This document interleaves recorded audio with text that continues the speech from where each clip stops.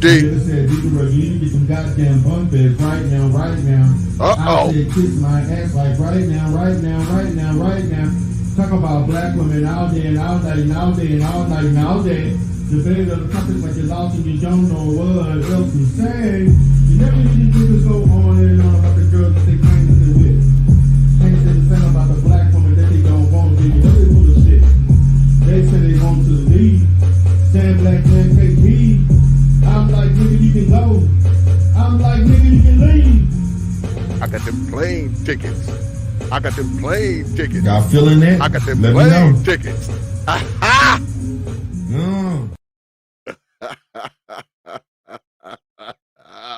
Let's get at it.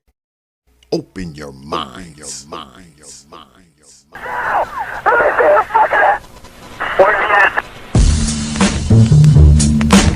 Hours of power, hours of power, hours of power, hours of power.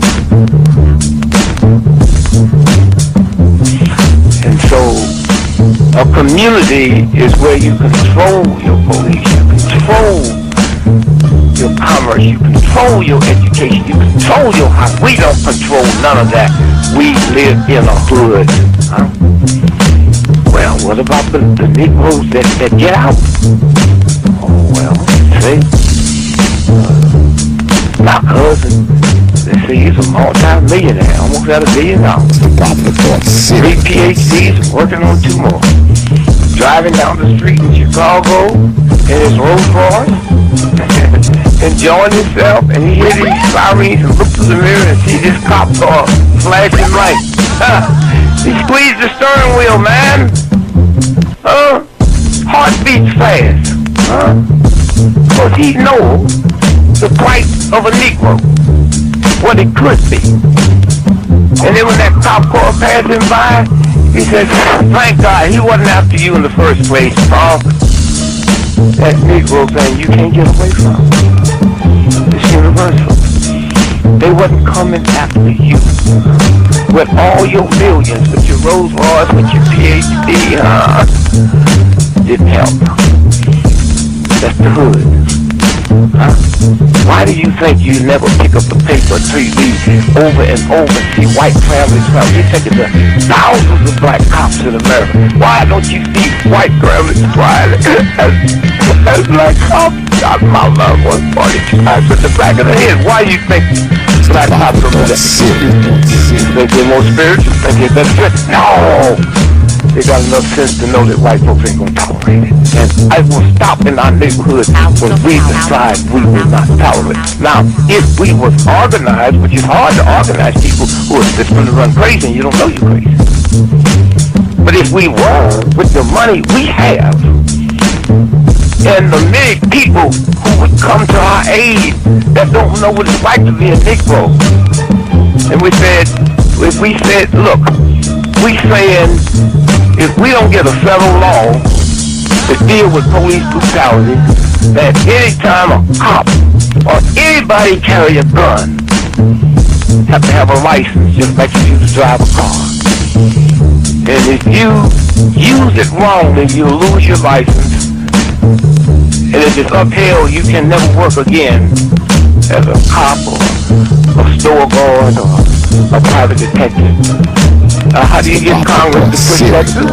Well, you take your economic power and you call on your friends, black, white, young and old, and say, this coming Christmas, if we don't have a federal law to outlaw police brutality by law, then we call them for a nationwide boycott of Christmas and it'll start on Thanksgiving. Well, let me tell you what that means.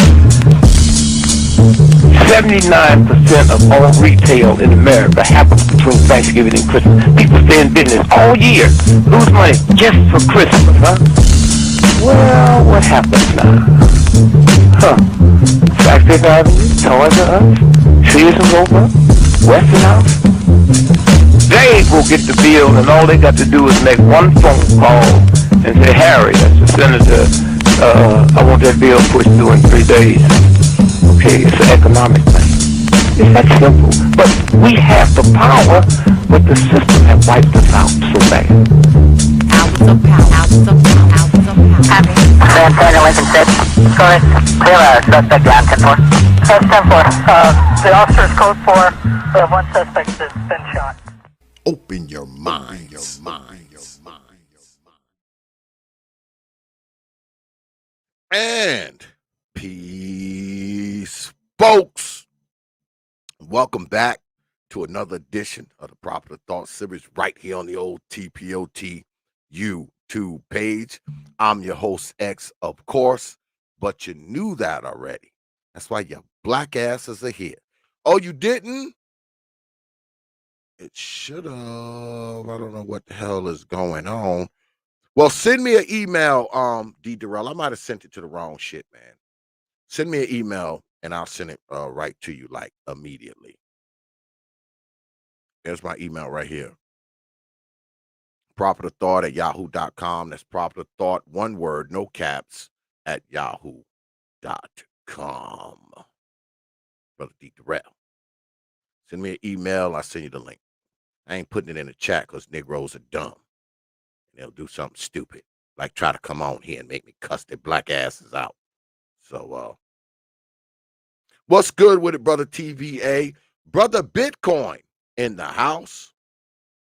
We ain't did roll call in a while, so let's go ahead and do that while I await the email from the one and only D.DERELL. I see brother Cortez in the house. What's good with it? Be More Legends in the house. What's good with it? Bro Speak is in the house. Lady Jazzy is in the house. Nightmare Theater is in the house. Psycho Candy is here. Psycho Candy is here. Brother Renaissance, what's good with it, man? Lady Nisa, longtime supporter of the T.P.O.T YouTube page. What's good with it, Lady Nisa? What's good, everybody? Brother Little Rock, what's good with it, man? Another longtime supporter of the T.P.O.T YouTube page. Brother New is in the house, another longtime supporter. All my old heads are in here. I feel like it's my birthday. All my day oneers are in the house. I appreciate y'all being here. I don't see it, brother D.DERELL. Sure you sent it to the right email? Oh, there it is. All right. I got you, brother D.DERELL. I got you. Oh, this is a different email than I sent. I sent some other shit, brother D.DERELL. I had got the shit off of your YouTube page. That's probably your business email that I sent it to. But I got you though.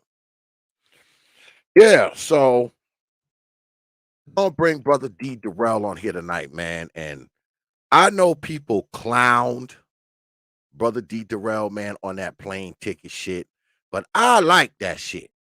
Notice I have it. when I was setting up for this show, I said, I hope brother D.DERELL done kept that plane ticket shit up, cause I'm gonna mix that shit up, god damn it, and do something with it. Yeah, I'm gonna do something with it. I said, I hope he still got that shit up. Yeah, so I like that shit, man. The first time I heard that shit, I was singing that shit for days. I couldn't get it out of my head. I was singing that shit all day today. I was like, damn, I don't have brother D.DERELL on, and I went right into I got them plane tickets. I got them plane tickets. That shit is catchy. That's my jam. I was telling my man the other day. I was like, man, that's my jam right there. But anyway, y'all know, as always, before we bring brother D.DERELL on, you know, dating in the black family. Y'all know I always start the stream off with thanking you good folks for your likes, your subs, your shares, your views, your support, and also your hard-earned pennies, nickels, dimes, quarters, and 50-cent pieces. Because I realize you don't have to do it. You don't gotta watch these damn videos. You ain't gotta show up to these damn streams and debates and hours of power. You ain't gotta view them. You ain't gotta sub to this damn channel, and you definitely don't have to drop your hard-earned coins.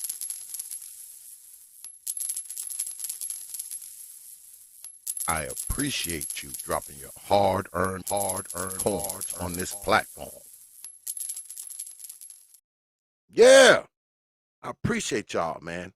And I want you to know, man, I don't take you lightly. I never have, and I never will. I'm humbled, I'm honored, I'm thankful, and I'm appreciative, man, to all you good folks, man. You know I get up here and I say a lot of shit y'all don't like. And I know I say a lot of shit that y'all disagree with.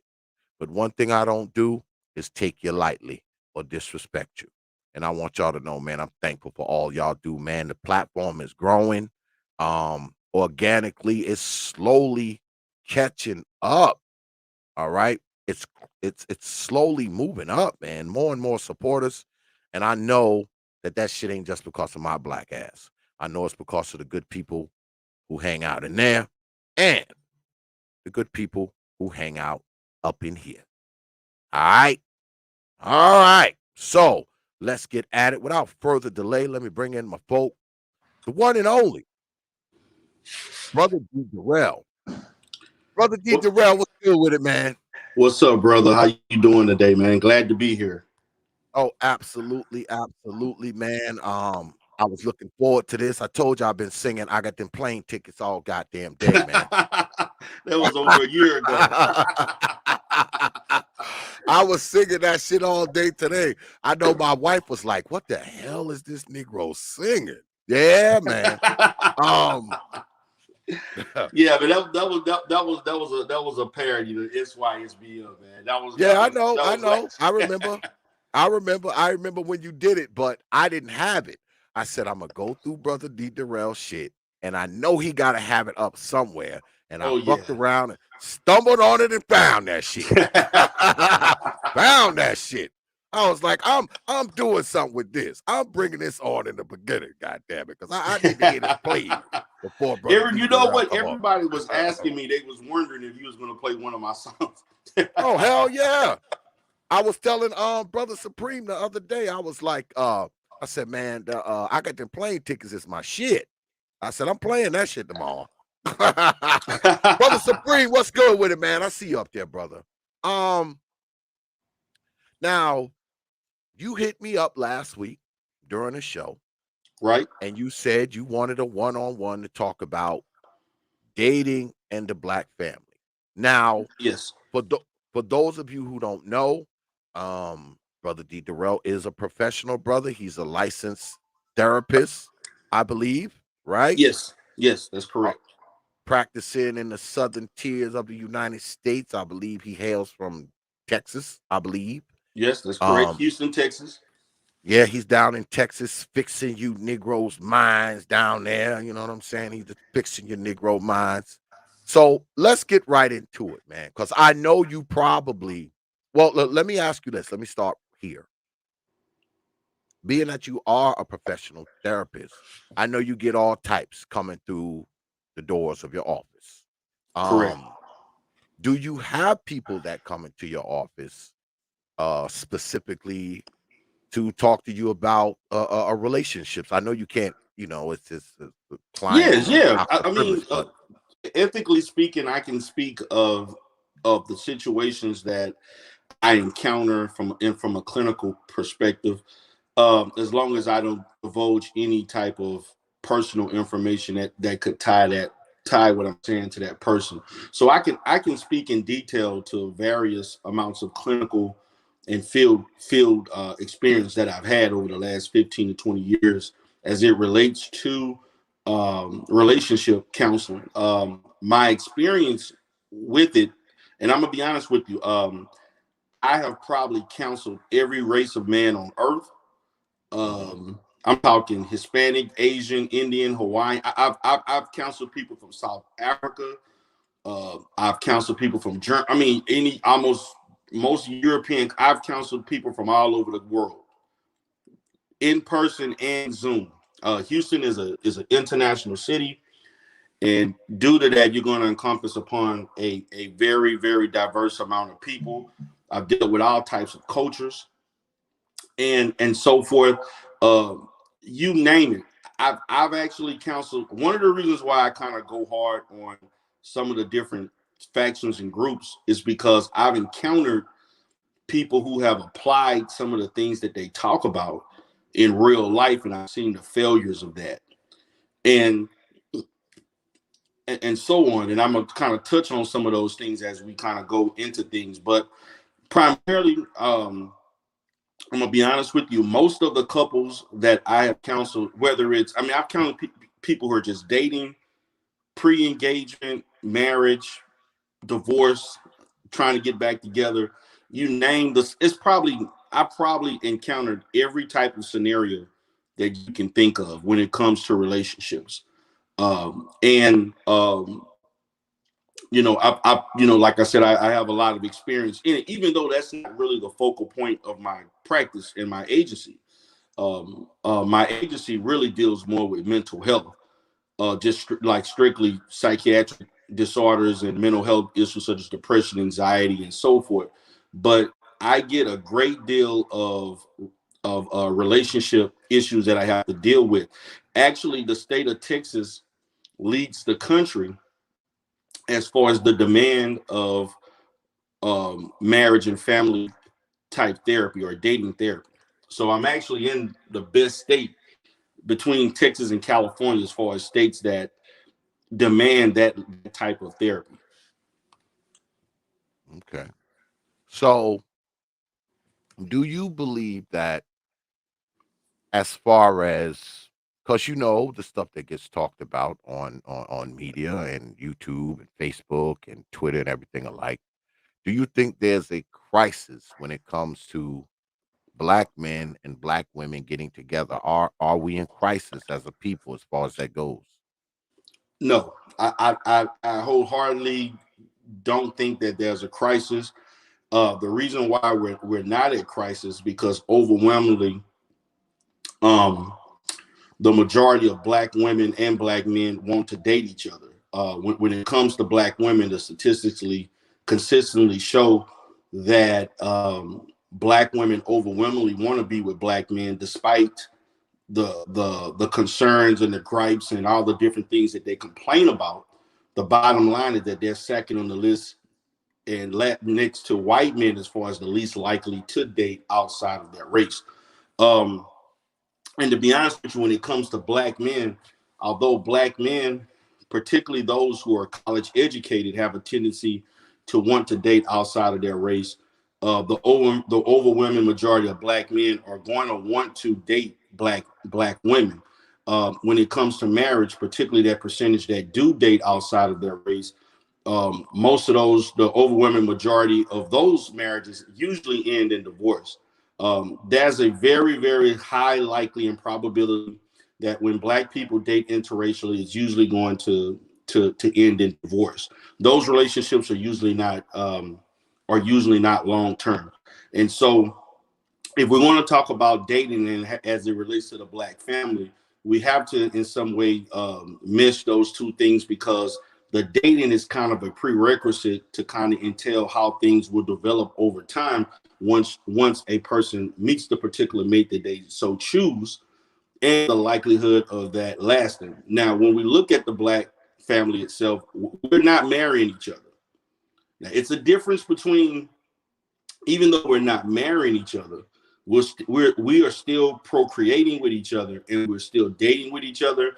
And because of our status in this country and our historical experiences, we have a tendency to maybe not do things that may be consistent with the majority culture. And that's why you hear in many instances in YouTube and so forth, there are a lot of black men and black women who choose not to get married because they don't want to have a state sanctioned marriage, which I think is a mistake.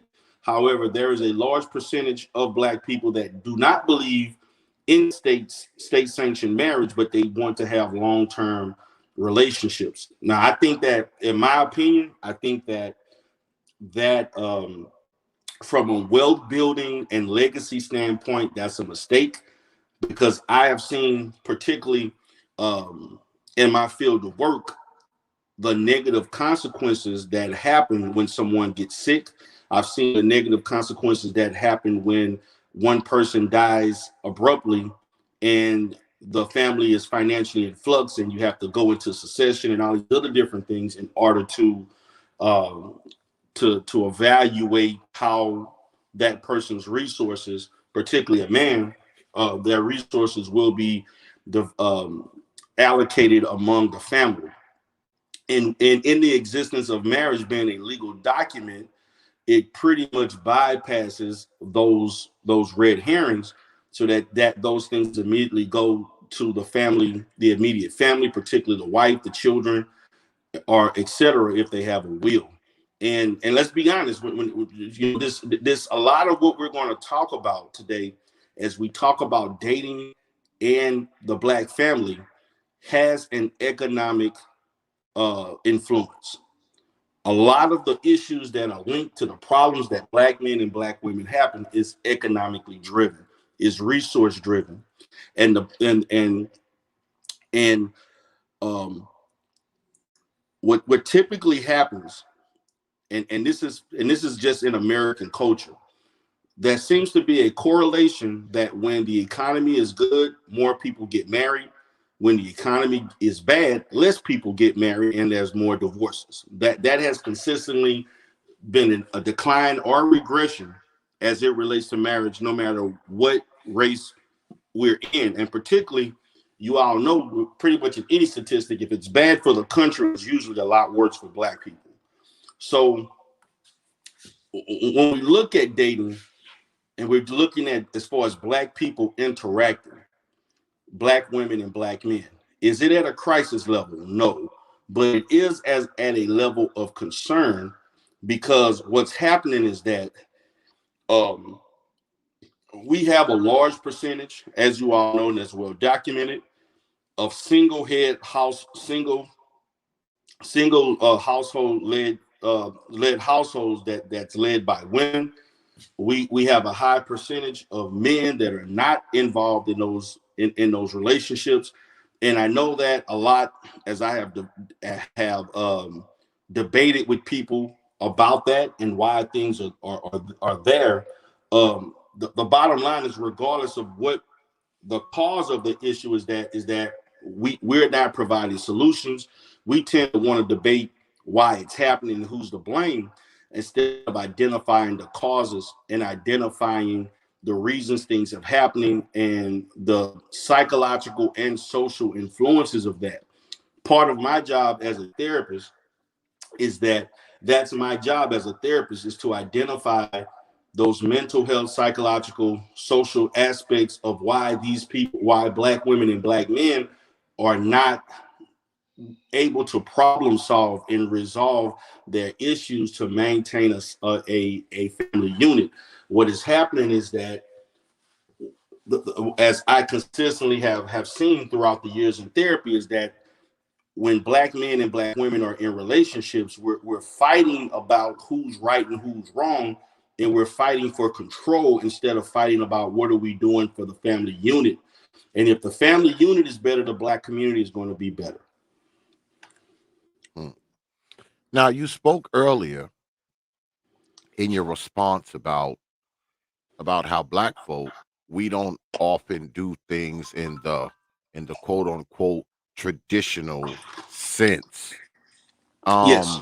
I know what you're talking about. Do you see that as a problem, that we are apt to cohabitate, aka shacking, as my Right.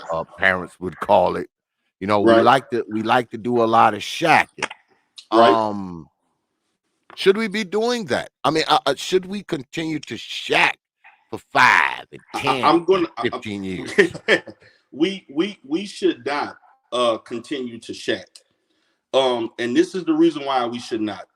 And this was something that I learned years ago as I began, because to be honest with you, my first, let's see, I began counseling in 2002. I'm going to say I didn't really start doing relationship therapy until probably 2006. So probably within within 4 years of me providing services and consulting with because I basically trained to do the therapy, but I dealt mostly with mental health because that was pretty much my real specialty as far as my expertise. And as I consulted with others and did CUs and so forth, what we noticed is that when we looked at the statistics as it relates to cohabitation ending in marriage, as far as it transferred into marriage, meaning that you were with a person. And let's understand, when we talk about cohabitation, we're not just talking about dating. We're talking about two people who are basically living under a common law status of marriage, or they're living in the same household for what I consider a period of at least 6 months or more. And they're living together, or they're living together with family. And they're basically supporting each other, and they're operating in the same function of a marriage, just so happened without it necessarily being legally tied. And so as we assess the dynamics of the family itself in a cohabitating situation, there are some key concepts, or there's some key identifiable behaviors that cause the destruction of the Black family when one cohabitates. Number one, the first thing you have to look at is that when you cohabitate, there is always one partner that wants more than the other. Either the husband wants to be married, or the wife wants to be married, and it's usually not a mutual thing. It may be mutual for a certain period of time, but sometime within that, somebody wants to get married. Somebody wants to make it solidify the relationship. In most cases, it's usually the female, particularly if she has multiple children, wanting the marriage. Now, I've seen women that didn't have children, didn't maybe not pressure, but usually when children are involved, I consistently seen the occurrence of children may tend to sway a woman to feel like, I want to be married just like everybody else. And we also have to understand that there's usually family and social pressure, and the fact that when women observe other women in certain status, they may also want that status also. And so what usually happens as time moves forward, you start developing certain habits. You start looking at what one like and don't like about each other. And the further you continue to live, you start to develop not liking a lot about the person that you're with.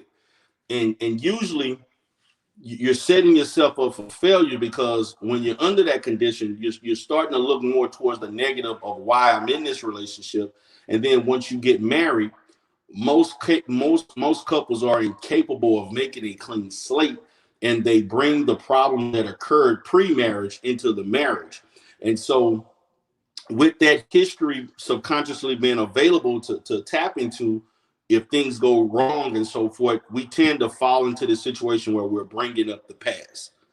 Remember 5 years ago you did this. Remember 3 years you did this. 2 years ago this. We start bringing up all the issues and the problematic things that occurred in the past and applying that within the marriage. And then before you know it, we're arguing more about the past than the actual present of being married. Then it usually evolves into divorce. To me, that's to me one of the biggest issues that research has shown, and what count in the field of counseling is what we discovered when it comes to cohabitation. The second thing we look at is that there are financial issues that usually occur when someone is cohabitating, and usually in many instances, men have a tendency to delay marriage based on not feeling that they're economically capable of maintaining a home. And in many cases, in that happening, you may see the pressure of the female tending to try to ignore that, in a sense, meaning that regardless of where you are financially, we just need to get married. We need to get married. We need to do this or that. Men have a tendency to not want to get married unless they feel they are financially at their ability. A female looks at it from the perspective of, you're basically getting everything that you want in a marriage, but without being married. Thus, that old saying, you want you want your cake and you can eat it too. Okay. Or you look at the thing of, why buy the whole cow if you can just get the milk. Okay. So that type of perspective goes along. And then in the interaction of that, you're seeing the clash of who wants what, but see, in all essence, in the essence of any type of conflict, there is a lack of communication. And that to me is the biggest aspect of it. When you look at cohabitation within the Black family, I've seen people cohabitated for 20, 30 years in the Black community. Matter of fact, one of my worst scenarios, and this to me was one of the saddest scenarios. I had a relative that cohabitated with her husband for 33 years. Okay. In that union that they had, the man that she was with had a daughter prior to them being together. They actually had several children together. They were together for 33 years. They had property together, all of these things. When he died, his wife and his children that he lived with didn't get any of that.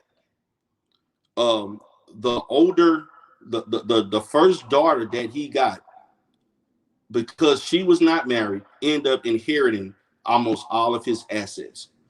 That lady was with him for those that the very house that he owned was not in her name. Everything was in his name. She was literally homeless and basically begged the daughter to stay in that house. And some other people convinced her because the daughter wanted to kick her out of the house.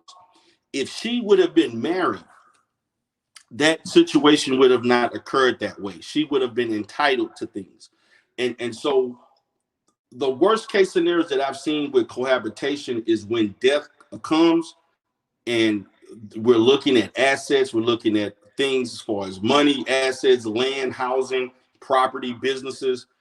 It gets really, really, really messy, particularly if there's not a will. So a lot of times when guys wonder why I have a certain perspective on things, they're thinking that I'm just arguing of the fact because I'm quote unquote particularly just caping for women or caping for this, or just being a contrarian to red pill concepts.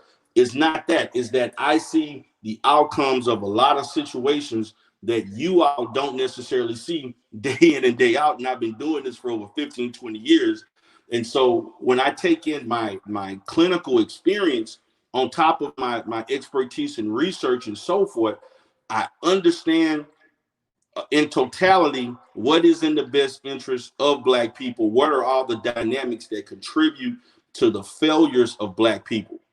And cohabitation for the most part. Now there are, I want to understand this. And this is another thing I like to argue. We cannot use research to speak in the majority of in a definitive manner of why things happen. Because I'm gonna be honest with you, although cohabitation has a high level of failure, there are some positive success. Now that's the minority, okay? And so, but I'm looking at probability, the probability of what's most likely to be successful. And in order for Black families to be, to me, and I say the increase in probability of being successful, marriage has proven over time to have been a primary concept, fundamental for our community as a whole and throughout this nation. And so overwhelmingly, cohabitation usually ends in financial ruins and despair for the most part. And the research shows that, I mean, clinically speaking, field-wise, my experience pretty much shows that, and my experience pretty much correlates with any other therapist that works in this field. I see this all the time. I see these situations where people thought they owned things that they didn't own. I've seen things where people took property and so forth, because we have to understand, again, as I talked about earlier, there is always a financial influence that involves why we have the issues that we have. That you cannot ignore the financial component to why things, occur the way they occur. So I can say that Brother D.DERELL is an advocate of marriage. Then you are on the Yes, black folks should get married train. Okay. yes, Um. yes. I believe that overwhelmingly most black people should get married. Now, even though I am an advocate of marriage, I understand that there are people that cannot function under the traditional sense of marriage. I do understand that. Now, I want to keep in mind when we talk about that, we're talking about those who want to be a confirmed bachelor. That's fine. But that's also issues with that. I also want to talk about those who want alternative situations in which they want to live in a polygamous or polyamorous. I just want to say this. For those who get into the polygamous or polyamorous, those types of relationships even have a higher rate of failure. Most of those relationships do not end in long-term success. And I can just say, case in point, how many elderly couples do you know consist of people 80, 90 years old where you got 3 wives and 1 husband living in a house? How many of you all have seen that? I've never seen an elderly couple family consist of multiple wives and a husband. I've never seen that in my life. Now, maybe somebody else may have seen it and witnessed that, particularly those that may be in the Hebrew Israelite or Muslim, but I've never seen that before. And the reason why you never see it because it hardly ever exists. And usually what usually happens, most of those women usually leave in some part. They don't stay long term. I'm about long-term success. I'm about looking at what historically works. We don't have to, as black people, reinvent the wheel. We invented the wheel. Just get on the wheel and roll along with it and allow things to play as history has proven. Marriage works. The primary issue, and as we talk about dating, and see, the issue is that how we approach dating, Brother X, because I think that at this point, the way black people approach dating is that we approach dating in a way that is irresponsible. We approach dating in a sense of and I'm not saying that you shouldn't you shouldn't want to and yearn to be with a female and it's not sexual in nature, but the problem is that I don't think majority of us, particularly in this generation, they're not dating to see what they really want. They're just pretty much dating for fun. They're dating for the excitement. They're dating to have sex. They're dating to just to show that I'm independent. But they're not necessarily dating in a sense of trying to find themselves and identify what type of man or woman that they really want. And so there's a lot of people that, again, in the process of dating, the way they approach it, they develop a lot of bad habits that don't necessarily equate to being a good husband, being a good father, or being a good mother and being a good wife. And so when they get a certain age, they feel like, oh, I didn't basically played around in the streets for so many years. Now I want to be this and that. And I understand, particularly in the manosphere, that there are lots of guys that talk about, and there is truth to this, particularly as it relates to women delaying wanting to get married, to have fun and do all types of things. And then when they get 30, 35, they wondering why it's difficult to find a good man. Well, what ends up happening is that you develop a lot of bad habits. You have also encompassed a lot of toxic relationships that when the right person comes along, because of your conditioning to dating certain guys with certain behaviors, certain situations, when the right man comes along, you automatically assume that because they are a man, they necessarily carry on the same behaviors of those that preceded the guy that you're dating now. And so your reactions to what he does is not necessarily relative to his behavior. You're basically picking fights, assuming the negative when there's no evidence of that, poor communication, overly aggressive. You're doing a lot of things that is not necessarily adaptive to that situation that you're in, because your mindset is based on all of the historical evidence that preceded that particular relationship, and you automatically assume that that guy is going to do some of the same things. Thus, you're sabotaging your own relationship. You know, and the same thing for men, just from a different perspective. We do the same thing. You know, when you're doing things like that recklessly, dating different women, sleeping with different women, and so forth, and then you encompass upon a certain level of toxicity from women. When the right lady comes that's right for you, sometimes you don't know how to deal with that. You're assuming the negative. You're not assuming the positive. You're expecting failure. So when you expect failure and you exude failure in your verbiage and your behavior, well, then that most probably will be the end result. Thus, you're creating this cycle of struggling and of finding. And this is why, and to me, when Black women say there's no good men out there, we have to understand that that phrase itself comes out of frustration because of the years and years of dating the way that they were dating. And we have to understand the reason why you feel there's no good men out there, because when you were dating, you were not looking for a good man.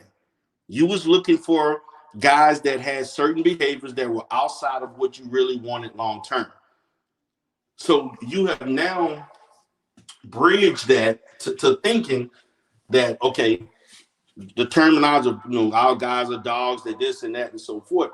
But the fact of the matter is that you were not looking for that. You were looking for the best looking guy. You were looking for the guy that gave you the best sexual experience, the guy that was the most exciting, the guy that had all of the negative attributes, but he provided certain things that made you feel good about yourself, instead of looking at the long-term steady things that evolved a long-term stable secure relationship.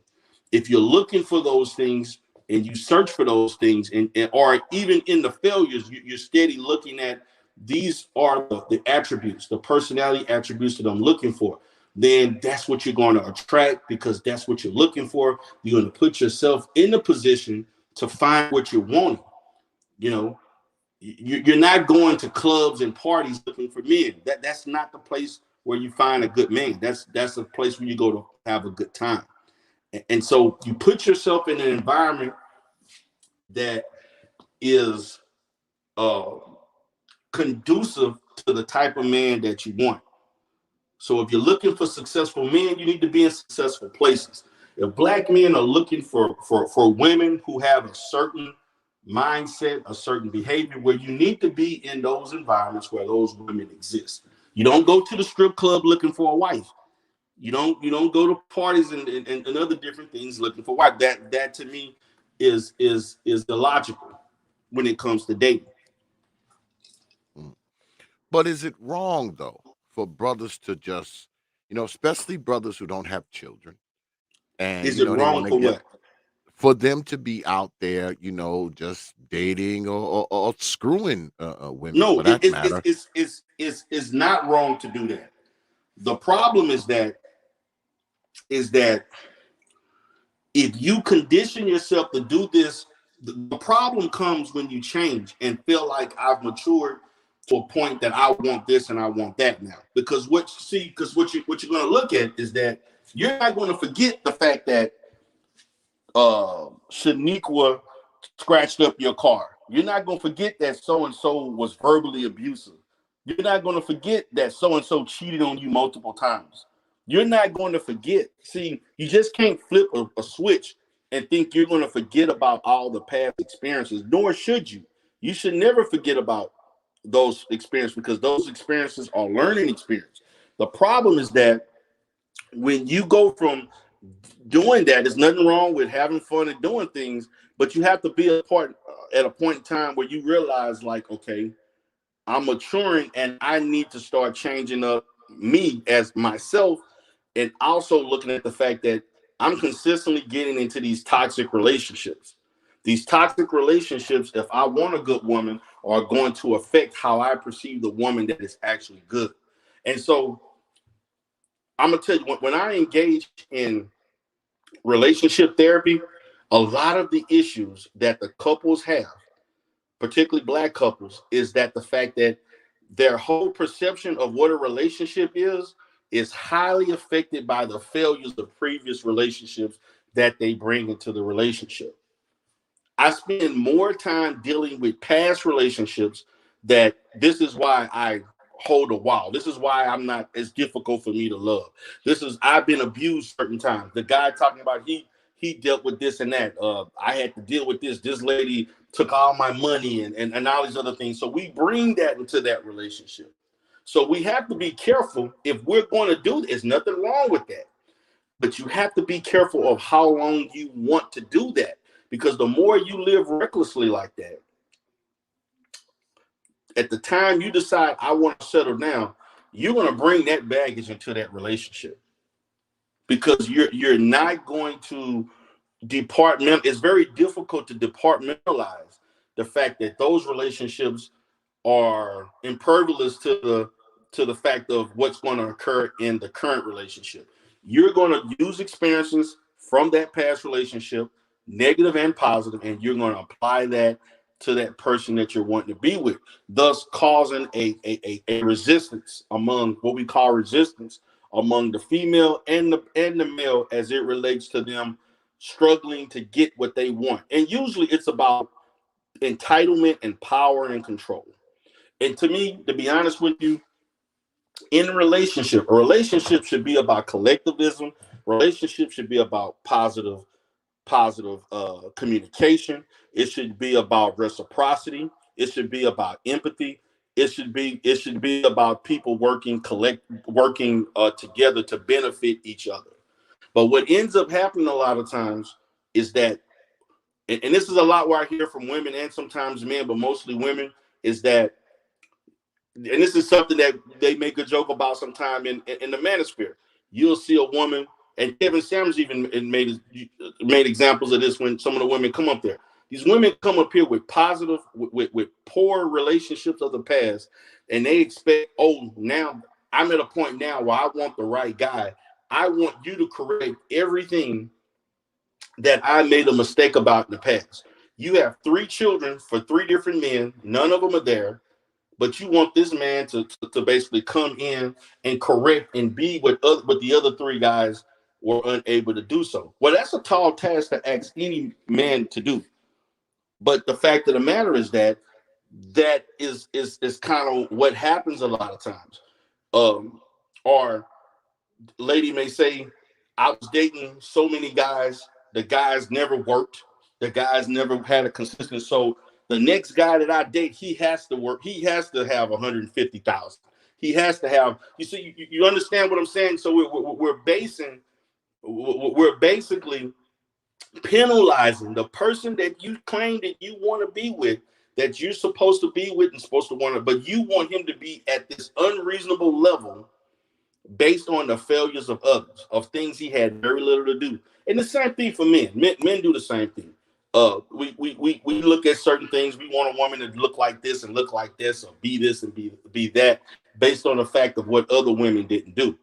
Again, as I talked about in the process of dating, the culture, one of the biggest problems in the African American culture is the fact that we have, in our culture, we don't do a good job of raising our children the effective ways to date and how to look for a mate. We do a poor job of doing that. Back in the day, when I'm talking about desegregation and so forth, the father was more prominent in the home. The father served as a buffer, particularly for his daughters, to kind of decide. Not saying he picking who the daughter married, but you have to basically get his approval. He has to vet you.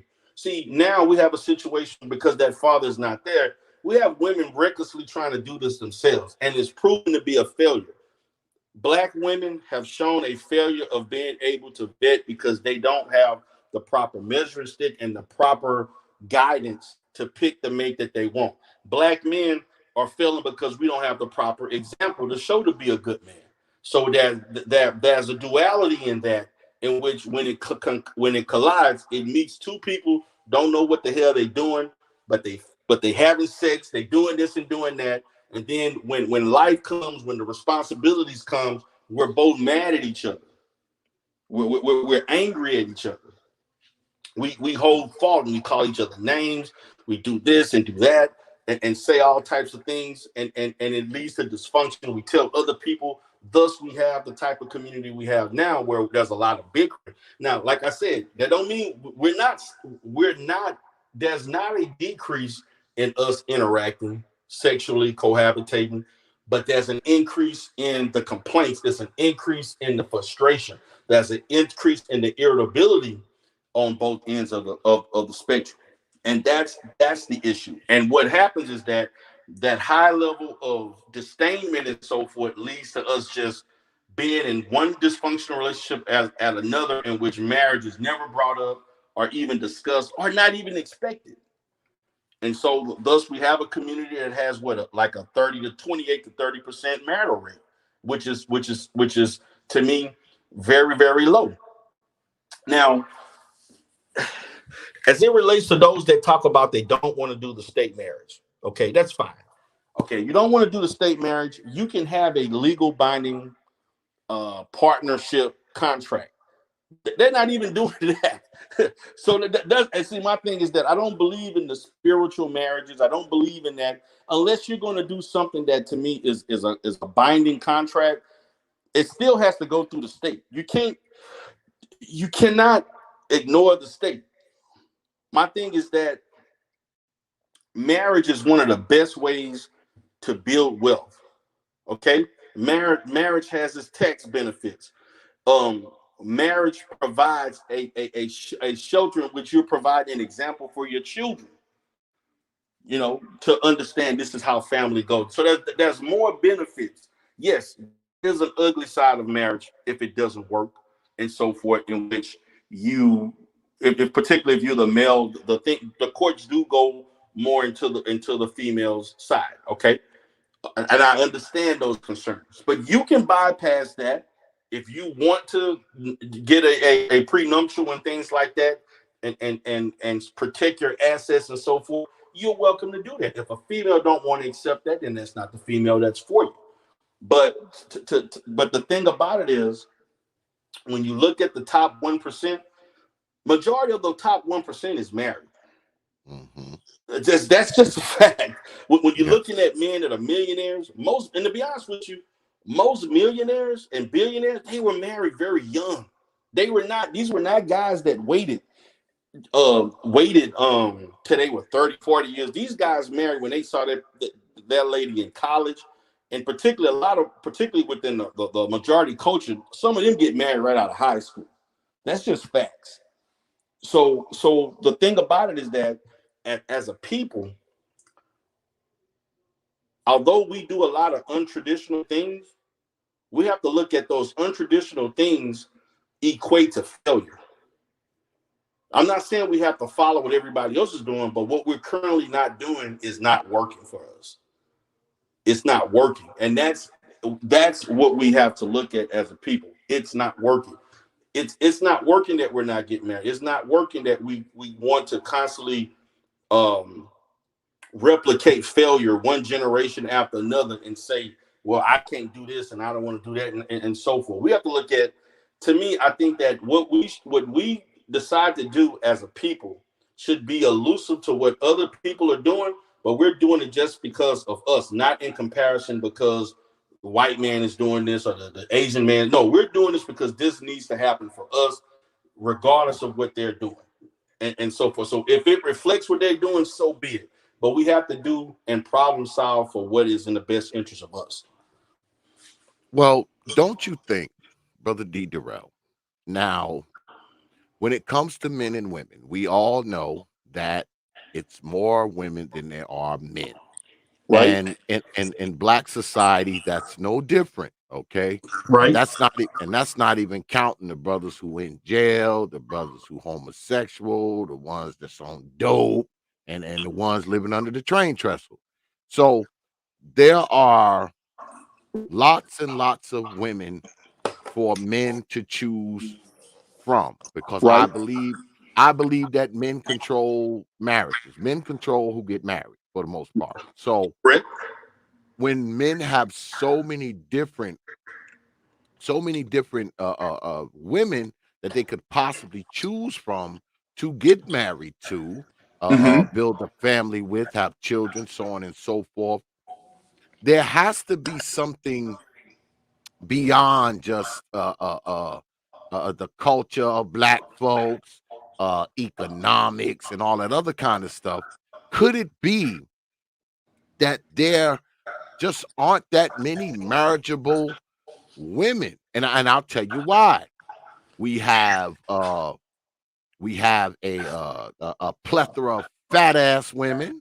We have Come a on, plethora. brother. Be honest, D.DERELL. Come on. We got a But brother plethora X, of now, fat ass I women. feel what you Just saying, hold but up. Let me okay, finish. go ahead, go ahead. Then I'm you gonna let can you roll answer. on that one. Go ahead. Yeah. We got a plethora of fat ass women. We got a plethora of baby mamas. All right. So a lot of these women, and some of them are fat ass women and baby mamas all at the same time. So Right? when you take these particular women, a lot of these women, let's be honest, man, we can expect brothers to marry a bunch of these women. We can't expect the brothers to be wiping up 350-pound baby mamas with bad wigs on, pajama pants, and flip flops. We can't expect brothers to marry these chicks, can we? Yes, we should. And I'm gonna tell Why? you why. I'm gonna Why? tell you why. I'm gonna tell you why. Okay. Well, go First of ahead, all, keep listen. keep Hold on. talking, Let me because I hold got. on. Wait, Hold brother. on, Let me no. explain. Hold on a second, because Okay. I got to step away for about 2 minutes. Okay. But No I can problem. hear you because I got on Bluetooth earphones. So just go ahead and talk, man. I can still hear you. Okay. So you brought up a good question, and this is something that I have had arguments with the divestment and pink pill communities about, because this is the statistic that I continuously hear about, the fact of why we choose to do things, because there's 2 million more black women or black females than black men. Okay. So my question is, how did we get there? See, we got to look at, how did we get to a point that we have 2 million more black women than black men? If you look at other cultures and other countries, usually you see either more females or more males, and it's usually by anywhere between 1 to 5%, either male or female. It's usually not an overwhelming, it's almost equal, but give or take 2 or 3%, sometimes 5%. For the black, for black people, it's more than that. So we got to look at why is that the case? And so we have to look at the fact that of us functioning in this system, we as black men are doing something wrong, to the fact that we're killing each other. We're practicing poor health. I know you're talking about the poor health of black women, but the fact that black men die, we have the shortest lifespan of any group of people. That's problematic. So there's some things that we're doing that contributes to the fact that we're not taking care of ourselves as black men. We have hard heads in regards to going to the doctor, eating right, and so forth. We're engaging in killing one another, and hand-to-hand combat, gun-to-gun combat, and other different things. Now, I'm not saying that dilutes what you're saying, Brother X, in regards to black females, because what you're saying is true. We have a crisis level of black women who are overweight and have multiple children and so forth. But the bottom line, that can be fixed, Brother X. You telling me that these women are not capable of losing weight? Now, you can't get rid of the baby mama situation, but some of these things can be fixed. As far as our health as black people, that to me is representative and of us not doing what we need to do for the best interest of ourselves physically and for the long term. A sense of laziness, that the fact that we allow ourselves to practice bad eating habits, lack of exercise, and so forth, that leads to us as black men dying at 59 and 60 years old instead of dying at 75 to 85 years old. That's an issue. That's a problem. That is a huge problem. Now, when it comes to the 2 million, what should we do about that? First, I'm gonna say is this: there's 2 million more black women than black men, but we should not look at it just from the aggregate of the total number.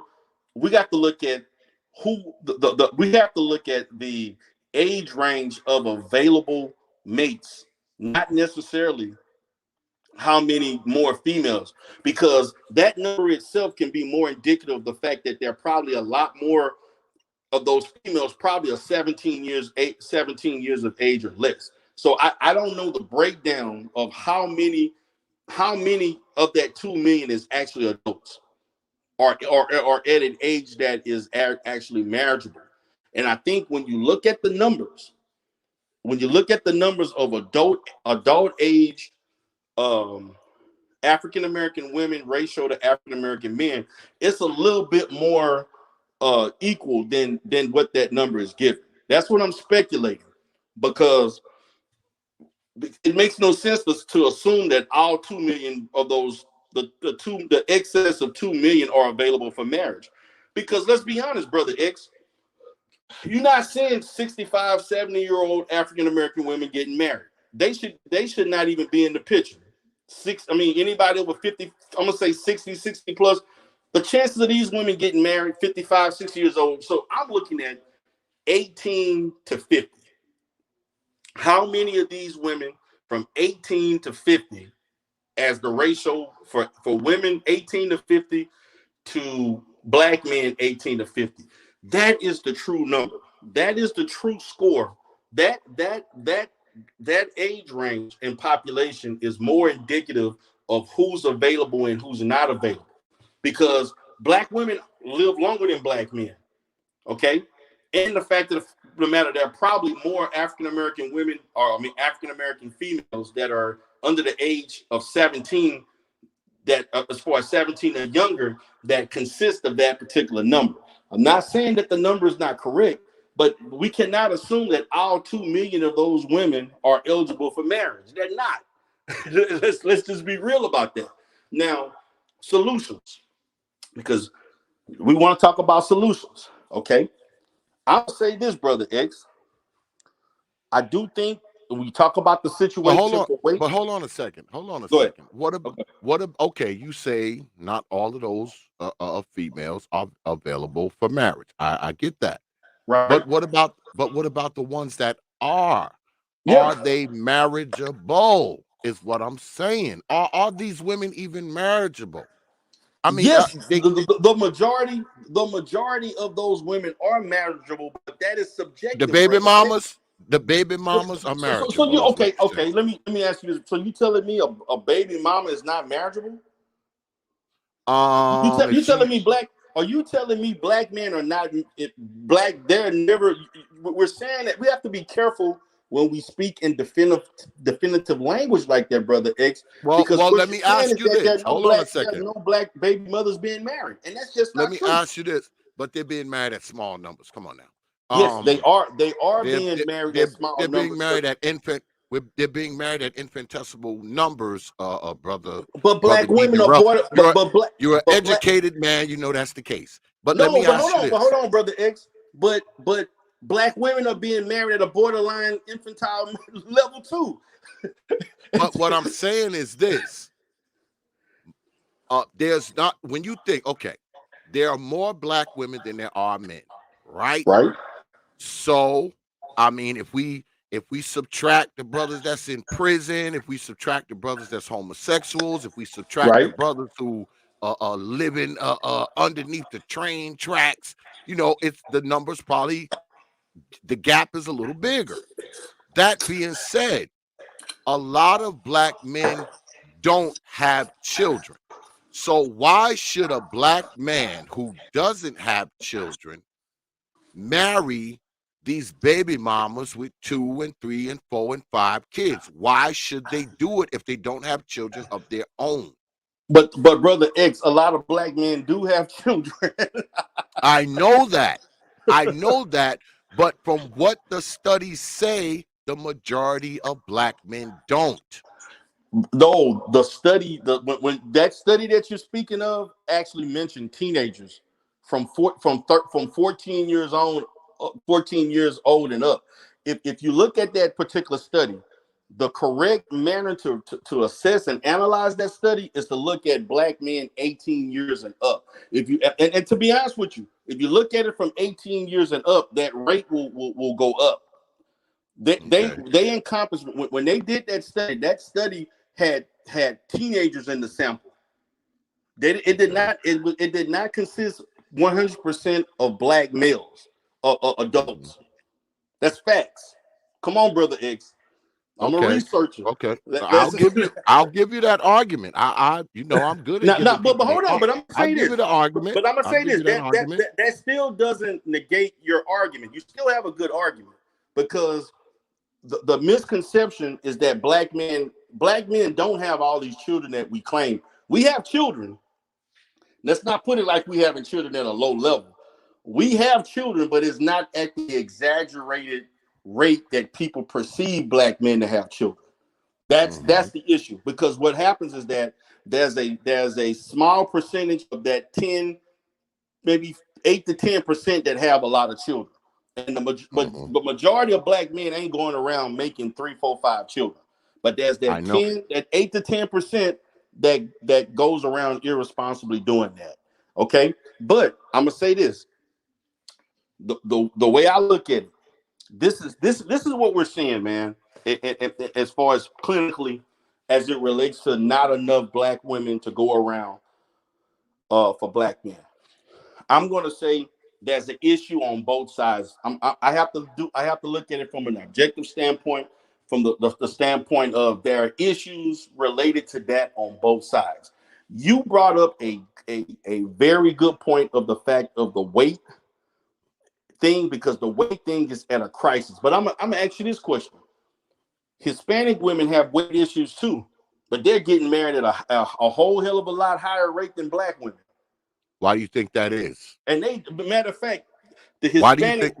Hold on, but let me say why do you think that is? Okay, I'm gonna tell you why. Hispanic women have had borderline crisis rates of diabetes since the early 2000s. Matter of fact, I did research on this back in 2001 when I was in college about the large scale of Hispanic women developing diabetes before the age of 21, I think, because it was somewhere in the mid-20s. They had a crisis where they always had a high level there. There are just as many overweight, if not more, Hispanic women than black men.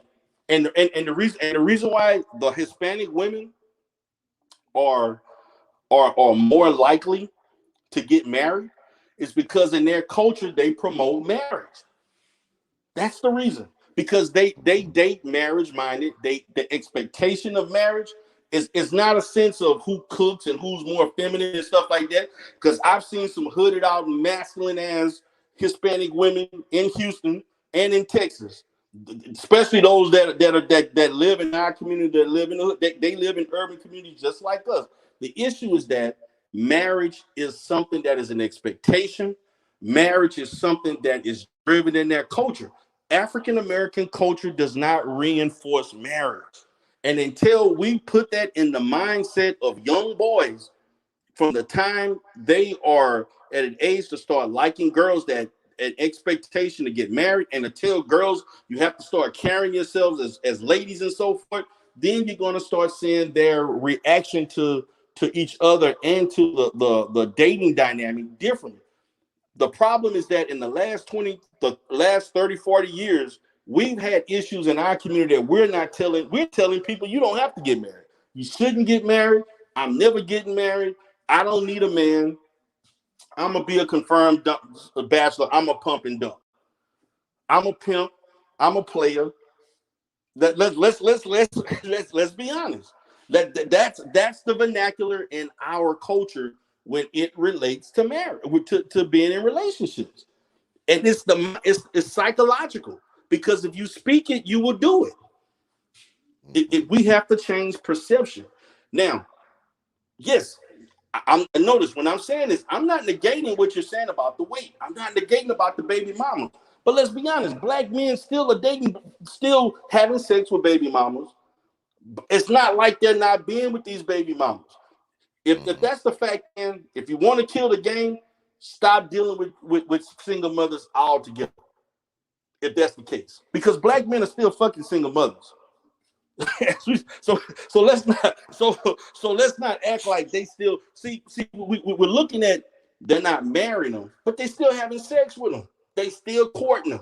They still simping on them. These things are happening as we speak. And then we also got to look at it. I get that. I get Yes. that. But just because you sleep with someone or date someone doesn't necessarily mean you have to marry them, does it? That And doesn't then mean it that. goes. People do this all the I'm time. glad you stated that. So then that goes back to what I originally stated at the beginning.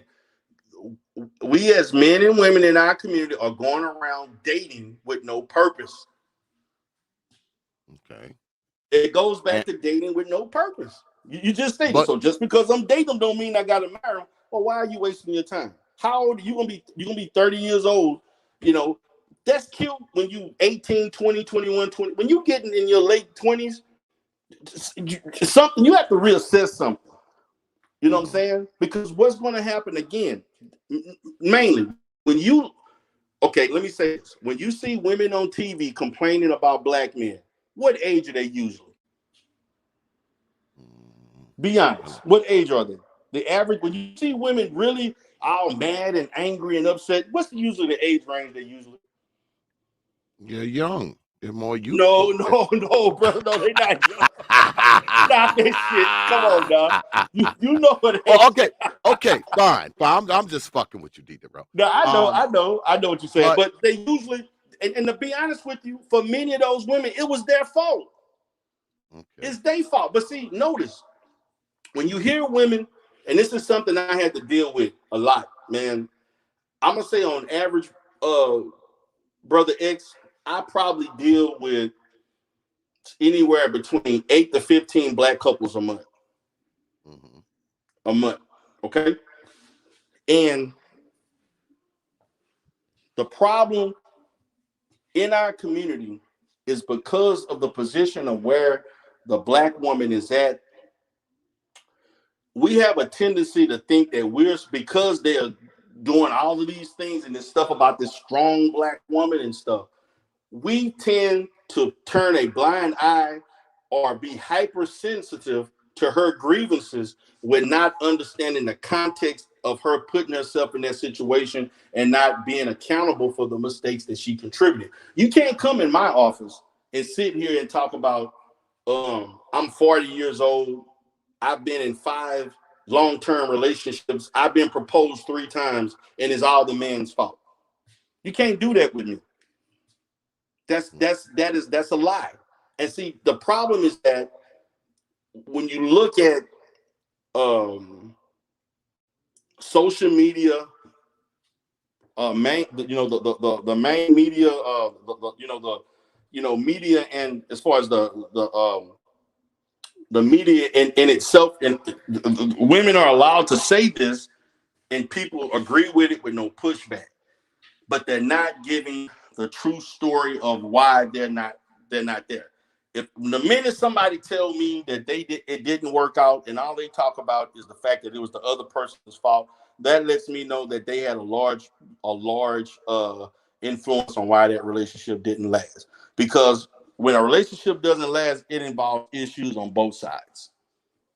And we need to take it as a community. We need to take a real look at things. We need to take a mature look at things and just be straight up honest that in a lot of these relationships we both messed up. We need to take accountability and learn from it, because there's no way I want to be 35, 45 years old talking about I'm dating. I'm sorry, man. Most 35, 45-year-old people should be married. They should not be running the streets. That's for the young people. You going to the club, you the oldest person in the club. Stop it. We need to stop it with this. Most successful people highly successful, don't practice that type of behavior. They're stable. They live in stable homes. Kids, they go home, they work, go home, they do family things. You shouldn't want to be that old talking about running the streets. I so got all these women. Just there's stop a it, man. You clock. too old for this. It's time to Okay. mature, Okay, I'll give you that argument. But Okay. so what you're saying is there is a clock. Like once you get to be 35, you need to already be married. But if you're going to say that, that needs to go for women and men, which brings me back to my original statement that I said a while back. If you're a 35-year-old man with no children, Right. fine, you want to get married. I think that if you want to get married and you don't have children, you should be able to marry a woman who doesn't have children as well. And I I agree with that. I agree with that. I mean, but if you have children now, that puts a different dynamic on it. Right. You can't necessarily judge the woman who has children for the most part. But if you're a black man who does not have children, you shouldn't have to be like, well, I'm going to marry this woman even though she got 4 kids. Nah, Cause I mean, you're taking on other I folks' agree with that. responsibility at that point. I agree. I'm gonna say this, man. I agree that if you are single, and to me, be honest with you, even if you, I'm gonna say this: if you was a man with 1 child, you got the right to say, I don't want to marry one with 3, 4, 5 children. I'm sorry, whether you got children or not. If you got 1 child, you got the right to say that, because I think that is reasonable for a man. That is not unreasonable for a man with no children to want to be with a woman with no children. But see, this is the thing, Brother X. You 35 years old, the chances of you, see, this is the issue I got as we talk about the age and maturity of women. Because you 35 years old, you're not going to find too many African American women your age within 5 to 8 years that, if you're going that young, that don't have a child. So you got to be realistic on that. My thing is this. Again, it goes back to you waiting till you 35. You would have had better chances if you were 28, 29, or 27, 28, 29, and dating someone that's probably 23, 24, a few years or more, 5 or more years of age, that probably didn't have a child. Now you're 35 years old thinking you're going to find some woman, if you choose to date in your age range, with that. And it's just not, the chances of that happening is going to be slim. I'm just, we got I to get that. I've heard that before. I've had this discussion with someone before. And I'll give you that argument again. But if you're saying, okay, if you're a 35-year-old guy, it's going to be pretty hard for you to find somebody without kids that's your age. I get that, because a lot of these black women come with kids. I understand that. They're going to come with kids. But if you're going to say that, you're also going to have to say, well, if you're 35 and you're out there and you're looking for somebody your age, there's a very high percentage that most of the women you run into are going to be fat as well. Yes. Right? Because that's true too. The percentages correlate. But see, brother speak. I mean, I'm saying brother speak, but brother X, that is subjective. We acting like black men ain't marrying and having sex with fat women. That's a lie. Here we go talking about fat is subjective. Come it is on, subjective. Man. Let's brother be X, honest. Everybody don't have don't have the same standard of beauty. Fat is fat. Okay. Okay. Let me say this. What you expect to me? I'm a guy, to be honest with you. I like thicker women. Okay. But I don't like. Thick. I'm not saying I like fat women. You said thick. You didn't say fat. Okay. Notice how you said thick. You didn't say I like fat women. No, I didn't. I didn't say that. But see, like for me, I like women between a 8 and 14. 10 to 14. I don't really like anything like I could not date a woman that's like a 2, 4, or 6. That's not me. I don't like women that thin. I like women that got some meat on their body. They got some guys that don't mind marrying a 16 or an 18. I'm not saying that I will, but there are men that don't mind that. Especially if you live in the South. In the South, there are a lot of men that don't mind marrying an 18 to 20. I'm just telling you. Everybody have different standards. Well, You I believe obese is freaking obese. All right. I mean, okay. I live in the South. Okay. I live in North Carolina. All right. Okay. I live in North Carolina. I was at the supermarket today. And let me tell you something. If out of every 10 women that I saw that were black, maybe 2 were medium to small. The other Right. 8, I'm not talking just fat. I'm talking freaking obese. I'm talking 5'2", weighing in at 250, 280. I'm talking 5'5", weighing in at 300. Come I'm on, man. talking See, we're not talking about the extreme. 5'8". That's what I'm telling. This is what I'm See, telling you, brother D.DERELL. I hear the There chat. are there I'm are gonna say this. women out there. Okay. I mean, these women are, and I'm an engineer. I'm good at guessing the weight of things. I've been doing it for a long time. I can guess the weight. And let me tell you something. There are women out there, they are so freaking fat, all right, that these women, when they walk, okay, when they walk 20 feet, they are hacking like they just ran a fucking marathon, all right? I stand in the line at the supermarket, and one day a woman was behind me, and I heard her. I thought she had narcolepsy. I thought she was Stop, man. snoring. You need to stop. Her Stop. eyes were open. Her Stop, eyes brother. were Stop. open, and she Stop. was weighing in at 300. She was weighing in at 300. So, I mean, there are a lot of, because let's talk about the percentages. I know you're not going to agree with this, but according to the CDC, 80% of black women are overweight. Yeah, I agree with And that. they I agree say with that. That's true. 80% of that 80%, which comes out to about 65% in a whole, are morbidly obese. Now I'm gonna say this, brother X. I do agree with that statistics. I'm aware of that statistics, but you also got to understand that the index that they're using is a European Oh boy, scale here that's we not go based on with the black women. Let's be European. honest. Here we Let's be, go with the no, but that's European the shit. truth. But wait a minute. Wait a minute, brother. Let's look at what's facts. Is that true or is it not true? Well, if No, that's no, the no, no, no, no, case, no, no, no, no, because we got to be fine, specific. okay, I'll give you the argument. You know, I don't have a problem giving someone the argument. Fine, you say, okay, that's the That doesn't European negate they not standard. overweight. That That's doesn't the negate. white man's data. Hold I on, but get hold it. on, but hold on.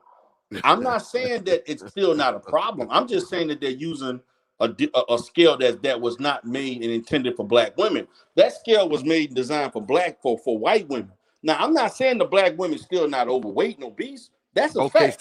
so there's a white fat as hell and a black fat as hell, is what you're saying. What I'm saying is that the numbers are skewed, and there's a certain standard error of estimate that's involved in why they got that number.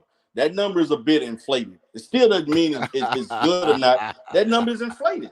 I'm So just being what's the honest. true numbers? What's the true numbers then? What's the black man's data? What's the black man's data? I don't know what the black man's data, but my estimate is that instead of saying 80%, I'm gonna say it's probably in the low 7. It's still not. I'm gonna say somewhere around 72, 73%. It's about a 7% standard error in what they're stating. That's still not good. It's Hell still no, it's bad. not. It's still bad. You come, But I you tell you know, what you do. You come hang out with me one day and you'll be like, God no, damn. I see fat ass women in Houston all the time too. I get what you're saying. I get what you're saying. I'm not saying the shit ain't true. I'm just saying that the numbers are skewed and making it, and they're embellished upon to make it a lot worse than what it is. Just So, like okay. with most statistics with black people tend to be on that, Oh yeah, that yeah, level. I know it's the white man data. But No, but okay, I'm not saying the data's not true. I'm just saying that it's embellished a little bit. It's still so bad. The numbers are still bad. so should brothers be marrying these 5'2", 250 pounders? Should they be marrying them too? No, I'm not saying. I'm look. I'm gonna say you are more inclined to date what you marry what you want to marry. If you find a 5'2", 250 pound woman attractive, hey, more power to you. I'm gonna be honest with you. I'm the gonna tell you only what I dude, do see. And I'm gonna tell you the something else I only see. dudes, come on, D. Hold on, but DERELL. I'm gonna say this, The brother only X. dudes who are going to find that attractive are I broke. see a lot of black men. So I'm gonna say this, and this is a issue I have with that argument. You can go into a Walmart or a Target, and you will see a skinny black man, 5'10", 125 pounds, with a 275-pound white woman smiling and happy as can be. I see that all the time, but Mm-hmm. nobody talking about that. Nope. Yeah. No. And guess Matter of what? fact, hold on. And Let guess me say what? this. He's probably broke. Well, He's hey, prob he's we ain't probably talking about broke. the economics. I just left. I just left Wyoming. Okay, my brother lives in the state of Wyoming. Nothing but 99.9% white women. It probably has 2% black. Mostly 100% of the black men that live there are with white women. Almost every Mm-hmm. black man that I saw was with a white woman that was bigger than him. And I'm not talking Mm-hmm. about by 10, 15 pounds. I'm talking 30, 40, 50 pounds. Overweight white I women get that's tall and big. I get that, but I say again, this dude is probably broke and he probably dated overweight black women. I don't Yeah, think there's no differential. I but don't but think hold that on. But brother X, of all races across the board, the reason why one of the reasons that black men are wanted by other races because black men by most women considered to be the less lenient when it comes to weight. That's a Mhm. cultural thing. I get that because I'm a true believer that black men on the whole need to kind of raise their standards and quit climbing on top of these sea donkeys. I get that part. See, brother X, but Okay. you stating your disdain for fat women. That's what you do. No, no, no, no, no. What I'm saying is, if you have women walking around here, right? And like I said, these women are 5'1", weighing in at 250 pounds. I mean, these women can barely get out the car. These women can barely take a flight of steps. These women can barely walk 20 damn feet without a hacking for dear life. It's like they need a nebulizer after walking 15 feet. I mean, these kind of women are what you call morbidly obese. All right. These women, most of them are not going to get a husband. Let's be honest here. All right. Because no one wants to sit around and watch them die of diabetes and heart disease and all this kind of But stuff. brother X, stop. It's the truth. But brother It's the X, truth. how many? Let me say this for all the black men in here with no avatars. Y'all need to stop. Y'all the same Negroes up in here, and you know who you are in the chat talking about black women being fat, and you the main one simping, paying for rent, paying for the car note, and everything else for overweight black women. And half of you have done it at one time in your life. So please stop. Y'all need to stop it with that. Yes, do I think man, weight is a problem? I tell man, listen, brother X, there are many black women that I've even had, and this is not this. You have to be very tactful in saying this.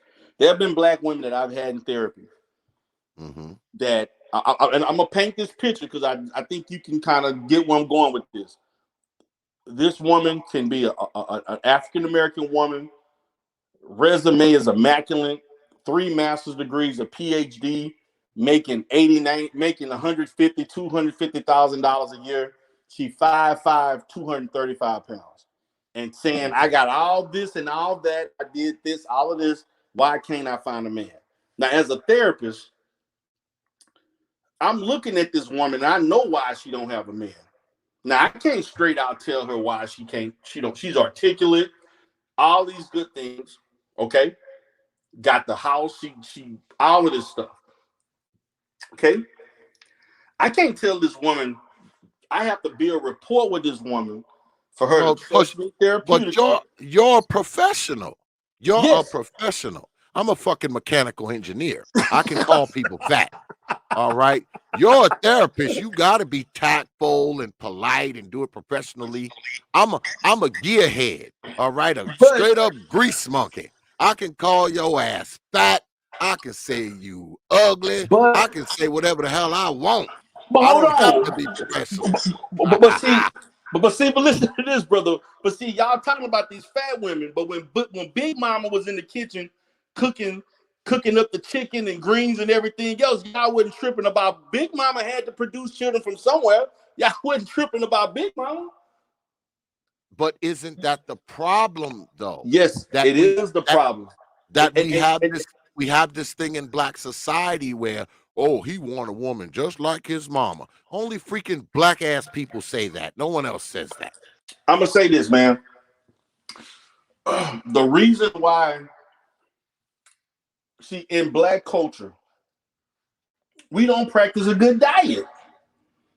So I if you want agree. to change that, to me, if you want to change that, you have to change it from a habitual manner in which you make it second nature to stop eating the slave diet that we continue to eat. Hmm. That's what's going to. You can't sit here and correct. You sitting there eating the same food that the female eating. The reason why she's getting fatter because because she's a woman, she's less active in our genetics. Our genetics and we're more active. So you sitting there eating the same food that she eating. We have to change how we eat. If you I want a finer looking black woman that looked like she was when she was 20, 18, 20 years old, change how you eat and exercise. We don't have a health conscious culture. I We have to understand change that. that. I So, understand so that. we can't complain about the women we producing. You the one. How many of you black men y'all complain about these women, but y'all the one simping, giving her the ATM card to go shop and buy all that food that y'all want her to eat and cook. She the one cooking that shit for you to eat. Yeah, but what are brothers supposed to do right now? Okay, Okay, let's talk about okay. the brother What who's I'm gonna 30, say is this, 35 man. years old. What is Have he your supposed to do? Is he supposed to find somebody that weigh 300 pounds and hope they just eat lettuce and tomatoes for the next year? Like, I mean, what is a brother supposed to do but see, with you that? you exaggerating that, man. I'm gonna say Of this. course, of course I Okay, am. okay. I'm gonna say this.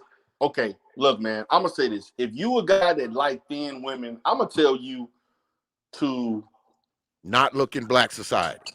no. I'm gonna just say you're gonna have to. I'm gonna say this, man. If you a black man that want petite fit women, you're gonna have to go to areas that have petite fit black. You're gonna have to look at the athletes. You're gonna have to go to California, Miami, states like that are more health and physically conscious to find Mhm. that type of woman. Or what you can do, look, there's a lot of African women you can date interculturally. I'm not about the interracial dating. You already know that. I'm not about the interracial dating. There's plenty of Afro Latinos and African women that are in good Mhm. shape that have a different diet that you have a choice from. That's Mhm. that that's my position on that. As far as that's or you um what you can do is you see a chick that's cute, she a tad bit overweight. You can encourage her to lose weight, and you can be there and empower her to build her body up. That's Those what are the that's options. But that's what I just said. You should find some woman who already fat, and hopefully I she's ain't gonna saying that. she's gonna No, that's like not you. what I said. Hopefully she likes you enough that Come she's on, willing man. to not be fat anymore. Okay, for Stop, man. you. Stop. That's what you just said. You No, I just said, said I well, said she may be a she's little somewhat overweight, overweight. She can lose. somewhat overweight. I'm talking about 20, 30 pounds. She can lose. I ain't talking about no morbidly obese when she 80 to 100 pounds. It's gonna damn near take 2 years to lose. I'm not saying that. That's totally different. But you got me cracking up on this. But my Okay, thing is this, man. okay. Can we be in agreement here? Brothers shouldn't even have to think about the women who are like morbidly obese. And when I think morbidly obese, you know what I think? I think one hamburger from a heart attack, one cupcake from a coronary. Come on, man. So brothers shouldn't have to deal with that. Can we be in agreement with that? So Yes, that yes. that whole To be, I swath wouldn't deal with that. I wouldn't ask you to deal with nothing I wouldn't deal with. I that whole think that. swath of fat ass women are out, right? Come on, man. They're out. Be honest, man. You know these women, most of these women who weighing in at 250, 300 pounds, man. No one's going to marry these women, man. You know they're not. Okay, I'm gonna say this, man. They're not. And even if a dude happened to climb on Mount Vesuvius, if they happen to, some broke ass dude, because dudes with money are Ain't not that- hanging around 300-pound, 5'2" women. No, they're not. They're doing not. it, And I know that all right? because I deal with high value men all the time, business owners like myself. I interact with guys that got hospitals, clinic like myself that do other things. Houston has a great deal of people in the oil industry. They not most men like that who are high income earners like myself. We not dating somebody unless that's somebody you married when you were younger and they gradually gain weight over time. But as Yes, far as you, had your kids and all that yeah, kind of stuff. I exactly. understand that. But Yeah, when so you out, if you a dude with money and you out and about, man, fat ass women are invisible. SKC, I did not say size 16. I said a size 10 to a size 14, 8 to 14. So quit it with that. But anyway, like I was saying, but I'm gonna say this: there are some black women who look decent at a 16. They is the way they built. Black women are built different than other women. You can't go by a European scale. But I'm gonna say this: if you a black man that like a 16 and 18, I can't tell you not to like that. I can't tell you that. See, this whole thing, if y'all think, I'm gonna just say for all these guys here, man, I want you to understand that the women who are size 6, 8, and 10, 6 or 2 to 2, 4, 6, 8, or whatever, they not looking at half of you all in there because you all don't replicate. Those women are looking for high income and successful. Half of you all don't even meet that standard. So you all need to stop that. Y'all need to park your brakes and stop it with this, because if she is that, you're gonna have to reflect what she's looking for. So that means you're gonna have to come with certain things. So for all these guys sitting there talking about black women doing this and that, what do you have that's gonna basically replicate from a female perspective what she provided? If she's a size 2 or size 4 fit, or you fit, you got a 6-pack, or you 5'10" and above, or whatever, or you half of you all won't even cam up. So y'all need to stop with this, please. Hey, I have no problem with Brother X talking about physicality. Physicality is very important to black men because we're men. We look at physicality. I do understand that. But at the same time, let's not come with these unrealistic situations in which you think you can date outside of your league. Just like that 350-pound black woman thinks she could date me, she out of her league. Well, then you may be out of your league for some of you all in the chat because you may not can't even get that woman even if you wanted to. Let's just keep it a buck. I'm different. I'm different from D.DERELL, brothers. I'm not gonna sit up here and tell you to get with some woman who goddamn her blood type is I Haagen-Dazs, didn't say her goddamn veins and arteries are goddamn collapse. All Wait she a do minute, all brother. she do is sit on the couch all day and eat freaking ho-hos and goddamn deep fried Snickers and shit, and her farts are louder and they more rank than yours. I ain't gonna tell you no shit like that. See, D.DERELL wants you to marry these goddamn women who are one hamburger from a heart attack and one damn cupcake away from a coronary. All right, he wants you to marry these broads. No, I I do not. do not. Do not do it to yourself. brothers. Do Man, not brother do it to X, yourself. you mischaracterizing me. Well, let's get. But see, these guys, man, these guys are Hold on, killing. hold on. Shout out to my brother, the one and only Sire Tice, for the $5 super chat. Appreciate that, brother Sire Tice. He says, D.DERELL, I highly doubt they're merely eating greens to reach size 16. You're forgetting about their bad food choices and sedentary lifestyle they live. I appreciate I that, said that, brother Sire Tice. but I did say that. I I said that they appreciate that, eating my brother. all the greasy food and fatty food. I mean, but that's our culture. We eat bad food. That's true. And And you that's know men and women. when you drop coins on this platform, you get this.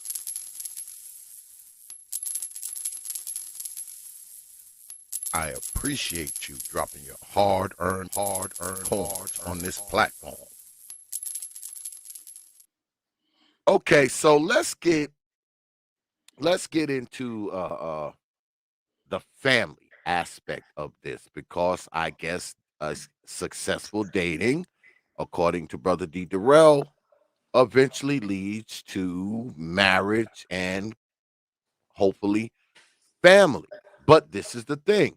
I want to ask you, because I think many of us as Black folks, we have bastardized the quote unquote word of family. We've bastardized it because, let's be honest, most of us, when you're talking about family, you're not talking about man, woman, child. You're talking some woman with a bunch of kids. All right. That's the quote unquote family. And I do not believe that that is a family, because it's not a family if there's no legacy being built and or there's no man heading it up. It's just the goddamn bastard factory at that point. Unless y'all were married, y'all got divorced, y'all separated, the husband died, et cetera, et cetera. But if you just pumping out kids, okay, and I'm gonna give you a stat too to back this up. Because when you're talking about women who have these extra kids, all right, these women who have these kids who are not married, I think to the tune of about somewhere between 60 and 65% have kids by more than one guy. So these are not people who are thinking family. If you're having kids by 2 guys, 3 guys, 4 guys, 5 guys, I'll give you one kid. One kid, you might have met a guy, y'all thought y'all was going to get married, you had his baby, shit went south.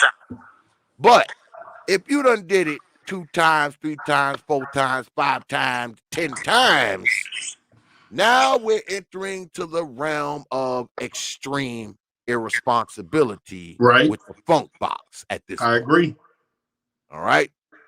And like I said, most of these baby mamas, to the tune of 60%, most of them who have more than one child have more than one man that has sired said child.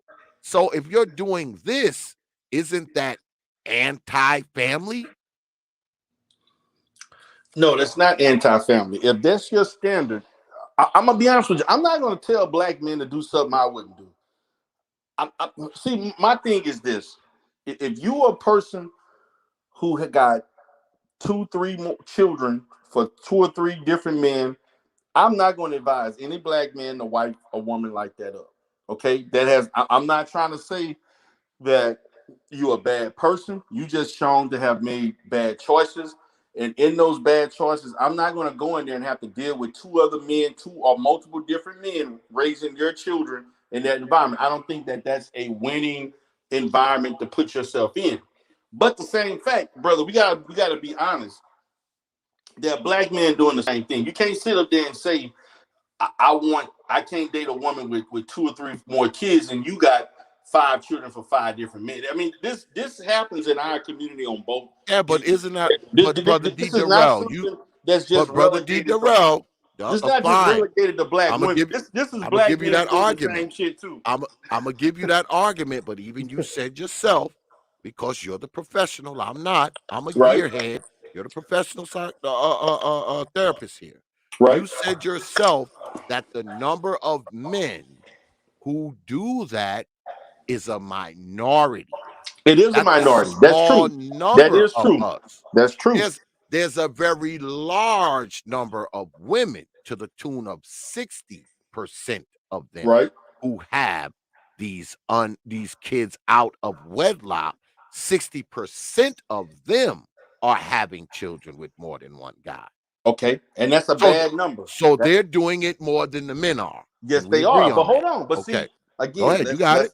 let's look at it from a solution orientated perspective, because we're talking about how can we deal with that. So the bottom line is this: if there are 60, you said 60%, 65%, 60% that have multiple baby daddies, those women, to most black men, to let's say the 80-90% of black men that don't have that situation, those women are not marriage material to you, nor should they be, unless you're a person that finds within yourself that there are other things that you look at about that woman that you're willing to overlook that. I would not advise it. But again, I can't tell the next man not to overlook those optics. If you want to overlook the fact that this lady has multiple children, I can't tell you not to do that. If you still, I've seen men marry women with multiple baby daddies. I've seen. Okay. Let's What they not, do for a brother living? X. See, this is the What issue, they brother X. what they Let's do not for a act living? like this does not exist, because it does. What That's they what do I'm getting for a at. living, brother D.DERELL? What they do for a living? Huh? What they do for a living? The brothers that married? Yeah, the one with 4 and 5 baby daddies. What did those dudes do? Well, What did those dudes okay, do for a I'm gonna living? say this. I'm gonna say this, brother X. I'm gonna say this, brother X. Yeah, they may not have been, but see, they may have not been the most successful. Okay, yes, they may have worked menial jobs, low level type jobs and so forth, low skill working. I understand that, but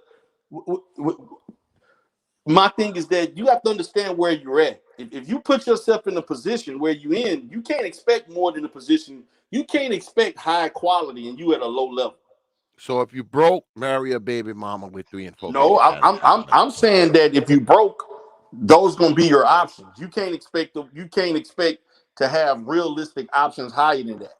If you put yourself in poor situations, you're gonna have poor options, and you can't expect.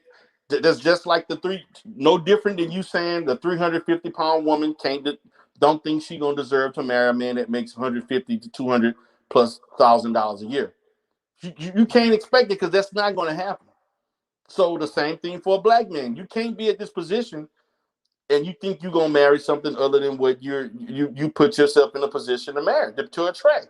It goes both ways. I mean, there's a pendulum that goes on both sides. You can't do this if you 300 pounds. Don't expect a high value man. If you're a black man that makes under $50,000, don't expect a high value woman. I'm just I'm just telling you. It's just you can't say like this is gonna be swayed on one end, like the onus is on black women to provide all of these things, which by Well, the way are not over the top things, but at the same time, man, you have to show your work too. You can't be low level expecting high level situations. See, the problem is we got a lot of guys in our community that think they not supposed to progress and they supposed to just get stuff. And then you got women on the other side think just because I'm a woman, I'm entitled to something. And that's why I talked about earlier about on both sides. It's the mindset and the perceptions versus where they are versus what they want. And where you're at is not conducive to attracting the type of women that you want. You're going to have to up your game and change and work on yourself. There has to be some self-work that has to happen. see, I got to give you some pushback on this, brother D.DERELL. I got to give you some pushback because Okay. there was a study that came out not too long ago, right? And that study says that 2 million black men are in the middle class or How many? of it. 2 million. 2 million? Yes. That's 2 million. that's a small percentage. How was that? That's a very high. You That's a said very 20. You said 2%. You said 2 million. Yes, they said 2 Yeah, but we have million over 20. We black, have over 21 million black men. 21 million black men. Yes, I don't know about we have that. we have we have over 40. 21 We have over 40. million. We have over 45 million black males in the United States. 2 million in Okay. the middle class. That's small Hold up. percentage wise. I might be misrepresenting it. I might be misrepresenting it. I'm Okay, looking for it now. I'm looking for it now. that's like less than 10%. Oh, That's horrible. okay. I did do it. I did cite the wrong thing. It says Okay, that 2.5 million black men are in the upper class. okay. Now that's true. That's true. Upper Okay, class.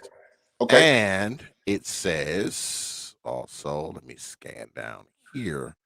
It also says that 60% of black men are in the middle class or up. Okay, so that's So 60%.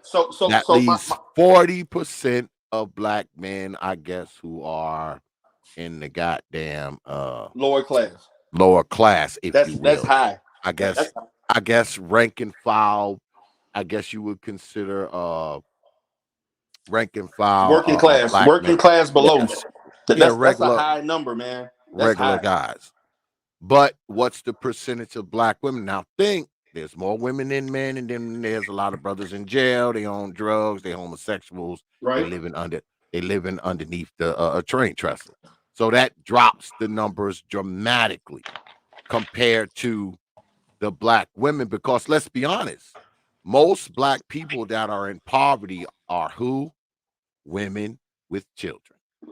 Right. And the reason why they are in poverty because they don't have black men in the home. I would agree. I would agree. But what's the reason for them not having the black man in the home, though? What's the reason? Is it because black It's men are not just the reason. horrible? Yeah, Or but is hold it on. that none of these hoes are marriageable? Come on, man. It's not that they're not marriageable. What it is that there's an array of different issues that contribute to why black men are not in the homes. Number one, I'm gonna say this: most of these black men that are not in homes is because they don't understand fatherhood. They don't understand commitment. They don't understand taking care of a home. Number two, there are issues with black females not acting accordingly, not being submissive enough, not trying to work collectively with a man, having unrealistic expectations, don't know how to communicate. They're doing things that are not conducive to a peaceful environment that men like to operate under. The most important thing is finances. A lot of these men financially are not stable, financially are not secure. You just stated 40% of black men are at the working class level or below. That is the highest number among any group of men. That means almost Yeah, 10%, but 10% less. 60% of us, That's not a high number. 60% of us are middle class and up. But that's not high. That's That's low. That's but low that's the compared to other majority. men. But that's the majority of us. But the majority is not representative of as it relates to other men. When you Okay, look at so is it more broke ass black women in America, or is it more broke ass black men? but black men are not marrying black women for resources. So that argument has no credence. We're not marrying black women for resources. We Yeah, want other but things, well, if we're part of that 60%, okay, right? that makes a decent living, we're middle class, lower middle class, upper middle class, higher middle class, rich, okay. Why would we marry all these broke ass people? Now Black women, black men I been know, marrying broke ass black women since the beginning of time. That ain't gonna stop. yeah, Black men if don't. you are but if you are a man of a certain caliber, you're not marrying some hood chick from the project You unless want to this bet? bitch is Unless You want she's to like bet? a 10.5. Stop, If she's a brother. if she's a 10, maybe Brother you're not X, you're brother not X, marrying brother a X. 4 from the Come, projects brother if X. you make Stop it, $300,000. You're brother getting X. your women from somewhere else, man. Brother X. Come on. You If got you are guys in the entertainment business that's marrying women and being with women, having women in the hood all the time, and it ain't let me gonna tell never stop. you, Come on, man. you trying to tell me that a brother who makes $200, $300, $400,000 is going to marry some hood chick who's a 4 who works at freaking Burger King? That happens. I'm not saying it happens a lot. How They got often? NBA players doing. They If got NBA players. It's no different from these NBA players dating OnlyFans. They just as man, broke. but let me tell you They, something. you think that's the reason they on? That's the reason why When they the, on OnlyFans, to make money, yeah, because they broke. but when the Come last on, time you man. seen somebody? When the last time you seen somebody who's making NBA money married to a 3 or 4? But those women. But hold on. I'm not saying they gotta look like it. Now, see, you can still be broke and cute. Yes, that's what I just said. Who Maybe you they'll saying marry. that? There's a lot of If, fine no, ass looking hood no, but rats. that's what I said though, brother D.DERELL. I Yeah. said this is what I said. Let me lay it out. Let me lay it out. Mm-hmm. I said a man who makes $200,000 to $300,000 $400,000 a year is not marrying some chick who works the register at Burger King unless she's a 10.5. He's not marrying It's her if not. she's a 3. She If don't. she's a Of 3, course, she could be a 7, 8, or 9. He'll marry her, possibly. But if right? she's a 3, she's finished. Yeah, but She's finished. if she had money, but hold on, brother. See, brother X, if she was making $300,000 and she was a 3, he's still not married.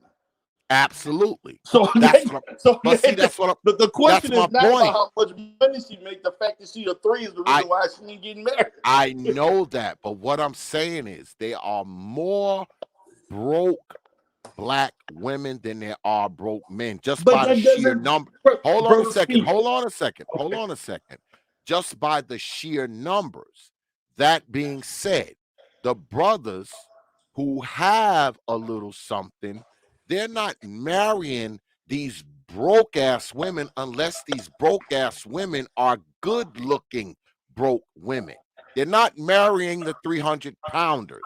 They're not Yes. marrying the 3s. They're not marrying the 2s. They're not marrying the baby mamas with 4 kids. They're not. You know they're not.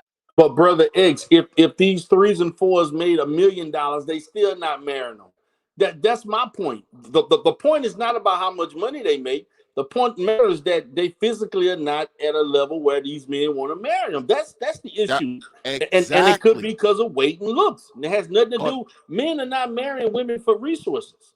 I didn't say that. I know they're not marrying women for resources, but likewise, a man who makes money, fine. He doesn't think about a woman's resources. I mean, her resources are irrelevant. All right. If you're a person that makes money, like me, I make good money. Okay. I don't give a shit what my wife makes. My wife doesn't have to make another dime the rest of her life. We're still going to be fine. Right. So I don't give a Right. shit how much money she got. All right. But if you're a man who makes $200,000 to $300,000 a year, you're not hunting for hood whores. You're not hunting But for they do chicks. hunt for hood But whores. They yes, do. but they don't marry these hood hoes, and if they dealing with them, these hood hoes better be a fine ass hood hoe. She's And not they a 2. impregnating them. They not marrying them, but they impregnating them, brother X. Yeah, they're impregnating the 8, 9s, and 10s, not the 2, 3s, and 4s. Again, you keep repeating this, but to me, this argument again, brother X, is not about whether or not they from the. To me, it don't matter what environment they come from. If they good Mm-hmm. looking, they if they are, let's say they are 6, let's say they are 6 on up. If they good looking, I don't care if you was born on a farm, you was in the hood. I don't give a damn. Whatever. You will have a higher probability of getting married by a guy like that. If you are 3, Mm-hmm. 4, it don't matter what you make. It doesn't matter. So where your upbringing to me has no relevance to most men in our Yeah, community. It but it doesn't. ain't like it's these whole bunch of dimes running around the hood. And they ain't that, Of like course it's not. it's like this plethora of dimes that are just running around the hood. Man, But it's a that's what these it's Negroes a saying in bunch of Brazil. These Negroes claiming they run to Brazil and Costa Rica and Colombia. They claim it's a plethora of dimes. They can fly and see all these dimes. So if that's the case, it's the same thing for these countries. We saw what okay. the Saint See, we Center proved that we proved done where kind the dimes was at. we done we done kind of got off the whole family thing. I wanted to ask you about the family thing. All right. Okay, yeah. Now, in your mind, what constitutes a family? What constitutes a family? To me, I think of family in the traditional sense. Okay, a father, mother, children, father. I think of patriarchy. I believe in patriarchy. I believe in the father being a decision maker. I believe that the mother has an important role. The mother should be the manager of the household. The man should be financing the household and making the final decisions on things and so forth. I think of that having values. I think of having structure. I think of a man being there, fitting his particular roles and the woman fitting her roles and then teaching, those things to the children. That's my idea of a family, and so forth. Now, for some people, from a financial standpoint, some people think that a woman should be a stay-at-home wife.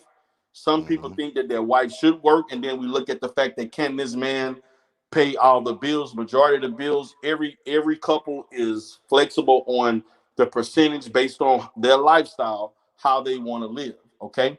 I believe that for me, my wife don't pay any bills. I pay all the bills. The only bills that my Mm-hmm. wife pay are those that she create for herself with that that's outside of our household and everything. I pay everything. My wife don't pay any bills at all in our house. Nothing. Mm-hmm. And she hadn't ever paid since we've been married. So but I can afford to do that. I mean, every man can't afford to do it, and I understand that. Some guys believe in 80-20, 70-30. But what I am going to say, if you are a married man, you cannot operate 50-50. Because if you Hell operate no. 50-50, you cannot expect submission. Absolutely not. She owns you. Exactly, because she's She doing owns just you. as much as you. So in Yeah, order for she you to owns you. get that submission and all this other shit that you claim you want, you need to be doing 60-70 on up. Yeah. Period. Yeah. Period. And that, to me, that shouldn't even be a discussion. That should not even be on the minute you negotiate that with your wife, you losing. Oh, absolutely. I You mean, losing shit. the minute you negotiate that. So it's imperative as black men that we up our game. It's imperative as black men, because my thing is that when we look at what black men earn versus what black women earn, is too close. We should be earning almost double what they earn. Mm-hmm. That's what we should, but we're not doing that. We should be earning double. I think black women earn about what, 45,000 a year, 40,000 on average. I don't know. I think it's a little lower than that. I think Okay, it's well, about it's somewhere around the 30, 27. huh? It's about 27, ain't it? It's about Okay, I thought 27,000. it was I thought it was 30, 40,000 or something like that. But whatever they're earning, we need to be earning at least almost double that. I'm gonna say anywhere between 30 to 50% more in order to be doing it, because at the same time you're coming with more. Women are attracted to men that can do more than what they can do for themselves. You can't Yeah. come, you know, uh, thinking that I want to split and do all these other different things, because women don't want to, and they are incapable of working as hard as with the intensity. That's why we're men and they're women. They're women. They're not designed for that. Okay, so you can't get into this wanting these things if you can't provide these certain things. And this is not about somebody being a gold. This is just basically how marriage works and so forth. And so my position on that is, again, marriage. The hierarchy is that it is the man he should be facilitating patriarchy. He should be facilitating security financially, socially, safety wise, for the needs of the home. The woman has her needs. Now, for me, my wife works for my business. She helps me with my business and she Mm-hmm. provides. My wife basically works 3 days a week, and she has 3-day weekends, and she take off or she works from home. I provide an environment, safety net for my wife. My wife don't have to work hard; she don't have to work at all. But she chooses to do that because she wants to help me, because she understands the building process. For us, building is that she wants to be a part of that, and she wants to be a helpmate to help me achieve the things that I'm doing. She don't have to do it. To be honest with you, I'm fine with my wife staying at home. It won't make me no difference. But she chooses because she wants to do that, and I appreciate that, because she brings a certain skill set that enhances my ability to do other things without me having to be in the office all the time. Yeah, And so, well, because you have a family. You described what a family is, but guess what? The majority of black society doesn't have that, brother D. I agree. I agree. And so my thing is this, man, and this is my issue when it comes to us as a black people, is that, again, I go back to this thing about looking at other people, what other people want from a capitalistic and a materialistic standpoint. One of the biggest issues that I hear on YouTube, they're comparing what black men should be doing based on what white men do for white women. And that's totally wrong. And I think for black men, we can't look at what white women do for white men as the same as what black women should do for black men, because we're in a whole totally different social construct. I think that that's a means of us as black men. We should be dictating what we want in families, not you trying to go for what this one. Because the minute we go outside of, as black men, of other people telling us what we should be over, what we should be controlling and supervising, that's where we went wrong. And so just because so and so has the 5-bedroom, 3-bedroom house and the 355 $500,000 house, don't mean that we have to have that. We're in a position as people, as black people, we're not financially literate enough. We have a tendency of not saving. We're living above our means. We're not saving enough. We're not investing enough. I think that we should be in a position where we're spending more money making other people rich instead of making our own communities rich. And I so I agree with that. I agree with that. But you say, okay, well, we can't expect, women to do for us what white women do for their men, and et cetera, et cetera. Fine, I'll give you that argument. But at the same time, when someone points out some bullshit that we do, we can't be jumping up saying white people do it too. I agree with that. We can't have it both ways. I agree with that. We You're can't right. say You're right about this. oh, we can't try to live like white folks. We can't try to do what white folks do. Okay, if that's the case, when it comes to shit that's detrimental, shit that's negative, shit that hurts us, guess what? We can't use the excuse that white people do it too, because what that would imply is that we are doing the same thing that white people do. When you say that, when you say I white agree. people do it too, I that agree. means you're saying we're doing the same thing as white people. So it's all right to do dumb shit that white people do, but don't do the good shit that white people do, right? No, that's not what I'm saying. What I'm saying is that if whatever standard that we create, if that standard seems to be similar to what white people do, so be it. But what I'm saying is that we should not use other people's way of life as a template of the way we follow. It should be, I think I that as black agree. men, we I need to agree. construct our own standard for ourselves, for our household. If it just so happens to look like what white people do, just so be it. But we did it from a state of mind that strictly was just intended for us, not me creating a carbon copy of what other people are doing. That's what I'm saying. And I so I agree. as black people, we are a unique people. We have a unique set of circumstances as a people and so forth. We spend too much time trying to replicate and copy and do what other people are doing, and then doing that you lose yourself. We can't we need to focus on what we as a people should be doing, that is going to yield a positive outcome for us, putting Well, ourselves in well, a let me better ask you position to this. win. And let me ask you this. I'm going back to the white people do it too argument. Now, you say, oh, we shouldn't be using other people's other cultures' lives as templates. Okay, and I agree. All right, I don't think I should be trying to live like anybody. But at the same time, what would be wrong if we looked at Latinos or Asians or white folks and patterned the good shit they do?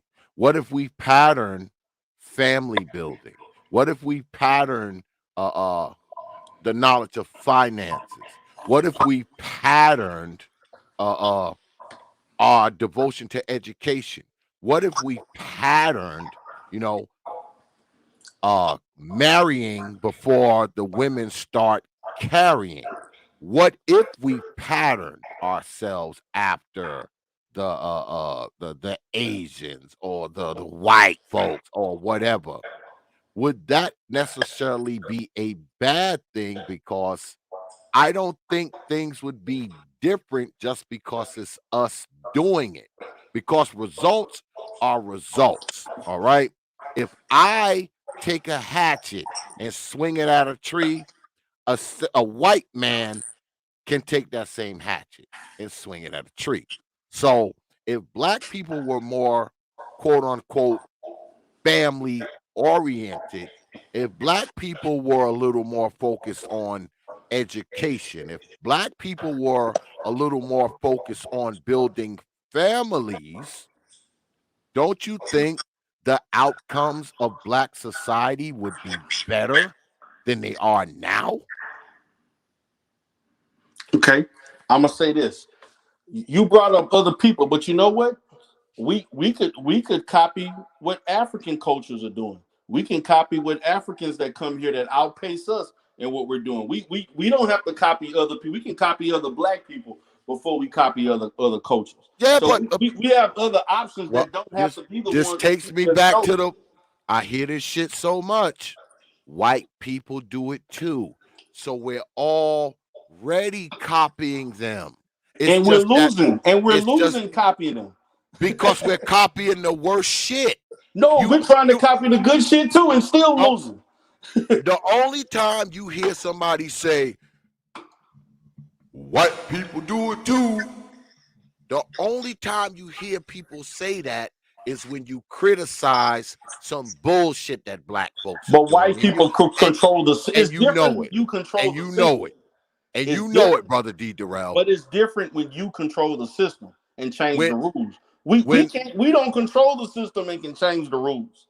yeah, but That's the difference. we can control ourselves individually, and as men, we can control our goddamn families if we have And, to. and you know what that involves? Again, that goes back to what I was saying. As black men, we we develop our own sense of standard based on how we perceive reality, and we reinforce that to our families. That to me is elusive to what other men are doing. If it just so happened to be similar, it just so happened to be similar. If it's not, to me it doesn't really matter, long as it is a functional and effective uh, strategy of doing things. But see, my thing is that we have to quit looking to other people, because we've always done that. We've always looked to other people, I and agree. while we're looking up to them, they looking down on us. I agree that we shouldn't be looking to other people, but if we're gonna sit up here and say whenever you point out some bullshit that black people are doing, we turn around and say white people do it too. What that means is that we're already looking to other people. We're already mimicking And that's other a people. problem. And that's a problem. We're mimicking other people, but we're mimicking the worst of them, is Right? what I'm saying. We are mimicking the worst of people. Because if you talk about crime, if you talk about single mothers, if you talk about poverty, if you talk about all these other things, if you talk about drugs, the first thing someone says is white people do it too.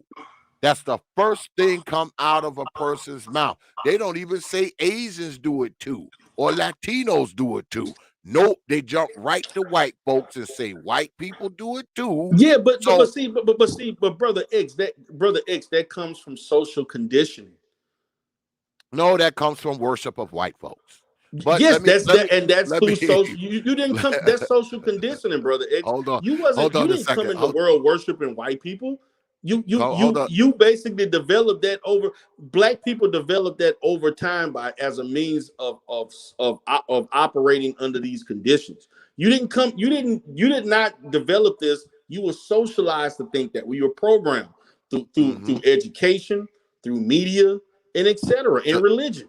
Those Because things were producers of white worshiping mindset. yes, I know that, and I'm a true believer that a lot of us we love white folks, we adore white folks, we idolize white folks, But and the we manosphere fear like them white all folks at the too. same time. We fear them, we love them, we idolize them all at the same time. And I But think it's a lot of us. It's a but lot isn't of us but brother who X, isn't that think what that red way. but the manosphere does the same thing. Red pill ideology is a Eurocentric mindset.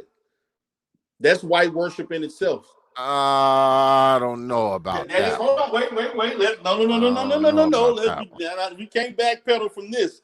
Wait a But hold minute. on a second Wait a before you minute. go. Hold your thought. Hold your No. thought. Hold your thought. Hold your thought, Okay. because I got to shout out these few cash apps. Shout out to my brother Nick Taylor with the $5 super chat. He says, Xavier, let me translate. White people do it too for you. It means stop pointing out my black pathology. I'm fucked up, but you need to be quiet. I appreciate that, brother Nick Taylor.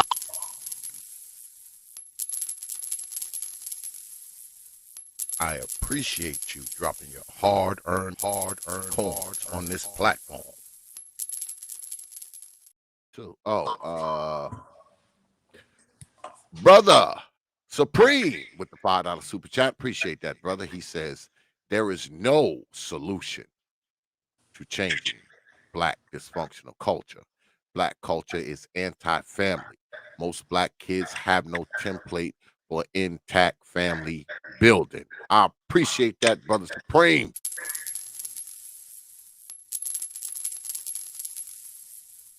I appreciate you dropping your hard-earned coins on this platform.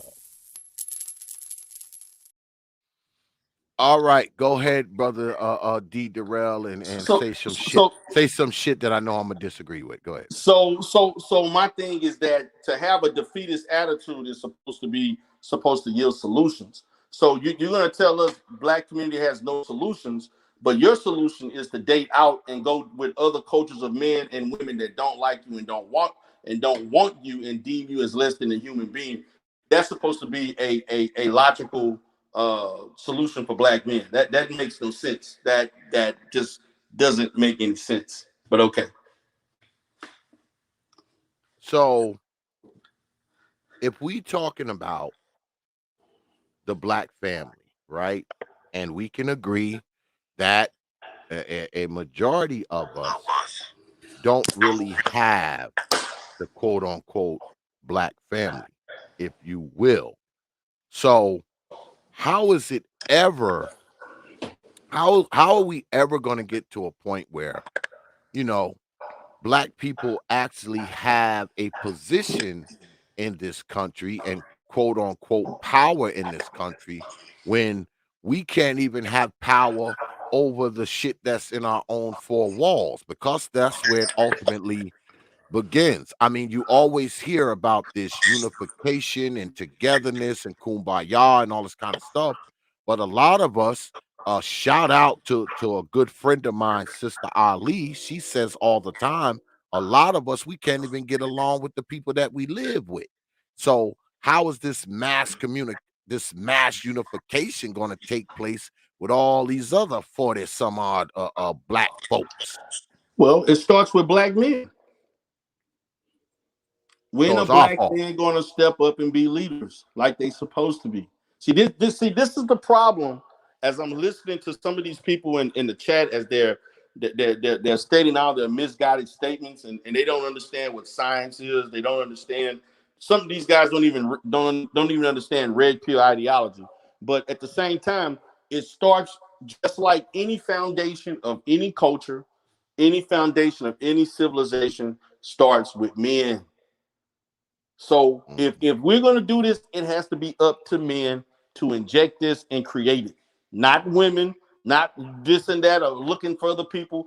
It has to start with the organization of men, and that's what the black community is missing. We're missing the networking and the collectivism among men to change the community.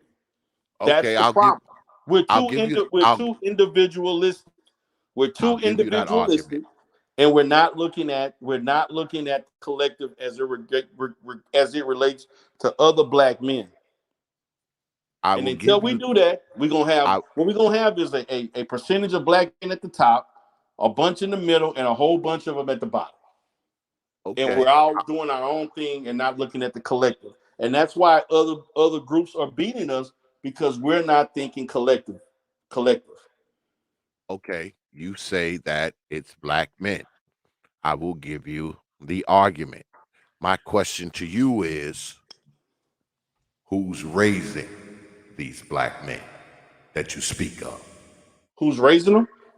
Yes, who's raising Okay, them? okay. So my thing, you're talking about who's raising them, but you're not talking about the context that led to them having to raise them. See, you got to look at things, brother X. I hear what you're saying. Yes, black women are raising these children, but black women and no family is designed to raise children without a helper. We have to be Mhm, there. You can't mhm. sit there and say because I left, now you responsible for these goddamn children, not me. So whatever happens, you responsible. I left Yeah, you but with them, yeah, knowing but that you can't but afford these children, knowing you can't afford these children, knowing you're mhm. going to be overworked, underpaid, and unavailable to these children. Now it's going to be you that's going to have to do it by yourself. Stop it, man. But We got to quit doing this, brother X. We're yeah, better than this as yeah, black men. but most black men aren't doing that though. Yes, most Most black men aren't. Okay, I'm gonna say this. Well, no, hold they're on, wait. not, See, man. see, when No, you they're got to be not. careful when you use the word most. I'm looking at the percentage, the higher Most percentage.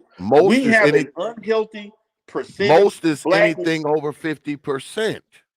That's We anything have. over 50%, even if it's 50 and zero zero zero zero zero zero That's zero too point high. one. That is too high. All right. That is high. Most most is anything over 50%. That So is too high. when I say when I say most black men aren't doing that, it's only a small number of black men, man, who are running around here. They got 5 and 10 and 15 baby Okay, mamas, and they're okay, not taking okay. care of See, them. you can't. Wait a minute, wait, brother. Stop That's it. a small number of men. No, brother. That's Yes, most black women ain't having no 5 and 6. Most black women have maybe 2 or 3 children. The bottom line is this, man. There's an absence. It's an undeniable, observable, observable absence of black men in the household. You can sit here and I know this is manosphere content and stuff like that. You all can sit here and say that, but when you look at the social environment in the normal aggregate, most of these children don't never seen their father in their life since they were mhm. born. There's a large percent of these kids that never met their father, and there's a large percent of these kids that have fathers that are not socially, that are not financially being responsible. Yes, are there is that number a little bit embellished into what the media may say and so forth? Is there more black men actually doing this, doing being good fathers than what they want to put out? Yes, I do agree with that. But the bottom line is that it's still at a highly unhealthy percentage. And that's the problem. The percentages show there's far too many black men that are not being responsible fathers. And my thing is that we're going to have to swallow that pill and just accept the fact that we are failing as fathers and we need to do a better job.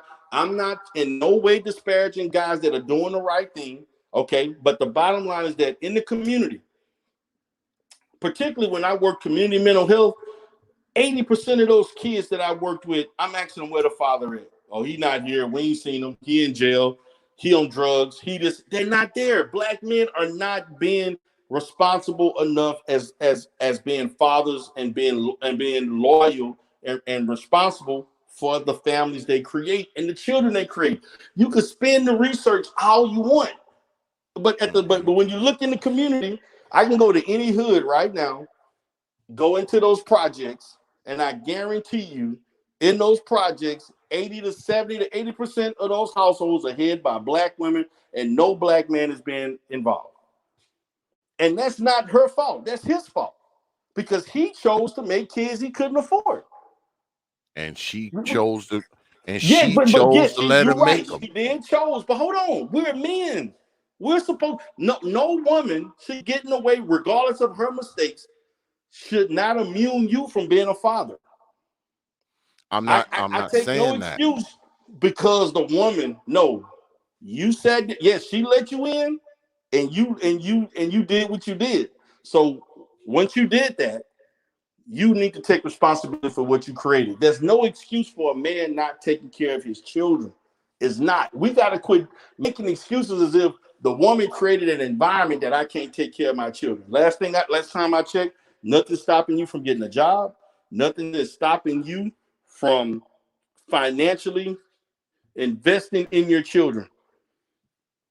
I don't think that that's what it is. I don't think it's so much Are of you serious? Have you looked at the hoods? Do you look at any major city? You'll see. what. Stop it, But brother. what I'm saying is, brother D.DERELL, is that I'm not convinced that it's just these dudes running around here, uh, uh, uh, Pumping and impregnating dumping? women and Yes, walking indeed. Yes, it walking is. the hell away, Yes. because it's Yes. my understanding.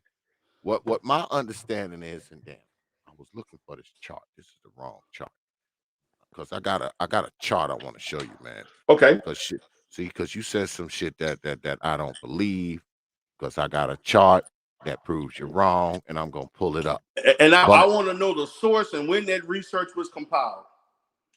well, I get all my shit from like the CDC and the census. I know all of that is Yeah, and I the can debunk white all that man's shit. data. And I'm ready to But debunk it. But go ahead. I want I to see I know this. I know it's all the white man's data. No, But it ain't about the white man data is true data. But I'm gonna talk about the all the other nuances that are not talked about. But go ahead. yeah, because see what you're saying is this, okay? What you're saying is this. You're saying that these women have these babies, right? Now we done already verified that a lot of times, guess what? These women who do have two or more children, they have two or more fathers, right? Right. So if a woman has 2 and 3 and 4 kids by 2 and 3 and 4 guys, you would think that after the two, she would have learned her lesson, because no matter Right. what, she's being left with the kids. Right. So if she lets this happen a third time, a fourth time, a fifth time, a sixth time, we can't sit back and say, "Oh, it's all those men's fault who screwed her." At No, what that's point? not At that's not at that's what not what I'm point saying. at what point do we put the responsibility on her? At what point? Or do So we do it the never, the, the and responsive we keep the looking for response excuses to blame the men? no, yeah, because they made them. Each one of those men that made a child is responsible for that child that they made with that, regardless of what she did, And where does not where immune you from the fact that you created a child. where but where does her responsibility come in at? Her responsibility was from the first child that she had. For every child that she had, she's partially responsible. So the one thing that all these men and all these children, okay, these different men who sired different children, they all have one thing in common. Right? Her. Yes, but what does that have to do with manhood? What does that have to do with We're not fatherhood? we're not talking about manhood at that point. We're Yeah, talking about yes, we are. And we're if no, we're you're not. not taking care of We're your children, that's a manhood issue. Yes, it's a manhood issue for each one of those individual men, But Right. when we talking about that one woman and she's got 5 and 6 and 7 baby daddies, that has nothing to do with manhood. What it has to do with is mismanagement of the funk box, is what that at Okay, that point that's true. She loosely is. she practiced poor reproductive skills, poor reproductive behavior. Okay, she was irresponsible, but that does not, again, that does not deny you the fact that does not deny you of blame, because you chose to have sex with a woman that had previous children. You still made a decision. The blame goes on both sides. I'm not here to play this blame. We got to quit with this blame game stuff. Fine, I'll give you that. I'll give you that. But guess The what? bottom The line is that it's still more five, of the six blame, children more of with the each child blame, chose not to be with chose not m- to take care of their children. more That's of what the I'm looking blame at. is on her. No, it's not. More It's on of it, both of them. It's on both. especially if it doesn't happen more than 1 or 2 That times. has nothing Now, to do. That has I, nothing to do with you your know one what? occurrence. Cause see, this is what I'm willing to do, and I've said this before. Fine, you got with some dude, y'all laid down, y'all knocked boots, you had a baby. He bounced, right?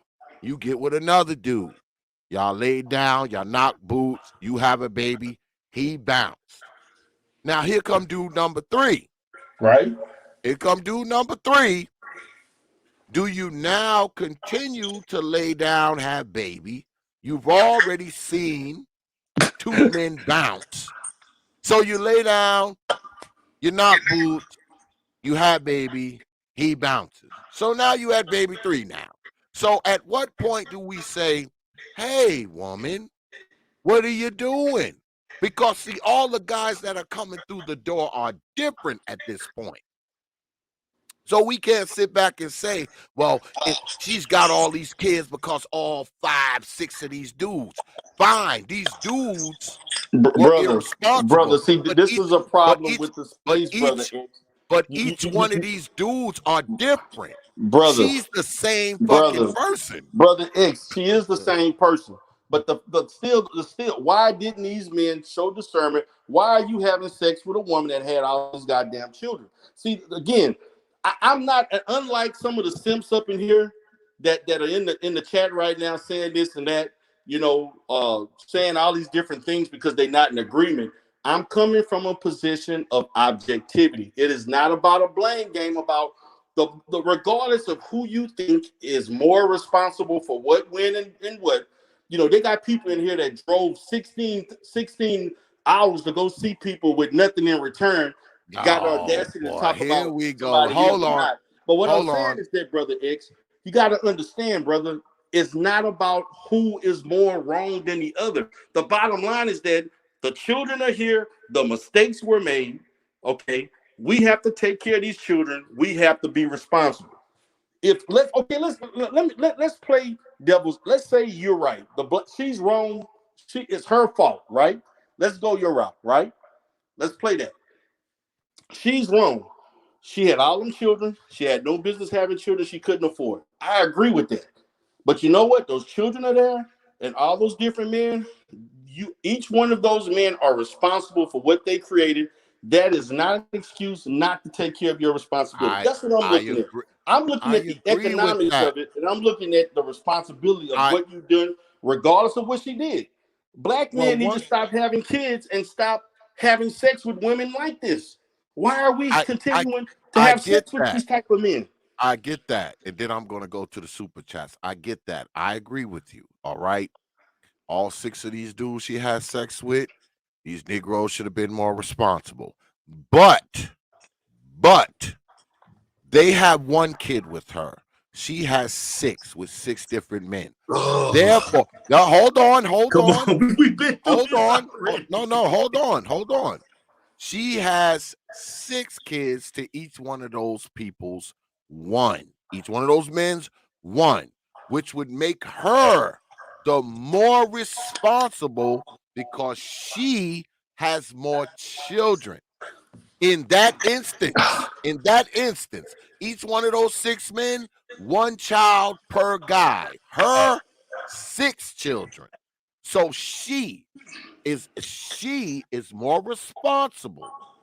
She is more to blame for those 6 kids being here. And let me even make it more precise. She is definitely more responsible for those 3 or 4, those last 3 or 4, because the first 2, she saw it already.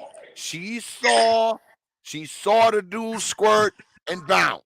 She saw the next dude squirt and bounce. So what was she going to do? Continue to be squirted in and continue to watch these dudes bounce? I mean, at some point, you can only hit your head up against a stone so many times before you Okay. realize this shit Again, hurts. brother X. I already know what you're gonna say. Hold on.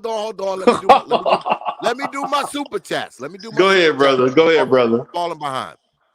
Shout out to Brother Roscoe for the $5 super chat. He said, question for Mr. Darrell. How does he feel about Umar Johnson wanting to build a school allegedly for other people's children while not caring for his? Oh, you're wrong for that one. My question to that, I'm glad he asked that question, but hold on a second. Okay. I'll let you answer. Hold on. I got to catch you. Okay. I appreciate you dropping your hard-earned coins on this platform. Also, shout out to my brother Nick Taylor for another $5 super chat. He says, Darrell, love you, bro, but tell me that you know more baby mamas with they live-in dude than you do baby moms with multiple kids by multiple dudes. I appreciate that, brother Taylor. You get this.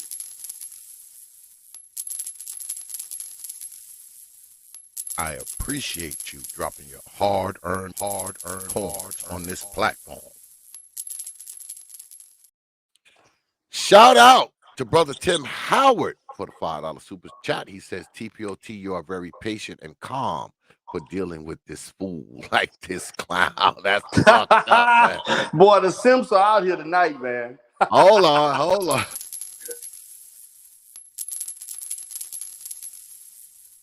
I appreciate you dropping your hard-earned coins on this platform. All right, I think that's everybody. But I'm gonna say this. I'm gonna say this, brother D.DERELL. When it comes to family, you would think that the women would be more inclined to want family, be inspired to want to build family, etc. But it just doesn't seem that way to me. That's not true, brother X, but okay. I think that's not true. I think black men, this is just my opinion. I'm not an expert. You're the expert. But I believe that black men are more family orientated than black women are, for the simple fact that they have more children. It's more of them with children than black men. Just by the sheer numbers. What is having children? Wait, brother X, what does that have to do? Having less children make you more family orientated? That makes no sense. Having less children makes it so you're not just having babies nilly-willy. If you're a person who doesn't have, if you don't that makes have no sense. Yeah, if you don't have listen, hold up, man. Let me answer. Go ahead. If you don't have children, that means you're not just putting kids out in the world nilly-willy. If you're a person and you having a kid by this person, a kid by that person, a kid by this person, a kid by that person, you're not trying to make no damn family. You're not thinking family. If you got 2, 3, and 4 baby daddies, that's not a family. That's not a person who's family oriented, because that ain't no damn family. That's a bastard baby factory is what that is. That's what that is. That's not a family. If you're a black man and you don't have no children, at least you have the freaking responsibility enough to not bring kids into a bad situation. i.e. a situation where they just being raised by their mama, i.e. being raised in a situation where they gotta live in impoverished conditions, i.e. where they gotta live in a goddamn ghetto, they gotta live in the projects, they gotta live in some broke down part of town where they're shooting and killing and stabbing and crack. So you are more family oriented if you don't have children. You are at least you're more family oriented than some hoe who got 5 baby daddies. Because at the very least, you're being a responsible person and you've decided not to just have kids out there floating around in the world with no purpose, living in goddamn projects, eating freaking roaches and shit. So I mean, we I'm have waiting. to I'm, look I'm at just this. waiting when I can respond. Go ahead, you got it. You Okay, got it. again, brother. You see, this is the problem with red pill ideology. This is the problem with this white man theology that you all adopted. Y'all making a blame game, regardless of what black women do. Where's the black male accountability for what you've done? You can say a black woman had 10 children for 10 different women.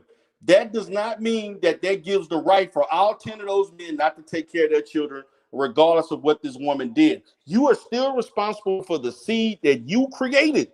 See, we're trying to make this seem like, again, I'm not in the position here. This is, and I understand because there's a lot of unintellectualism that's in the chat right now, and I understand that. I'm an expert at what I do, and I have the credentials and the experience, and I get paid a hell of a lot of money to do what I'm doing. I know what I'm talking about. I'm not saying the statistics these statistics that they claim that they're putting in the chat, those old ass statistics, I've been knowing that for years. This is nothing new for me. This is like minute elementary stuff for me. There are other statistics that I can get that are actually more up to date and they can prove other things. You can maneuver the statistics to say whatever it wants. But again, brother X, this is what I'm trying to convey to you, brother. Wait a minute. Wait a minute. How the Hold on, hell hold do on, you? wait a How the minute. hell Let you me say this. maneuver statistics? Go ahead. Hold on, let You me have say to this. explain that one. Brother X, listen to me. Regardless of how many children, I never said black women were not at fault. You can say the thing, she's more at fault. I'm telling you, does it matter who has more fault than anybody when it comes to the fact that these children are still there, regardless of who did what? My problem is that these black men need to take care of these goddamn children so that I don't have to pay these high ass taxes that I have to pay for certain stuff and other people that make the income that I have because of the fact of the matter that these guys are not taking care of their own goddamn children. Is no excuse for black men. I don't give a damn if 59% of black women are having. What does that have to do with black men taking care of their children? You see, we cannot misuse statistics in a manner to deter from responsibility. And that's what this space has a problem with, regardless of what black women are doing. Yes, they doing a lot of fuck shit. Yeah, you can say this and say that. That's great. Bottom line is that you still created this child. So so Yes. you're gonna say, because there's not more black men doing something that black women do, that means that she's the problem. No, you're both the problem. She needs to practice better reproductive refrainment from what she's doing, and you need to take care of your goddamn children. You can't get around that, brother X. Well, You here's my can't get around, pushback. and this whole thing Here's my about black men. here's my here's my pushback. Here's my pushback, But brother D.DERELL. X, listen to me. Every hood that you can go to in any major city, you're gonna see a lack of black men around. And yes, I will give Yes. you all this. And The and thing the is that black and the black men that are there have 15 of them hoes in that neighborhood pregnant. But that's besides the point. no, that Let, is a let me point. push That's a back. good point. That ain't let me beside put the point. That let is me a good point. let But me the push bottom back. line is that I gotta give you this doing pushback a though, poor brother job D.DERELL. of I gotta raising, give you this taking care pushback, of their man. children. They're not taking care of their children. Okay, fine. Regardless of I'll give you that what argument. statistics may say. I I will can give you I can tell you that right now, brother. argument, I can go right? to a high school. I go to high school. I contract with various school districts. I can Mm-hmm. go to an inner city high school right now, and I could see a class of 25 kids. I guarantee you, out of those 25 kids, probably 5 of those kids live with their father, and probably less than 10 of them have their father in their life. I'm telling. See, I understand that. I I'm giving you understand that because practical. I'm giving I you grew up like practical that. evidence. So you can go with these statistics, but I'm telling you clinically and in the community, which is where I work, where none of these guys know what they're talking about. I'm telling you what is visual.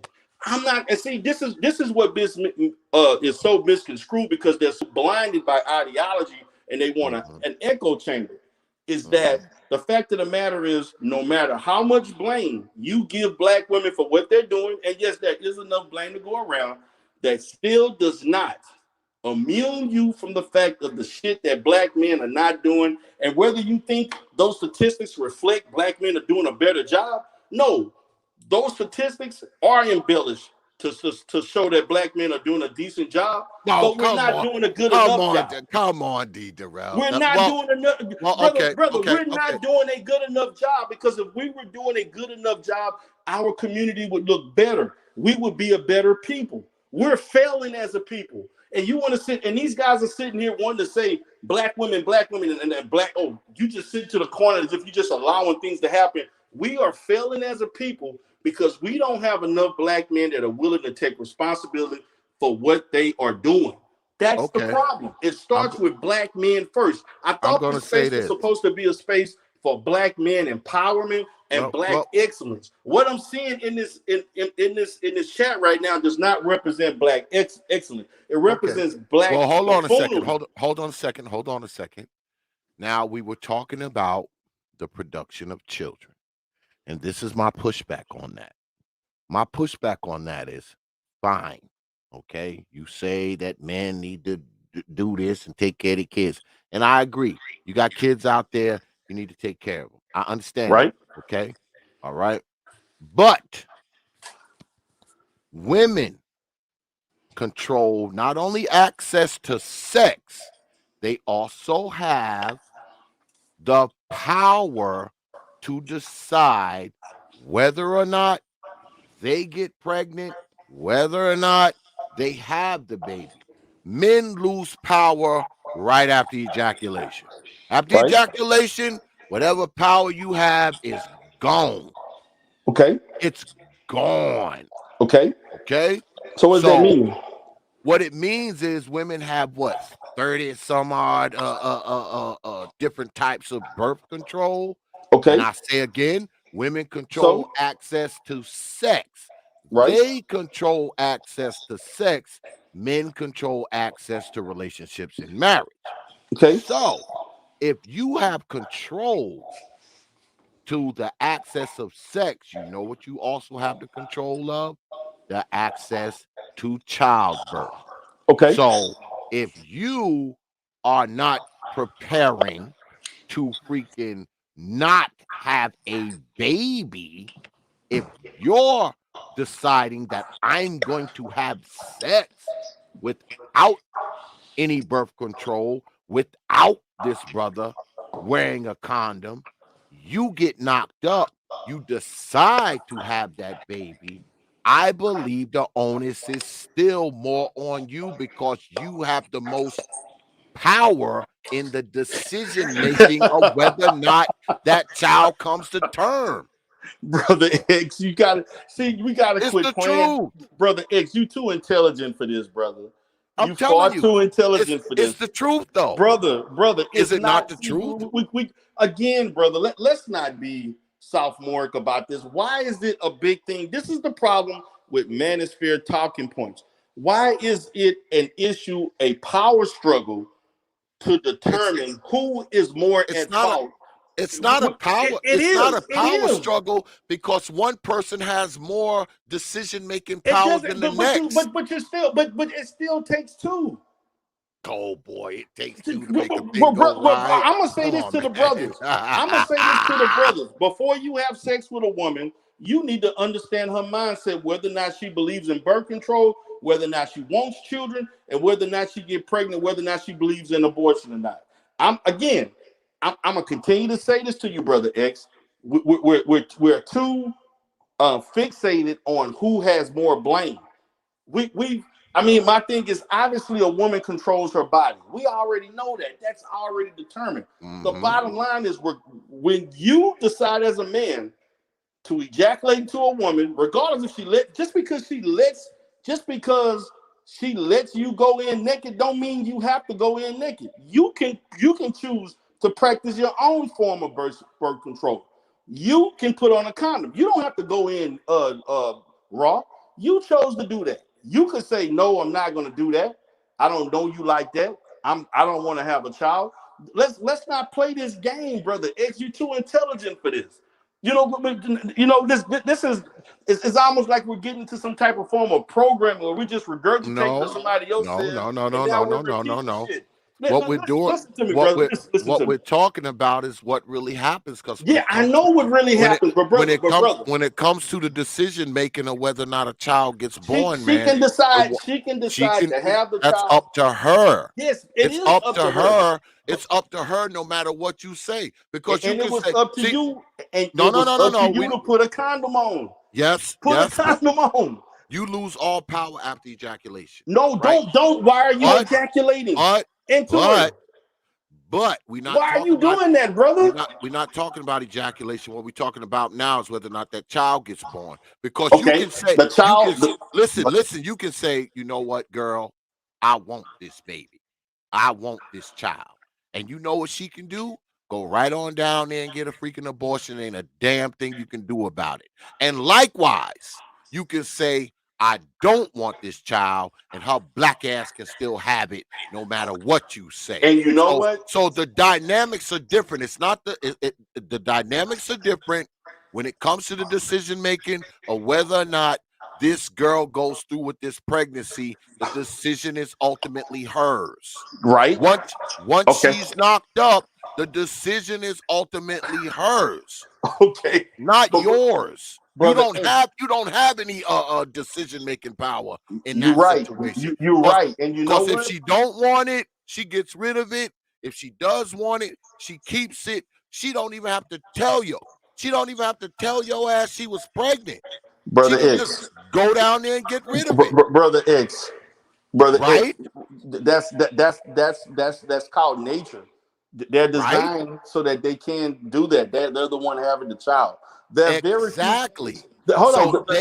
They have the most decision-making power. There are very few things in life that women have that can one-up men. That just so happens to be one of the things they have total control over men, and that's reproductive rights. Okay. Exactly. So I don't know what else you want me to say about that. So if you have most of the reproductive rights, how do you goddamn skate by having multiple children by multiple men because those men chose to have sex without protection, and they chose to make a child with her. She didn't do this by herself.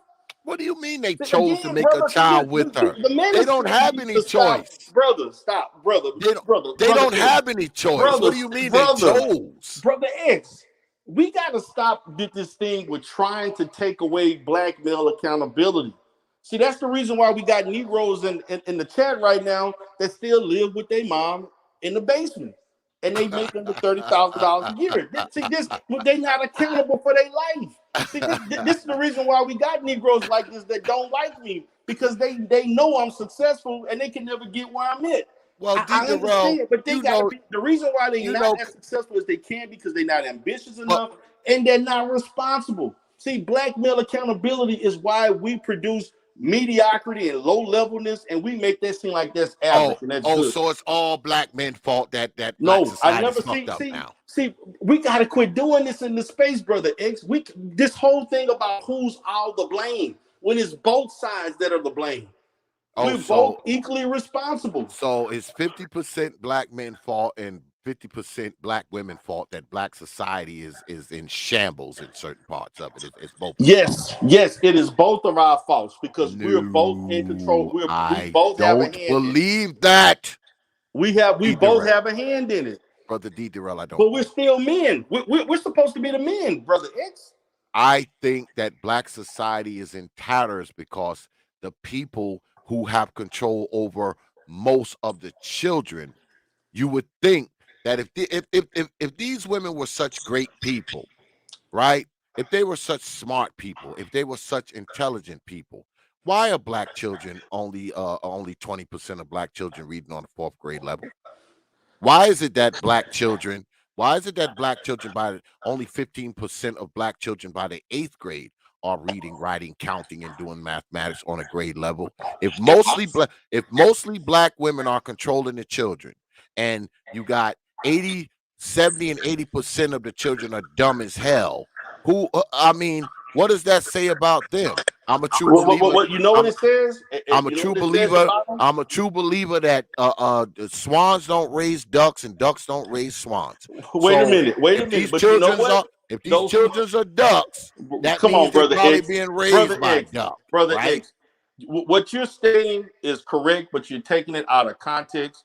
And see, Okay. this is the issue. You still are How much? evading the sociological effects that the fact that these black women have no business raising those children by themselves. These black Exactly. women, what you're actually doing is making my argument. Is the fact How? that the absence of the black father is why this is happening. So you're actually making my argument because see, you got a simp in there that's talking about they're trying to make smart arguments about admitting something and losing a debate when basically you have no basis of anything that you're saying. You know what I'm saying? You're making my argument for me, brother X. The reason why the black community is in the position is because the lack of the black father allows these things to happen. If the black father was present, those statistics would be different. See, we got to get out But of this who's blaming okay? game, brother. But who's This blaming game. But Okay, who's let's say choosing? this. Let me say Who's this, brother X. choosing the fathers of these children, man? Brother X, let me say this. Who's choosing them? Who's It don't choosing them? matter who's choosing. It's Oh, choosing that doesn't intention. You matter? choosing it. See, again, this is the blame game. We got to quit doing this. We got to come with solutions. See, you cannot blame. Okay, let me say this. Let's say everything you said is factual, right? Mm-hmm. And say black women are responsible for all this shit you claiming, and you got these dumb Negroes in the chat that constantly, saying what they saying because they don't know how to read statistics. But what I'm telling you is that whether they have all the blame, 45% of the blame, 30% of the blame, it doesn't change the outcome. That's what I'm looking at. The outcome is the fact that the outcomes, you still have these children running around here that still need a mother and they still need a father. You're going from the premise of, well, They because have she's in control, it doesn't, okay. she Okay. should not be in control. It is Okay. we are the reason why gonna- she's in control. I'm We gonna give should be in you the control, argument. brother. I'm gonna give you the argument. That's something I do. I always give people the argument. Fine.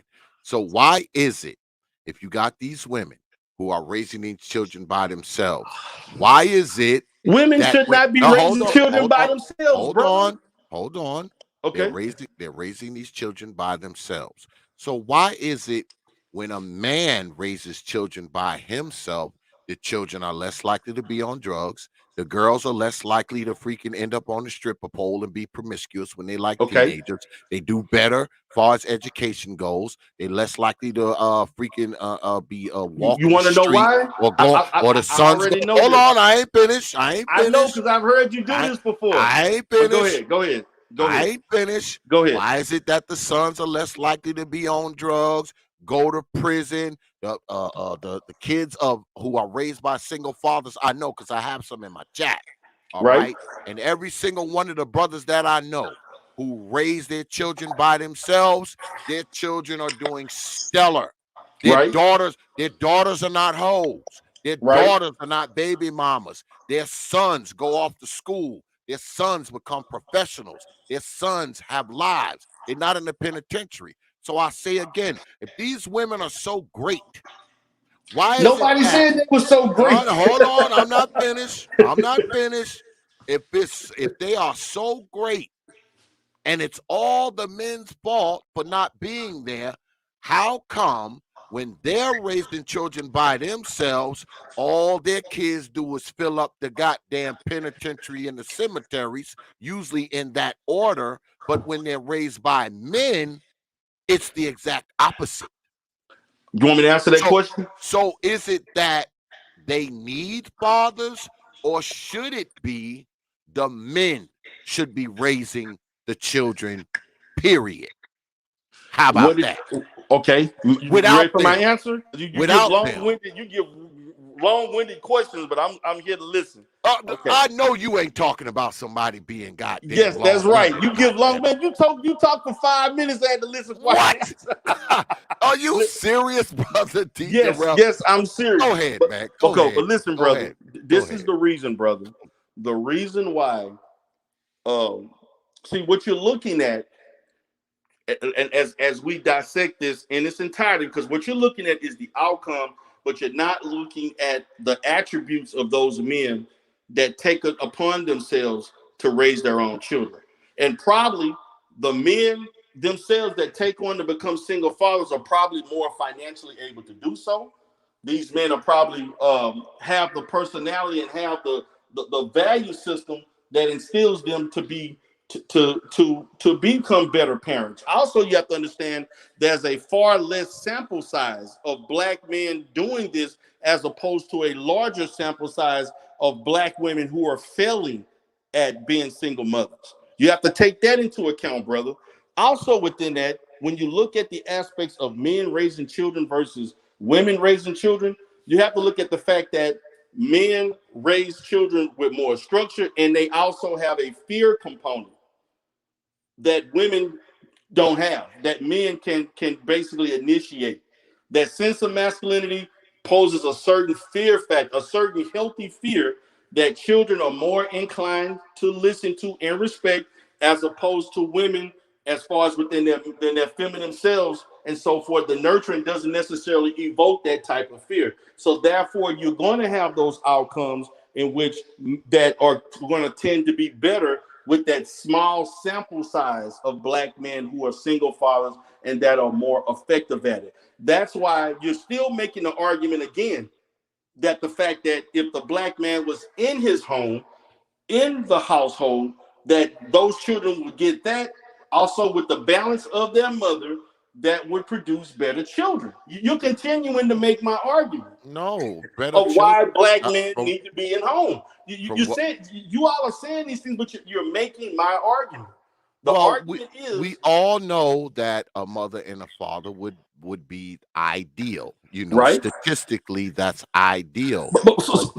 Right. But my thing is that men raise children, and men just have a tendency to be better parents than their old mammies in a No, higher I'm not going to percentage. say That's this, just brother. It's I not a said big it. enough sample I'm size. saying it. The I'm sample saying size. it. No, brother, but what I'm telling you is that the sample size does not reflect that. The sample size, now, if you could show me a study, or if there was an occurrence, a social phenomenon of having just as many single fathers as single mothers, and the outcome reflected that, then your opinion will have more credence. But that's just not the reality.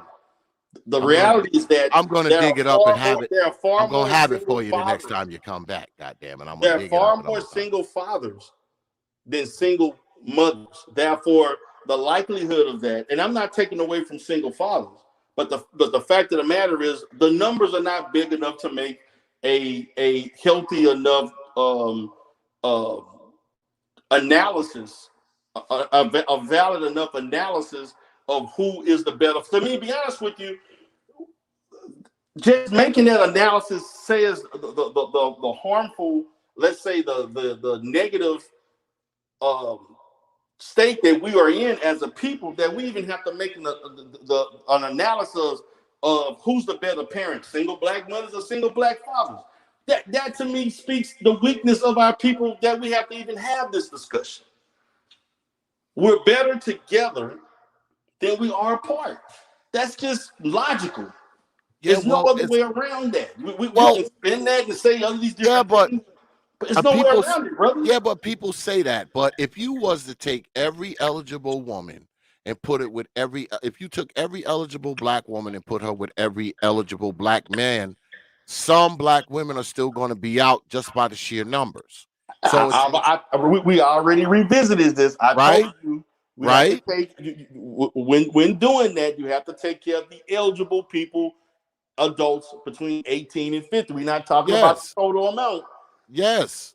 and you're still gonna have more. You're still gonna have more women than men because, like Okay. I said, you gotta figure in the fact, like I keep saying, you gotta figure in the fact that brothers is in jail, some brothers is homosexual, some brothers is dead, some brothers is sleeping in tents in the woods. So by sheer numbers, if you took every eligible man between the age of what you say 18 and 40, 18 and 50, and you put them with every eligible woman between the age of 18 and 40 or 18 and 50, some black women are still going to be left out. That's just a fact. Yeah. Just Okay. by the numbers, So right? what does that mean? So What does that mean? what it means is you're going to have more women having sex and having kids by a smaller group of men, right? So even those women who get left out, a lot of them are still going to have children. They're still Okay. going to have children because they got women. You got women having sex with some of the same guys. So how does that allude? You're still going to have baby mamas out there swinging in the wind, even if How? you were to take it. Listen, even if you were to take the eligible men and the eligible women and put them together, some of those women are going to be left out. And some of those women that get left out are going to be women that have children because they've been having sex with some of the same sample size of guys, right? Okay, brother X. How does that allude fatherhood? You're It does. saying this again. It, You're going it, back to the no, same. it, You're no, it going back to doesn't. the I'm same not saying manosphere it allude. strategy, but It doesn't you're allude still that still fatherhood. does not allude fathers, regardless of what decision black women make. It does not allude you from fatherhood. You can't get around that. So You can't get around it.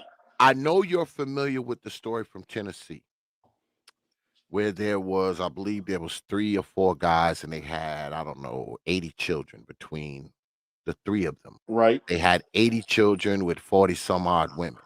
So you got these 3 men and you got 40 some odd women who have children with these 3 men. And you're Right. trying to tell me that these 40 some odd women are not more responsible for this bastard baby making crisis than these 3 guys are? They both are equally as fault. No, Come on, come man. on, See, that's it. D.DERELL. See, Come on, again, D.DERELL. you Come keep on, man. relegating the argument to a blame game. We got to get I'm out of not this blame game I'm stuff, not man. blaming nobody, This, man. this I'm whole just asking you a come on, question. brother X. You better than this, man. This I'm just whole asking you a okay, question. and I'm gonna make your argument again to prove my point. I'm gonna make your argument just as I've done the whole night. Again, let's just say again. I'm gonna go back to this. Let's just say I'm rather enjoying this. those 3 women with the 80 that created 80 children with 40. I mean, it's 3 men created 80 children with 40 women. Okay, you Mm-hmm. still got 80. You still got 80 children, no matter what. Mm-hmm. Those reckless ass Negroes, Pookies and Ray Rays, just like some of them in the chat. You created those women. That still does not take away the fact that you created all those children. Negro, you need to go to work and take care of every last one of those children that you created. No matter what you did, you still created them. You're responsible. Take care of your children. Period. Okay. It's not, you can't So get around that. so there's nothing that we just gonna leapfrog over the 40 something women, right? We're gonna leapfrog over them and You say still created 40, you still created 80 children. You gonna leapfrog against that over that? we That's what go I don't get. Wait a so minute. let's leapfrog over these 40 something women, right? They have no I'm not leapfrogging. culpability in the fact that all Yes, these they do. bastards They had are all here. them goddamn children. You're right. Okay. They shouldn't have had all those children, but still in the fact, you cannot take away the fact that these men created these children. You're stuck with these children. Your ass need to have 5 jobs and take care of all them goddamn children. That's what you should be doing. But see, this is my point, brother D.DERELL. You created those children. This is the bigger point that I'm making is that you can have 3 men, right, being chose by 40, I think it was 46 or 47 different women. You don't see the imbalance in that. That It is an 40, imbalance. I never said it wasn't an 47 imbalance. women I never said that, brother. 47 women choosing Brother. for 3 of the same guys. Brother, I never said there wasn't imbalance in that. But the problem, the end result is the fact that this is what I'm talking about. Okay. This is what I'm talking about, brother D.DERELL, because Brother. you say, okay, oh man, you're still responsible for those children. And I agree. Okay. She took those children to term, they're yours. You should be taking care of them. I agree with you on that one. But at the same goddamn time, you don't see a problem with damn near 50 women sleeping with the same 3 dudes? You don't see a problem with that? I do see I never said it wasn't a problem. I said that was a problem, brother X. So who's more at fault? Those 50 women or those 3 guys? There's no more at fault. See, this is you keep going back to this. They are more at fault by sheer numbers, brother D.DERELL. They're both at fault because they equally created the children. You can keep saying it. I can't fuck with you, brother. I'm saying because this to me is intellectually like I see. The thing about it is you got Negroes in here who think the same. I can't fuck with and they ain't had a date in 20 years, so they wouldn't even know anything regardless. But what I'm trying to say is that we keep going into this blame game. Yeah, goddamn it, I want to blame. This blame game is unproductive. Let's blame. We need blame along with shame. We need it, brother D.DERELL. We got to have it. The blame. We've already had it. We had it. The manosphere been here for what? How many? We've already had the blame game. Get rid of the blame and the shame is what got us here. No, that's what got us here. What got us here is that black women and black men have a failure in communicating and resolving issues. That's what got us here. That's what got us here. That's what got us here. No blame, no shame. The blaming. Everything goes. My thing is this. Okay. 40 women. So you telling me all 40 of these women knew the other 40 women? They knew that this man. You know they did, man. With the other. They were in Tennessee, man. Tennessee's not that big, man. It ain't small either. So they knew this man was having sex with their neighbor. How could they not, man? You mean you got decent size. You got Memphis, you got Chattanooga, you got That's where they were. I think it was Memphis. I do believe it was Memphis. So, Memphis got a few 100,000 people. That ain't shit. 500,000. Shit, the county I live in is 1.2 million people. Memphis ain't that big. It ain't that big. Yeah, man. Memphis ain't that big. But my thing is this, man. I understand. I'm gonna say this, brother, and I'm not arguing this because what you're saying is valid. Black women have made poor reproductive choices. Mm-hmm. I never said that wasn't true. But in those reproductive choices, Negro, if you made a child with this woman, you are responsible, and that's just what it is. And if you don't want to hear that, that's nobody can basically say anything that can say that a black man should not take care of his children. There's no way of taking the blame. I'm not saying that. I'm a father myself. That's what you're inferring, brother. No, I'm a father myself, man. I have grandchildren, man. I understand that. Shit, right? I got young boys at my house right now. I just moved 3 young boys to my house. They living here right now. Cool, so I understand, man. I get that. I understand how that goes. I know what it is to guide children and groom them, give them counseling, training, instruction. I get it. Right. I get it. Like I said, I got 3 young fellas staying here right now. All right, because their fathers are around. You understand? Right now. All right. So I get that part. But what I'm saying is, when you have women who and I'm willing to give the argument up here. Okay, I'm willing to give them the benefit of the doubt that they may have had a baby or 2 by 2 Negroes that wasn't worth a damn. Okay, I get it.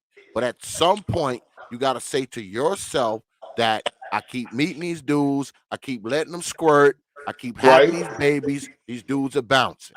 At some point, because you are the one common denominator in all of this. You are the one common denominator. You got the multiple children, you got the multiple dudes, but there's only one you. You are that common denominator with all of these men, with all of these kids. And the only thing I'm saying is that if you are a person who is quote unquote family oriented, at the very least, you would learn to turn off the spigot at some point as you study March men in and out, in and out, in and out Right. of your life Right. and your freaking hole and your freaking funk box. Okay. At some point, you have to take control of it because you're looking up and you're seeing that you're the one being stuck with these children. So why would you continue to do it over and over and over and over again? What are you going to keep trying and hoping that the more kids you have, it's going to increase the chances of a Negro staying? That's my question. Again, you keep reverting back to the same. How many times you making the same argument? Yep, And I'm gonna I'm gonna keep. unpack it once I'm gonna again. keep doing it. I'm gonna keep doing You it. go, and But I'm gonna have to do keep you? unpacking it again and keep debunking it Do you because wanna? Do these you're oh making boy. the same Go thing. ahead. Yes, Go I ahead. already told you. I agree. Black women have a propensity to make bad reproductive relationship decisions. I see it Mm-hmm. all the time. Mm-hmm. I'm not even debating that. All I'm debating is regardless of how much blame she got, how much blame do you want to give her? You know, they got Negroes up in here right now that's willing to drive 8 hours front and back to go see single mothers and so forth. So I don't know what the issue is. Okay, now we But now hold it. but I'm the gonna stop problem, you but right. my thing is I'm that gonna stop you right there because you said, "Oh, these people are in here regurgitating stuff they hear they off the are internet." regurgitating you, but What did what did you you just do? regurgitated the same thing three times. What did you do just now when you said, "Oh, you got guys in here who drove or They 8, 12 did, but they hours"? did. I'm saying the Oh, you truth. saw it? Am You saw it? I lying? Did you see it? I thought No, no, we're no, supposed to be nope, in the nope, nope, truth. nope, nope, nope, nope, nope, Are nope, we nope, telling the nope. truth or are we lying right now? Do you know that for sure? That Yes, that I know happened? that for sure. How?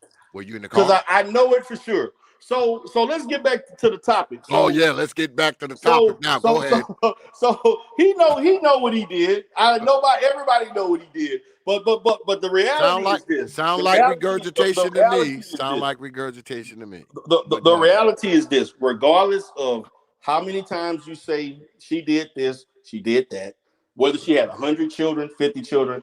And this is the problem, is that when somebody's trying to give you information, if I just because I'm not saying information that's consistent to the lies that you hear all the time, don't mean that I'm not telling the truth. That means that you refuse to do your research and understand what the truth is.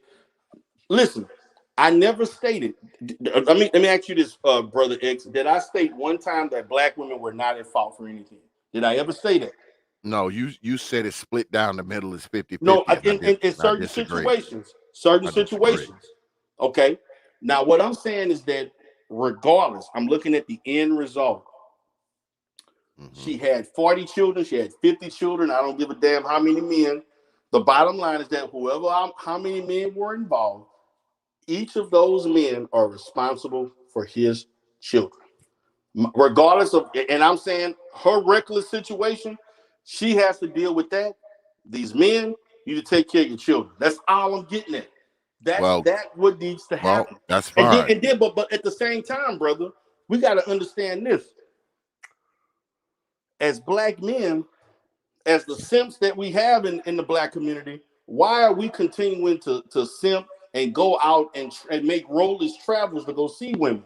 Why are we going out our way to do these things for women that don't deserve your attention? Why are you dating and talking to and entertaining women that got 2, 3, 4, 5 children? See, you got to look at it inversely, out overtly, and so forth. We're That's making these mistakes, and then when the negative outcomes happen, that's a small number of it's men not that a are doing small. that It's though. see, you keep see. This is a fallacy. The fallacy is it's a small percentage, but it's It still a is. percentage. It is. No, see, it's a small percentage that end up getting them pregnant. There's a large percentage who still they still entertain these type of women. They just may not be getting them pregnant. That's a difference. That's a difference. Yeah, well, I don't have a problem if you out there and you slang, if you out there slanging it, and you ain't slanging babies up in them. Hey, man, more power to you. Okay, You know, because guess what? There's a lot of people out there, man. There's a lot of brothers out there who, they may not want to be married. They may not want a steady girlfriend. They may not want a wife. But guess what? If they're being responsible and they ain't squirting kids all over the place like these three brother fools in X, these three brother fools X, in Memphis, brother how X. can I be mad at them? So, so, Because so, so, because brother they X, I breaking gotta the ask you hearts this of question. because they breaking the hearts of women. So fucking what? They're not So they're not fucking drop what? Are you yes, they're serious, not brother? dropping So babies over what? the place. I would rather dudes run around and break hearts of women than have 40 bastard children out there. Okay, so then you to tell those men to strap up. They need to strap up. Well, the dudes that don't have children obviously are strapping up. And that don't mean they automatically doing it. That don't mean they ought to. It just so happens they ain't made kids yet. Hey, They more could be power to them. reckless. You can still be reckless without children. Because I will say this again. I would rather dudes run out there and break 30 freaking women's hearts than have 30 bastards running around by him. I would rather Okay. him, I would Okay. rather him, I would So rather so him break 30 so hearts than so make so 30 so, brother bastards. X, we're supposed to be talking about the black family, but then it goes to we're gonna disparage the black woman because she don't know how to keep her legs closed. This is what this turned into. You're goddamn right But but because but you but you ain't gonna wait a minute. well, But you listen, ain't gonna talk about the Negro that keep going in it, who keep opening the legs to go in, but she just need to keep her legs closed. And then but and then let's say a black women did close their legs. Then you have all of these incel Negroes in the chat still talking about, man, black women don't want to. They ain't sexual. They don't want to. They don't want to give a nigga no play. Then you'll be having conversations like that. but see, you're not if it's a bunch of bastards being created, there is But no black damn men are family. creating this. You are the There, one going there, in raw. there Quit is no quit going family. in these women raw. Do you Stop think it. these? Do It's you think? Uh, X. let's go Quit back. going in these. Look, Quit going to these women let's raw, let's man. go back. Let's go back to these dudes in Memphis. Do you think what? Do you think what these Then they got women? some faggots up in here, boy. Okay. Do you think? Do you think that these 40-something women and these three guys? Do you think any modicum of that is considered a family? You think that's No, family? no, That's that's not not family. family. I never How's said that that. family? A That's bunch of not family. bastards. That's not family. That is not family. It's not. I Uh, agree. That's what I'm saying. I would rather, I'm going to say this again, and then I'm going to read the super chat, but I'm going to say this. I would rather a brother go out there and break 20 hearts than go out there and create 20 freaking bastards with 20 women. I would rather that because Okay. at the very least, you're not bringing freaking kids into the freaking world who aren't going to have their father around. You're not bringing kids in the world that are statistically more likely to live in freaking poverty. You're not bringing kids in the world that are statistically likely to just be raised by the old mammy. So I think breaking 20 hearts beats out making 20 bastards any day of the week. If you give me the choice, that's the choice I would like to see. If you are out there running around and sleeping with women and you ain't knocking them up, more power to you. More power to you. Now I know black people, we on this whole thing about, we need to have kids and all so kind of foolishness. But I don't think we should be having kids just for the sake of having kids. I think kids should be had in an environment where that's suitable for them to grow, develop, learn, be trained, be counseled, be educated, be guided. That is family. But Right. let me read this super chat. The Brother Speak podcast with the $5 super chat. He said, "Is it the bigger issue that three dudes were able to knock up all those women and no one stopped them from doing it?" I don't know, brother. I don't know. But you get this.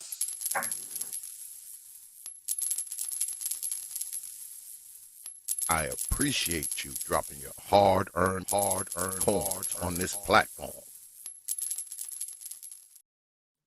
And you Negroes, hit that goddamn like button, because if you don't hit the like button, I will haunt your old black ass mama in her dreams.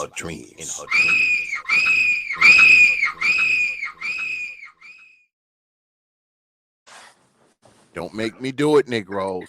I'll be floating over mama bed tonight. Do you want to take some questions? You know what I should have did? I should have hooked my phone lines up so brothers could call up in here. I think I'm gonna start doing that, y'all. I'm gonna start I see they got a lot of faggles up in there. But anyway, I'm gonna say this. Yeah, we can take a few questions.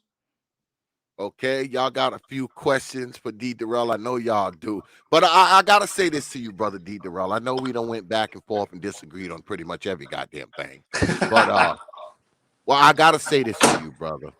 Okay. In all seriousness, I appreciate you coming through, because I'm pretty sure you was aware that this is gonna be a hostile crowd. Of course. But I was waiting for that.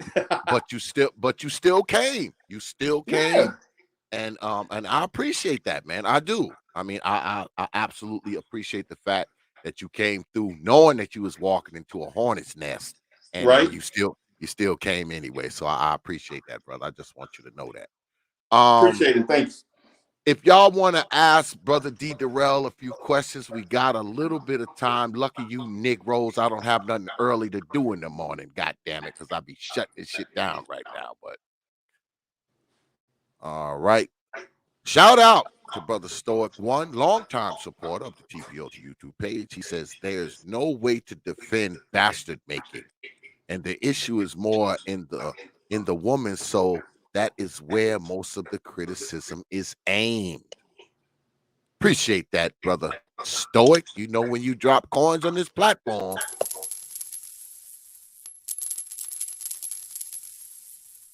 I appreciate you dropping your hard-earned coins on this platform. All right, we got a question from Brother Roscoe. He says, T.P.O.T, what are Mr. DERELL's thoughts on Umar Johnson wanting to open a school allegedly to help other people's children, even though Umar isn't taking care of his children? And that's not true. That is not true. And I was expecting some Umar Johnson questions, but that is not true. Umar has showed the ability to take care of his children. There's no record to show that he's not. And so I don't know why you would ask such a question when there's no documentation to prove otherwise. Simple as that. Okay. Oh, and my bad before, because I think that Brother Roscoe had wrote that in a super chat. So my bad. Yeah, he did. My bad. He was waiting out for the last hour for me to answer. Okay. Okay, yeah, that's my bad, because Roscoe been supporting me a long time. Also, if y'all sent a super chat and you know my old lass, I might have missed it because I don't got my glasses on. I don't even know where the hell they are. But if you wrote a super chat and I missed it, go ahead, write the question back in there, and I'll put it up on the big board and I'll read it. All right. If I missed your super chat when you wrote it the first time, just write it again and I'll put it on the board. Let me see. I think Brother Nick Taylor had wrote one too. I missed the shit. Brother Nick Taylor, he says, T.P.O.T, DERELL, which do you know more of, single moms with multiple kids, with multiple dads, or couples with kids? I know more single moms with multiple kids. Really? Really? Really? Black men ain't taking their responsibility. We're not marrying them. Tell me that not marrying black women equals the single moms. In the capacity of your professional field of work, you mean to tell me you actually run into more baby mamas than anything else? It's shocking. Shocking. Well, you know what? More stable homes are going to practice better family planning than those. Two things you look at: the fact of the matter whether they're married, and also the higher the income or education, the more likely they're going to practice better family planning. Shocking, I tell you. All right, Roscoe with another question. He says, T.P.O.T, what are Mr. Darrell's thoughts on black women asking to be inseminated by Ari Nago, knowing they weren't in a position to be mothers? A homeless black woman asked for his fluids. Really? Really, One of those chicks was I homeless, don't. brother Now Roscoe? he. I would have to research that myself. That question ain't even worth acknowledging because I don't know the legitimacy of that. Stop it. Damn, one of those chicks was homeless? Really? So he gonna fucking average a homeless chick? That's what you telling me? Well, I think he was putting it in like a turkey baster or something. He was turkey baster in some of those chicks. I don't think he was I don't think he was screwing all of them, was he? I know some of them he was hitting them with the turkey baster, right? Brother Right. Roscoe. Okay. And I'm gonna say Look at this this to though. those. Oh, go ahead. Go Hold ahead, on. brother. Let me read this from Lady. What's good with it, Lady Ruby? Ruby, classic Ruby. We gotta Yeah, do an Lady. interview too. Yeah, man. Lady Ruby says clearly Canada is different there because we don't have a whole lot of single moms with 25 kids and 20 different baby daddies. Of course you don't. That's only freaking America that has that kind of crap. Only America got that kind of crap where everybody's a bastard. We're just Really, Indian, really. inundated with bastards in freaking America. We are inundated with bastards in America, Lady Ruby. That's just the way it Black is. men need to practice some dick discipline. Oh boy. Yeah. Yeah, quit sticking it in everything you can. Even if she allow you to go in raw, you need to turn it down. But we ain't capable of doing that. Well, what we're going to do is we're going to start having brothers walk around with those tranquilizer darts and put them in not tranquilizers, sterilization darts, and have them in blowguns. And just if you see a chick with more than 3 kids, take that blowgun, whoop, right in the neck. That's it. You won't have no more. You crazy freaking. But anyway, brother Tim Howard says, "Does D.DERELL believe the things he says?" I'm sure he does. He gets I paid. hardly because I'm a professional and I've been doing this for over 20 years. He gets And paid I well. know what works and what doesn't work. I have Yeah. no vested interest in gender leaning rhetoric at all. I'm about solving problems and coming up with solutions. Oh, my man, Big Nate said, "Are you going to debunk the CDC stats like you said?" As a matter of fact, let me pull up. I gotta try to find it. I got so much damn crap in this damn computer. I gotta But try to what I find. stated was that I'm going to carefully analyze it and not just look at the raw numbers, as many of you all may do, without looking at the context in which those numbers were constructed. That's what I stated.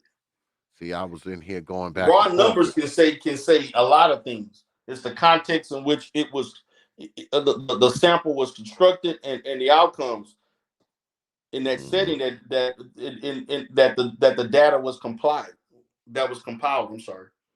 Yeah, I get it. You have to put some things in context. I understand Yes. that. I get that part.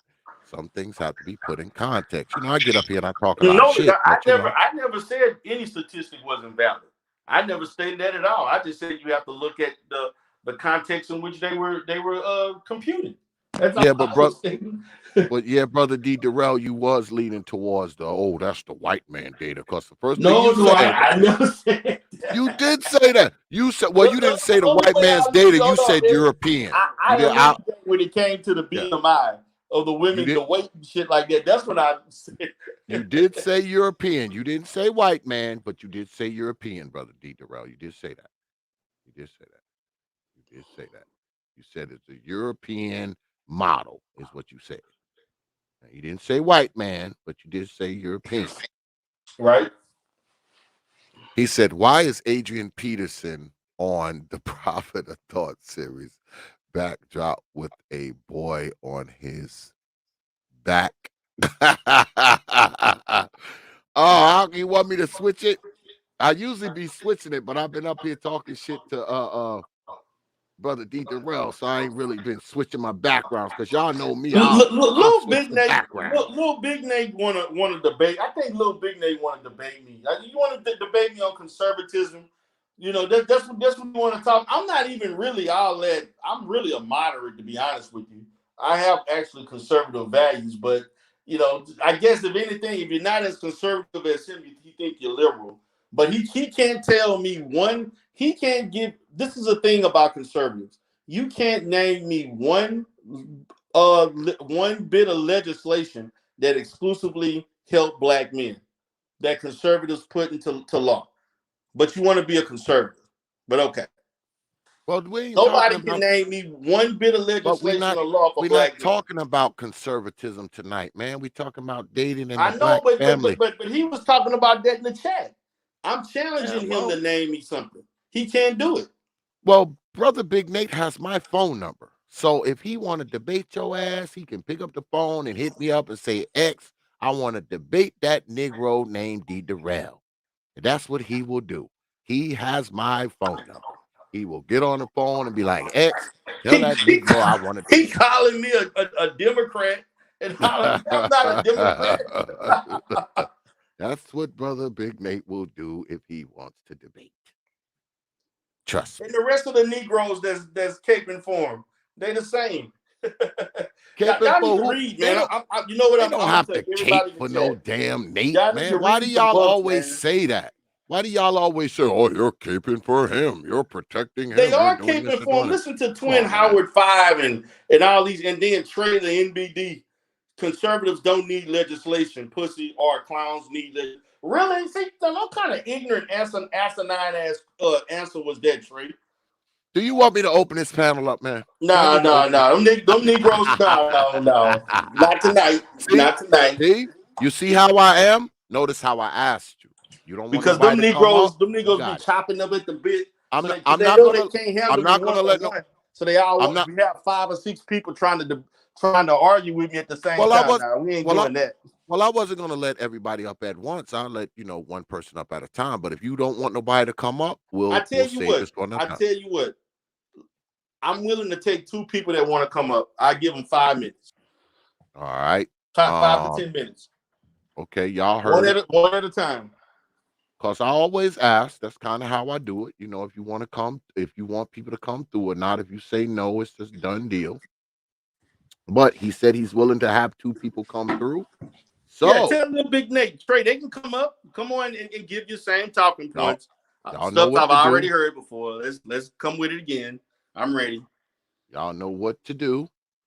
There's the email, prophetofthought@yahoo.com. That's prophetofthought, one word, no caps, at yahoo.com. I'm gonna go ahead and send my brother Nate the link because he requested it. He's gonna Ready get it. for the smoke. No, I'm ready to give the smoke. And one more person who writes me first. But brother Big Nate is getting the link right now. Go ahead and send him that. Need to find my damn glasses, goddamn it. That might be a good idea up in this motherfucker. One more person who wants to come through, send me an email. You can come up to Brother Nate, check your email.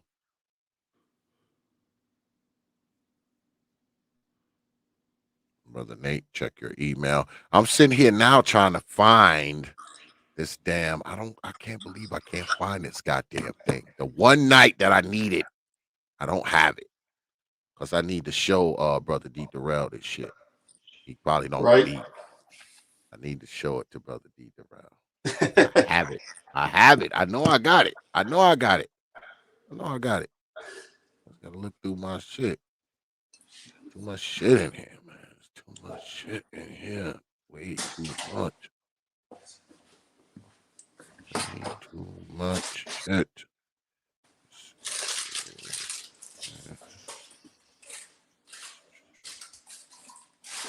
See if I can't find this shit. Crazy. It's crazy.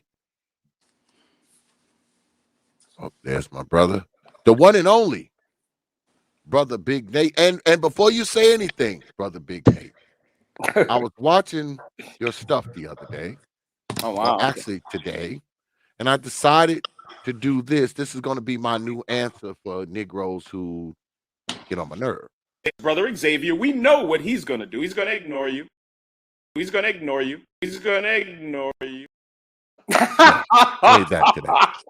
Really, Yeah. Xavier? Wow, thank you.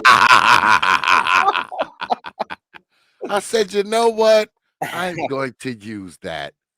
I'm going to use that. I hope you don't mind. You use whatever you'd like, homie.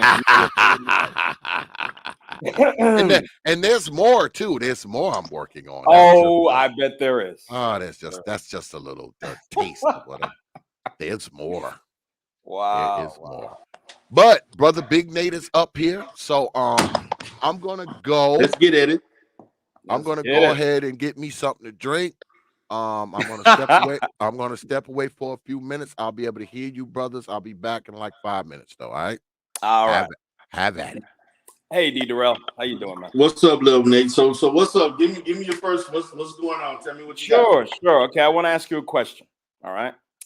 Let's say we had a community that was cut off from the rest of America, right? In this community, there were 10 men and 10 women. Okay.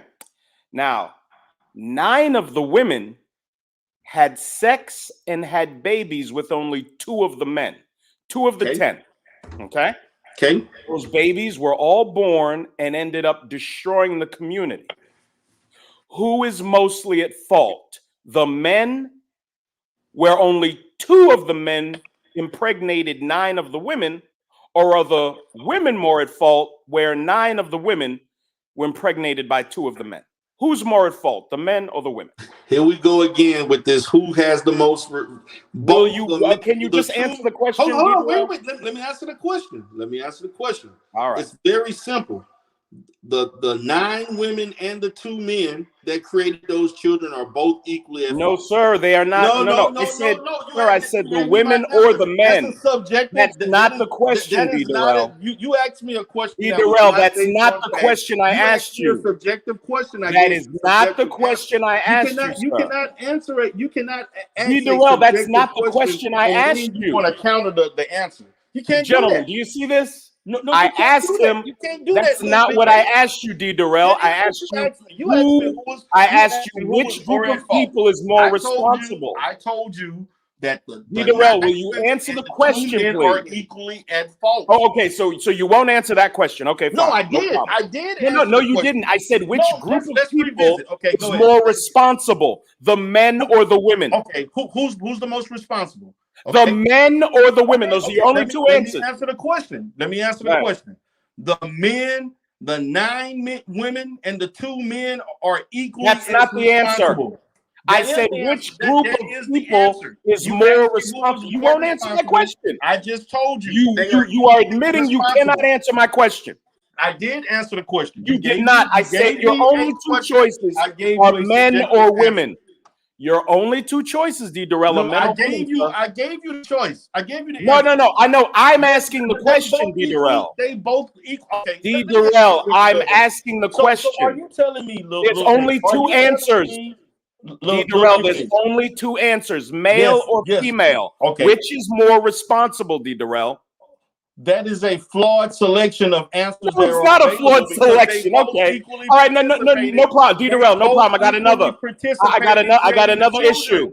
D.DERELL, you won't answer the question. It's okay. Are you telling me? D.DERELL, you won't answer the question. It's okay, bro. Bro, it's okay. It's okay. D.DERELL, it's okay. Are you telling me that women are more at more responsible for creating children than men? D.DERELL, that scenario I just gave you is exactly the scenario. D.DERELL, why should I answer your question? You won't answer mine. You're not answering my question. Why should I answer yours? You won't answer mine. Answer my question. You did not answer my question, D.DERELL. I answered your question. No, you They're didn't. equally as responsible. You did not answer They my are question, equally sir. as responsible. Okay, because now they I'm not both answering that, engaged in D.DERELL. having the You children. refuse to And answer my question. This is You refuse to answer my question, sir. This is the illogical thinking of Nothing the I said was manosphere. You illogical, got brothers D.DERELL. that constantly want to talk That about is exactly what's happening in Black It's America not today. we gotta look at the That occurrence. is exactly They what's still happening in created Black the America children. today, Brother, D.DERELL. didn't the 2 men and the 9 women equally create the children? Didn't they create these No, children, right? that's you are they not responsible for misconstruing. the children that they You're created? misconstruing Are they the not example. responsible? I said which group of people are more I just responsible, told you they're the both males or the equally females? responsible. You're afraid to answer my question. They are both equally. You are terrified to answer my question, D.DERELL. It doesn't matter if you said You're terrified to answer it. Had 3 women with a 10,000 men. It Of course, it doesn't matter because you don't care about the fact. Because they equally You don't care about how the equation is structured. You don't care. All right, D.DERELL, can we move on? You won't answer it. It's no problem. Let me move on, please, sir. Just let me move on. Okay. Now, I've got this equation for you. Let's see how you deal with it. I brought this up almost a year ago in the manosphere, and I wish men would use it more often. 51% of Black men are single and childless. 32% of Black men are married. That's 83% of Black men that are not out here making these bastards. That statistic is false. That statistic is false. Now the information's false. Go ahead. What's false about it? What's false about it? Because the 51% that you're talking about also encompasses the data of teenagers. We're talking about adults 18 and older. That number it does not involve teenagers. That number is higher than 51%. 51% of Black men, it says. Men. From that is 18 or older. Ages? What are the ages? That is 18 or older. Is that what the statistic? Black men. Do you have the research? 16-year-olds are not considered Black men. What research are you quoting? I'm quoting the CDC. I'm quoting blackdemographics.com. But go ahead. Blackdemographics.com is lying. Let's use blackdemographics.com liar. Go ahead. Let's go with the CDC. Thank you. Go ahead. Continue your question. Go ahead. Thank you. Okay. 51% of Black men are single and childless. 32% and up to 33, it depends on whose data you're looking at, of Black men are married. At a minimum, that's 83% of Black men not making all these bastard children. No, that's not true. That's false. Oh my God. And let me explain to you why that's not true. Oh my God. Because okay, tell me. That 32% also is involved in that 51% that are also childless. So you can't double up on the no single and childless. Yes, but you can't. But married men are not single. See, married men are not single. Married men are not single. Now married men are not single. Statistics, brother. You cannot. Oh my God, add an additional 32%. You are fighting 32%. That's in logic, brother. You have 51% of Black men are single and childless, meaning unmarried. Single means unmarried, sir. Okay. So what? 51% of Black men are single and childless. 32% of Black men are married. That leaves 17% of Black men to make all these bastard children. With over 50% of Black women. You're falsely reading statistics. No. Oh, now I'm falsely reading statistics. That statistic did not say that. Oh my God, dog! This is ridiculous. Hold on, wait. Do you realize how bad you make yourself look? Let's look at the statistics. Listen. I know you're not used to someone intellectually breaking things down to you, but that's okay. I'm absolutely not used to somebody like you being intellectual. Hear me out, little big name. Listen, go ahead. You're saying 51%, right? Of Black men are single and childless. Yes, sir. Okay, so that means you got 49% who are Black men that have children. Right? No, sir. No, sir. Wait a minute. If 51% are not are single and no. Okay, no. You're correct. No, you're correct. I'm so used to you fucking up everything. No, you're right. That means 49%. Now you're not making no sense. That means 49% have children. Okay, go ahead. That's what I stated. Go ahead. I apologize. That was wrong. It's something you'll never do. Go ahead. Yeah, I will admit. Now, of that 49%, 32% are married. Are married with children. Yes. So that leaves you with what, 17%? Yeah, like I've been saying, yes. That leaves you with 17% Yes. of black men that are what? Bastard baby makers. Okay, that's 17%. Okay. Yes, So sir. what's your point? My point is, you keep saying black men need to take care of their children. It is a minute number of black men doing this. Why are 50+% of black women sleeping with these men?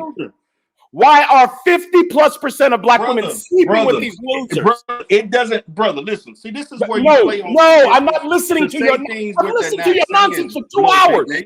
Little Big Nate, listen. Answer my questions. You wouldn't answer my first question.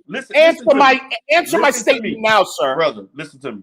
That 17% ain't taking care of their goddamn children. That's a fact. See, I agree. We agree.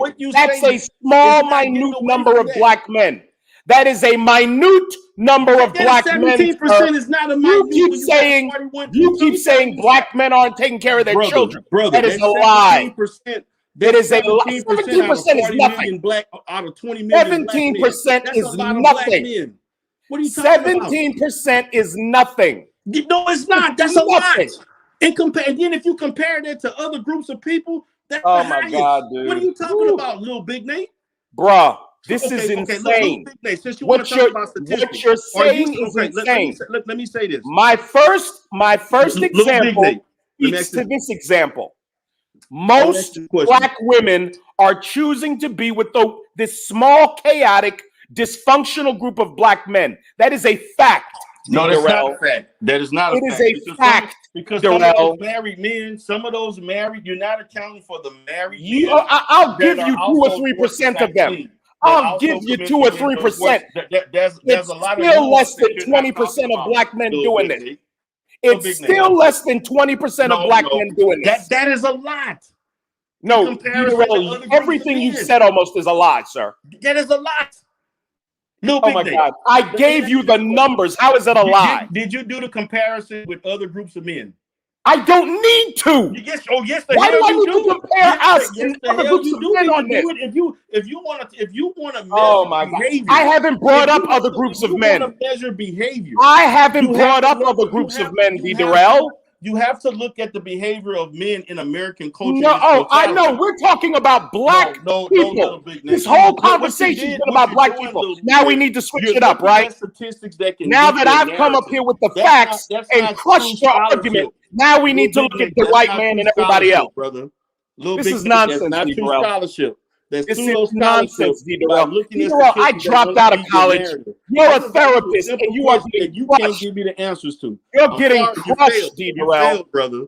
Come back. I failed. I got you. I failed. You wouldn't answer my first question. You're lacking, brother. You can't respond to my second question, D.DERELL. D.DERELL, you're ridiculous. No, you're lacking knowledge. Ridiculous. You don't know how to read statistics. And oh my God! That's what I've proven. Oh my God! Now I don't know how to. We've been talking about black people for over 2 hours. Now we need to bring in other races of people. Brother, you don't know how to read statistics. What else don't I know, D.DERELL? Tell me what else I don't know. Tell me. I'm curious. I don't know. The more questions you ask, I'll find out. Even though you can't answer my question. I answered. You did not answer my first question, sir. I answered your question. Which group is more responsible, male or female? I just told you they're both equal. No, they are not both equally responsible. You are so wed to your misinformation. You refuse to acknowledge when you're wrong. What it is you are so wed to your misinformation. You refuse to acknowledge when you're wrong, D.DERELL. Okay, little bit. I'm not about the echo. This is ridiculous, dog. They are both responsible. They are both equally responsible. T.P.O.T, bro, I'm done. I'm done, T.P.O.T. on that, brother. You can T.P.O.T, I'm done, bro. And I'm going to I know, D.DERELL. I know, and that's why every man in the chat work. agrees with you. I know That's how why statistics every work. man in the chat agrees with I've you. actually Even the completed black and women don't agree with you. research. I've actually done research. a little Even bit. black I know women how don't statistics agree with be you. You manipulated. said you were going to debunk CDC information. I haven't heard that Because yet. you're not reading the correct. You're only You reading said raw you were going to scores. debunk the You're CDC. That only was a reading quote raw out of your scores, mouth. Big A. You're not reading the context in which those scores were Oh my computed. God. Oh Brother, my God. I know how to do research. I can make numbers say whatever the fuck I wanted to say. I Just know. like those numbers. I know. I'm bro. not saying the numbers are not accurate. I'm just saying you're taking it out of context. No, I'm not. How do you That's what take I'm out of telling context 51% of black men are single and childless? Give me the what does that incorrect mean? context to that. Brother, when you look at the percentage, 17% of black men making kids every fucking where and creating the environment that we have now is entirely too high. That's what I'm telling you, brother. Entirely too high. What do you mean? Yes, it is. It should be under 5. It should be under 10%. That's where it should be. So your problem isn't that it's 17. You're saying the 17% is too high. Relative, brother. I'm talking from a basis of knowing what is relative to Bruh, other groups of men. you gotta stop, man. Brother, you don't understand. You gotta stop, D.DERELL. This is terrible. Analysis. You don't understand. D.DERELL, this is terrible. That's what you don't understand. You won't even answer my first question. Statistics. D.DERELL, you won't even answer my first question. I answered every last one of your questions. You just didn't like. No, you didn't. I said, yes, tell me which group is more responsible, the men or the women. I told you that they're both equally responsible. That is a lie. That is an abject lie. What I told you. That is a lie, no, sir. that is not a lie. That is the truth. That is an absolute abject lie. Because you're used to hearing an echo chamber of saying, yes, the black woman, yes, she's more important. No. It's called accountability, D.DERELL. You don't even have the data to D.DERELL, it's called accountability. Data to back it up. I tell you what, no, I do have the data. Would you like to see it? No, you don't, because the data you just listed was flawed. Would you like to see it?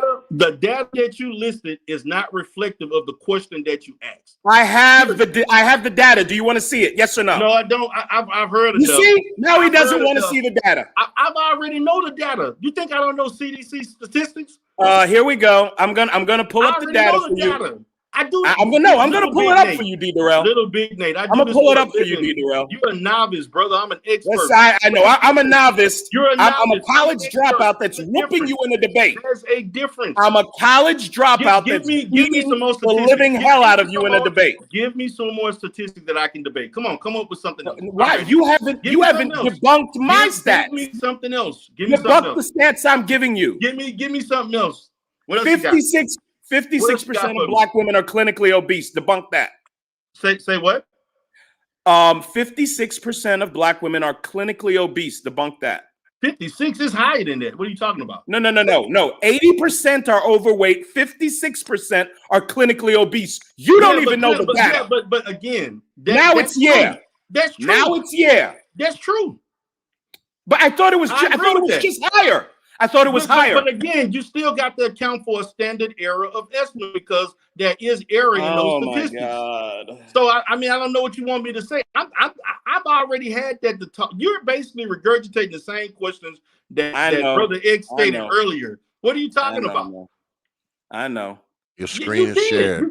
Yes, racial differences. Did you not ask those same questions? You asked the exact same questions, and I'm giving you the same answer. You're giving me wrong answers. No, I'm not giving you wrong answers. D.DERELL, did you know? I just told D.DERELL, you. Let me ask you this. D.DERELL, let me ask you this. D.DERELL, let me ask you this. Did you know that you? Did you know Big Nate? D.DERELL, did you know? I told you I agree. Did you know?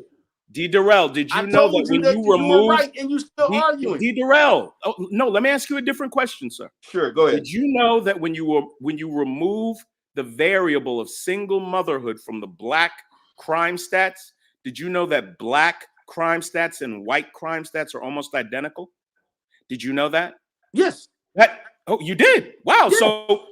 So because being that the mothers are raising these criminal boys, who is mostly responsible? Wait, hold on. Wait a minute, brother. Wait, stop. Because you have to understand, with the presence of a black father in the household, it reduces crime substantially. You're absolutely right, D.DERELL, but black women don't like the type of men that have the capacity to That father is not true. when they're You young can't and prove beautiful. that. You're only given a D.DERELL, these women are all over the internet. You're giving a D.DERELL, these women are all over the internet talking about how they don't like lames You and can't corny prove what guys. somebody likes or dislikes. Stop it, brother. D.DERELL, be smarter than this. These women are all over the internet. Black women are brother. all over the internet The talking about how they don't like the lame, internet is corny, not an accurate measuring predictable stick of black what black men. women do and don't do. One of the It's not. hallmarks of a the responsible internet, father the internet is being not real as predictable. far as what black women do, what they Jesus choose to do and not Bruh, do. That's not an accurate measuring. Do you have tell me some empirical data? Tell me what give me some color. empirical data. What you're saying? What color are your cape and underwear that you wear over your clothes? This is all conjecture. Give me what some empirical color data. are the cape and underwear you wear over your pants? Brother, listen to me. You can't debunk me. So now you want to, bro? What are you talking about? Brother, I can't debunk you. You ought to be ashamed of yourself for reducing now yourself. I should be ashamed. You ought to be ashamed of yourself. You can't out debate me. So now you want to go through the little name calling. Well, when do you want to debate, D.DERELL? The information. D.DERELL, when do you want to debate? Brother, name where and name when you want to debate, D.DERELL. Any and every next Wednesday's open. I can't do Wednesdays, bro. Brother, I can't do Wednesdays. Coming up with the same next Thursday. D.DERELL, do you want to debate next Thursday? I've been debunking. D.DERELL, do you want to debate next Thursday? What? Do you want to debate me next Thursday? Yes or no? We could do it tomorrow. I'm interviewing somebody tomorrow. Yeah, okay. I got to do it next Thursday. All right. Next Thursday, I can tentatively. It depends, man. I got some things I may be doing. Hey, how much you want to bet something will come up? I may clear my space just for this one. But I'm gonna say this, brother. No, you gotta give me a yay. You gotta give me a yay or nay because I got something else that might be coming up on Thursday. Okay, I'm gonna have to say nay because I'm gonna have to say nay because I don't my schedule next week. I have some things later next week. I don't. At 8:30. No problem. Would you want to say, D.DERELL? Would you want to say 8:30? Say what? What's that? You said at 8:30. What'd you say, brother D.DERELL? No. Yeah. I said go ahead and say what you'd like to say, D.DERELL. That's all. Okay. What I was going to say was that if it's going to be at 8 or 8:30, I don't know, but I'm gonna have to decline it. I'm not declining, but we may have to do it at a later date. Let's just put it like that. All right, just let me know. Just let me know. Just let me know. Yeah, no problem. That is fine. So those are CDC statistics, right? Which ones? The one you have up now. These are actually these were sent to me by Miss Angel Martin. Homicide. This goes over homicide rates. What agency? What poverty? Let's see here. Critical analysis of topics that interest me. Let's see. Racial differences in homicide rates. So you don't even know where the statistics come from. No. I said I quoted CDC. I said Miss Angel Martin sent me this in my email. I haven't had a chance to look through it yet. Oh, so you want to debate me on research that you haven't even studied? No. We didn't even create a debate topic yet. Because you won't commit. You're the one. You won't commit without even. I'll debate you. I'll debate you on anything about Black America you want to debate, son. Anything. I would love to educate you on anything about Black. I would love for you to educate me too, D.DERELL. I would love to educate you. You won't even answer the question: who's more responsible, men or women? You are incapable of doing that. They're both equally. They are both not equally responsible. That is an outright lie. That is an outright lie, D.DERELL. They both is a lie. D.DERELL, how could you be an academic and be okay with lying? I am not lying to you. I'm telling you the truth. Both are not equally responsible. I asked you which group of people is more responsible, D.DERELL. You won't answer it. Brother, it's a flawed question because they both. It is not flawed. That is exactly what's happening in Black America. No one has no more blame than the other. Christ. That's what I'm telling you. I don't understand why is that. Yes, women have more responsibility, D.DERELL. I'm sorry. The responsibility goes on both because they both created the child. No. You are setting up straw men. I said more that is responsible. Not a straw man. That is I said more. Okay. Answer who's more responsible, D.DERELL. It's no more. You see this? D.DERELL, you've lost. There is You- no Little more. big Brother, you he's use lost. verbiage like more. Brother You're trying to Xavier, be he has definitive. lost. That He's is lost. not a That's definitive it. answer. You can't give a definitive Well, answer. what to that we're question. going to do is we're going to go to the polls. Really? Go ahead. We got a poll? A poll? No, we're gonna make one right now. Oh, absolutely. Go right ahead. That the poll is it says what it says, but I understand it's frustrating when you cannot. D.DERELL, you won't even answer who's more responsible. I know it's frustrating. D.DERELL, you will not answer who's more I responsible. did answer the question. No, you did not. The question is who is more responsible, and you won't say it. You asked a poorly formulated question. No, my question is completely legitimate, sir. No, it's not legitimate because it's subjective. It's subjective. Oh my God, you dude. asked a subjective question. It is not subjective That based is subjective. on the data I gave you. Who is more responsible? That is based on the data I gave you. Who is more responsible, D.DERELL? It's not based on the data I gave you, sir. Who is more responsible? That data that you listen, and this is another way that the manosphere doesn't understand research. That data was not designed for the question that you asked. Okay, D.DERELL. That data is not designed for that, brother. Brother Xavier, I tried, bro. Okay, brother. Okay, let me ask you this a little bit. That data that you read, ask me whatever you want. That data was talking about. That data was constructed to talk about the sexual reproductive as far as the occurrences of black men being single fatherless, can y'all see the poll? Married and with children, and women, and the percentage of women. It had nothing to do with it. That data was not constructed to measure who was at fault. It did, or who was responsible. No, D.DERELL, the simple numbers give you all you need to know. You have to. If 9 women, if there's 10 men and 10 women on an island, and 9 of the women have children with 2 of the men, and those children grow up and burn down the society, who is more responsible, the men or the women? Who carries most of the burden of blame? They are both equally. They are not both equally. How is that even possible? Grew into the research. Bro, you got to stop this, man. No, you have to stop. You make yourself look insane. This is like an oxymoron question. You're asking research. Asking questions based on research, winning, by the way, that was not constructed. Now you think so? For the question that you're asking. D.DERELL, man, I understand, dog. D.DERELL, I understand, man. I got to give up at some time. This is easier than what I thought it would be. I give up. D.DERELL, you win. Man, this is a damn D.DERELL, shame. you win, bro. You win. Thank you. I'm glad you realized actually, you win, D.DERELL. You're a challenging question right now. Can you give me you win, man. I can't do this. I beg of you to give me one challenging question. So I gave you a question, you wouldn't answer it. Are we debating next week or not, brother D.DERELL? It's up to him. I can't debate because I don't know if I can commit to it because I got some things next week. I'm gonna have to wait probably maybe the following week. I can do it. I'll be game. Absolutely. Oh, I'm gonna be ready for this. Let me know. I hear you, bro. I hear you. And any other questions before This is funny. I'm good, man. I'm good. Nate's running. I know when to give up. You didn't answer my running away with this one. No. Can I answer that question? Yes. Can I answer the question about the I want to hear legislation?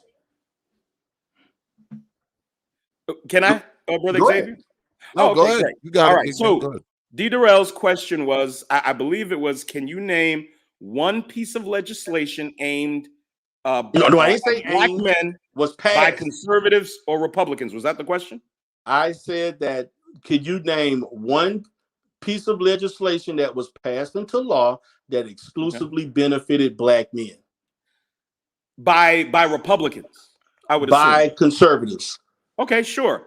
In the last probably 50, 60 years, none. And exactly. So why do you want to know why? Thank you. No. Okay, can I finish? Go ahead. Can I finish, sir? Go ahead. Black people have not voted for Republicans in over 60 years. The That's a highest lie. rate of That's a will lie. you let me finish? Go ahead. Go ahead. Will you let me finish? Go ahead. The highest rate we have voted for Republicans was Nixon in 74. I believe he got a little over 30% of the black vote total. Right. And also, Trump got almost 30% of the black vote. He got 29% of the black vote without all the chicanery by Dominion voting systems and all the other fraud and theft that took place. So now, D.DERELL, let me ask you a question. I answered. You see, I answered your question. No, you did not answer the question. I said none. I said none. So you made so none is not an answer. Wait a minute.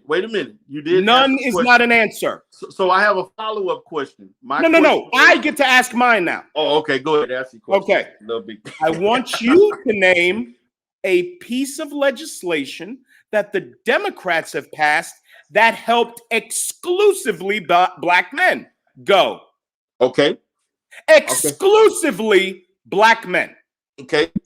They passed legislation as far as for black farmers. There are female farmers. But that's no. Wait a minute. You got to take that down. Wait a minute. No, sir. There are female. There are black female farmers. There's less than 1% of black. It doesn't matter. Female. Stop. I said exclusively black men. I come from a farming town. You don't see oh no my God. black. Do you see this? I mean, Brother Xavier, do you see this? No, I'm telling you the truth. You see this, dog? This is Brother Xavier. I have been dealing with this for 15 years, dealing with Democrat black men. Listen. Okay, 15 years I've been dealing with this. Hold on. Okay, little big Nick. Listen. Okay, since you want to say that, okay, I'm gonna say this. There is no, just as you stated, I'm gonna say it also. The Democrats have passed legislation that has affected black men, but as far as it being exclusively black men, the answer is no. Okay, so good. I'm glad to hear that. So we both gonna have to go chalk on that one. Okay, good deal. Good deal. Now, Donald Trump, you know, the rightfully elected president. Rightfully elected? Yes, absolutely. Rightfully. You can laugh all you want, bro. You can laugh all you want. Now, Donald Trump, let me go over 3 of the top things he did for black people. Okay, go ahead. Number 1, he funded Platinum HBC. Plan? No. The Platinum Plan never got instituted. Thank you. I'll tell you. Number 1, he increased the funding of HBCUs at a higher rate than anyone ever else had before in the history of our country. Number 1. True. Number 2, he instituted in 2017 the opportunity zones, over 8,700 opportunity zones. Black people ain't benefit from that. But go ahead. Let me finish. Go ahead. Most of them were put in places adjacent or in poor black communities. Most of them were. They were. Let me finish. They were available for all poor people. We're gonna definitely debate that. The majority of the opportunity zones were placed adjacent to poor black communities. Number 2. Number 3. I forgot what the program is called. The Second Chance or the Second Chance. Yeah, that's right. He freed almost 8,000 people, and over 91% of them were black men and women. Okay. Now, I've never heard you say this, so I can't attribute this to you, but your click over there, because I saw your comment. Click. Whoa. Let me finish. I saw your comment in MOT's comment section when MOT was over there insulting and disparaging T.P.O.T. You know that, right? I saw your comment. So no, he was talking about no. Yes, he was. He was insulting. He was insulting T.P.O.T., me, and a bunch of other guys. And you put a comment in his chat saying he was right, didn't you? No, I did not. Yes, you did. He talked about yellow journalism by one specific person. Oh, and I agree with that. man. That's what I think. You left this nigga's got no spine, dog. Well, it you doesn't. Left this dude's got no spine, Jack. It doesn't sad, really. man. It doesn't really matter. SKC participates in confirmation bias. Are you serious? It doesn't matter. Bias, really? It doesn't matter what he says about me, because see, when you talk shit about me, Brother Xavier, we know what he's gonna do. He's gonna ignore you. He's gonna ignore you. yeah. That's what. Hold on. Wait a Hey, minute, Brother Xavier, just for the record, so we can catch this man in his falsehoods, I'm reading the comment now. D.DERELL, Life Solutions, 3 days ago. I said that you were correct, and I said that. Got to admit, you are speaking truth on this one. Yes. Yellow journalist. And it was just specific to SKC. What he said about S, that's why I put it in parentheses. Now, you're trying to create false narratives. False narratives. You're over there listening to a guy shitting on this host. Listen, hold on. And you're in the chat. No. Bro. I listened to where he talked about specific people and what he said and so forth. That's why I highlighted. Do you think? Well, okay. Let me ask you this: Do you think? Do you think Brother Xavier protects us? Yes or no? I'm not gonna say he protect you, but I say he is very lenient towards you. Lenient? Yes. I'm a grown fucking man. Who the hell can be lenient towards me? Lenient. Yes. What are you He's talking very about, lenient brother? to allowing you to say certain things. And allowing me to say so. Oh my God. Yes. What has he stopped you from saying? Hey, but hold on, but listen to me, little big Nate. My thing is, but I don't have a problem with that. If MOT has a problem with that, I understand where I'm at. I understand Brother X's position. That's why we had the engagement that we had tonight. But the fact that Brother Xavier's been nothing but fair to people. That drunkard came up on his platform, drunk, and cursed him out and spit in his face on his platform. And you okay with it, right?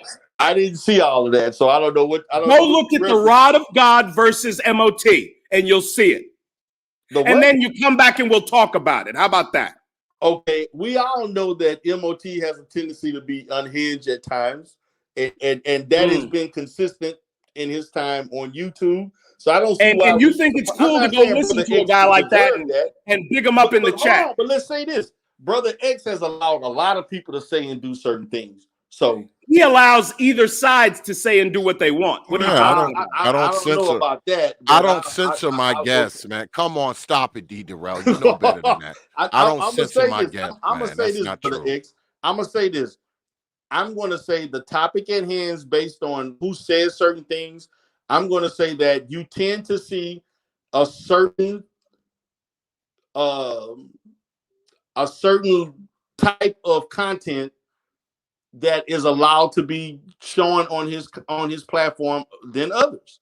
That's not true. He has Jay Shine. No, that is true because Shine on. Jay Shine is a leftist. He's had MOT on a bunch of times. He allows Mike. He allows everybody on his platform. Wait a minute. Why are you look at the archive? If you look at the archive, I guarantee you, this is insane, dog. You're going to see certain manosphere people appearing recurrently over and over and over, saying the same stuff over and over. Brother Xavier, have you ever told a gentleman from the left he can't come on your platform? I didn't say he did. D.DERELL, you're not being honest. No, hold on, Brother X. I never said that you are discriminating and not allowing people to speak. I'm just saying that when you look at the totality of the content, there are certain content creators that show up more than others. That's all I'm saying. Brother Xavier, we can put an end to this real quick, Brother Xavier. Brother Xavier, have you ever told a gentleman who leans politically left he couldn't come on your platform? But I never said that. Not. I never said that. That's exactly what you're saying. It's crazy that I said that you have a tendency to see a certain and what does that mean, D.DERELL? That means the guys that approach him by chance. D.DERELL, that means the guys that approach him to do content lean one way. He's not blocking any other type of guy doing content. Listen, I don't have an issue with it because I understand that this is a red pill space, and the majority of red pill ideology is conservative. I understand that. I don't have an issue with that. So of course, I'm just saying. But what you're saying, Brother D.DERELL, is not true. What you're saying is not true. Most of what he has said tonight is not true. What you're saying is not true, Brother. So you're telling me that most of the guys because one thing I do have access to is my own shit, and I am going to show it to you. Okay. Excellent. I'm going to show, the things that you say. I've seen Nagone 11. I've seen MOT. I've seen Mike V. It's far more right wing. Whoa. Whoa, is it his fault there aren't more That's guys what I'm that lean saying. left? It's not an indictment on him. Okay, here I'm we just go. saying Here the we reality- go. what Hold the on. results are. Hold on, brother D.DERELL. Now, if you look down through my catalog, right? Now, of course, further up, if you go further up, it's here. You go further up. And what the hell just happened here? You go further up, of course, you'll see debates, the Rod of God, you see Super Sly, Right. you even see my boy Q Butter simulcast his stuff a couple weeks ago. Of course, there's Bernard Riley, a debate between him and SKC. Right. Edward Anderson. All right. There's even a debate here with Nicole Ali and Queen Mayat. You don't get more left than Queen Mayat. Trust me. You Nah, don't get Queen more left than- Maya is conservative now. Yeah. And Miss- Now? You and mean and now haven't she you had is? Miss Mahogany on? I believe she leans left also. Oh, She votes absolutely. Democrat. Absolutely. Lady Mahogany has been on here. Yeah, you Um, kind of penny pinching through a lot of stuff, but you How am I? missing a whole What am? lot of in between. What are you talking about? Why? Most of this stuff. Most of this You're stuff that you blaming see is debate. Brother Xavier for there not being more leftist guys in the manosphere to come up here. Okay, and I agree You're with making that. it sound like Brother Xavier is telling all these leftist brothers that want to come on this platform, nah, man, I got a righty coming on. Nah, No. man, I got a conservative coming But- on. That's not happening. Look, I don't there's- have an issue. there's I don't have George an issue with it Macon. because I understand the space I'm in. See that? There's George Macon right there. All right. Yeah, he's Democrat. He's Absolutely. been here. All right. I've even had Red's the bad guy up here. Cut to the chase. AJC and Red. See, when you're me, everybody comes on the T.P.O.T. YouTube Yes, page. sir. Okay. You know. All Okay. right. And that's just see, this is what pisses me off because you guys always talking about, oh, X does this, X does that. You know what X also does? X also does the Laquan McDonald story. Right. I saw that. You know what X also does? The children. X also does men get the kids. You know what X also does? T.P.O.T. if the man was black. You know what X also does? Escape the hood. You know what X also does? X has God, I can't even remember her name right now. God damn it. But it'll come to me. X also does debates. All right. Right. This is an old debate. Angry Man versus Princella Clark. That's an old debate. An old one. X also does politicking. I covered the Hillary Clinton and Donald Trump thing when they ran off 4 years ago. Well, 4.5 years ago now. Also, I talked about Omarosa and how she was the black right hand of Donald Trump. I also talk about this is the leader of Mask in Chicago, Mothers Against Senseless Killing. Her name is Tamar Manasseh. She's been on my show. I also had Elaine Riddick. I don't know if y'all are familiar with Miss Elaine Riddick, but she is part of the Myopha 21 thing when they were sterilizing women. She was one of the women who was sterilized right here in North Carolina. I also do. I'm not finished, God damn it. Come on, we get the picture, X. I also do. You see that white lady right there? That's Jane Elliott. She was on my show in 2016. Jane Elliott? Yeah, Wow. Wow, I didn't know that. Wow. Go ahead, Ed. Oh, they all want to be on the T.P.O.T. YouTube page, you Negroes. But let us continue. I also did giving pedophiles a pass. I also did, let me see, because see, I got to get the good ones, you know. I also had Brandon, another psychotherapist, Brandon Jones, has been on my show multiple times. There's Minister Jab.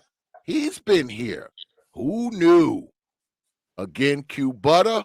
Obsidian, of course. All right. Dr. Yaya was here. Carone Maxinu was here. She's as left as it gets. Let me see. There's my man Theron Williams.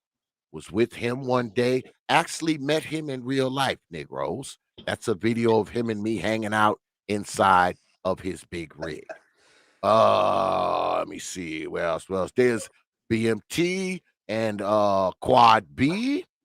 What else we got here? Oh, here's a good one for you. T.P.O.T, dead brothers on trial with Dr. Miles and mothers of victims of police brutality. Let me see. We're not finished. God damn it, we're not finished. Come on, man. We are not finished, Negroes. Nah, you asked for it, D.DERELL. You ever try to for all the ones he identified a few far between. You got about 15 of them, something else. We also have demanding justice for Danye with Melissa McKinney. Y'all probably don't even know who Melissa McKinney is, but whoever she is, guess what? She was here. Also, who else we got? What we got? Of course, we had the interview and debate with Paulina Johnson, Nicole Ali, and Dr. Ford was also here. What else we got? Of course, Dr. Umar was here multiple times because, see, I know Dr. Umar in real life. What else we got here? Don't test my credos, man. Don't test man. We got it. We get it. And we also have Big Nick from South Florida Accountability was also here. Y'all probably don't know who he is either, but he was here as well. And it goes on and on and on and on and on and on and on and motherfucking on, Negroes. It goes on. It goes on, Negroes. Oh, Lord. Here's a real good one. The Calvin Munnerlin story. Bet y'all don't know who he is either, do you? Of course you don't. Because see, all I do is put on a right wing. All I do is put on leftist. All I do is this, that, and the other thing. I do shit with people that you goddamn Negroes don't even know who they are, even though you should, goddamn it. I do shit like that. So don't ever try to fucking needle me into a corner, into a box, and say all you do is, because soon as you said that, you done just told a goddamn lie. I also had Nathan Wallace here. He is the father of Natalie Wallace, who was murdered. She's 7 years old on the 4th of July. I had him here talking about his daughter. What else? Was she murdered by white supremacists? Oh, you know she was. Okay. Gotcha. Aryan Nation. Wow. The Aryan Nation comes into Chicago and murders black children. That's right. You know the Aryan Nation comes into Chicago and murders little black children every Baltimore day. too. Yes. St. Louis, Florida, New York, they do it all over the world. Absolutely. Brother Big Nate. So, and here's a good one right here. Hours of Power, special edition. DC the Brain Supreme from Tag Team. Do you know who that is? Nope. Tag Team once again. Whoop, whoop, there it is. Whoop, there it is. He was here too. So platinum recording artist. Yes, sir. Never say T.P.O.T is a one-trick pony. Say that shit, you're telling a goddamn lie. But carry on.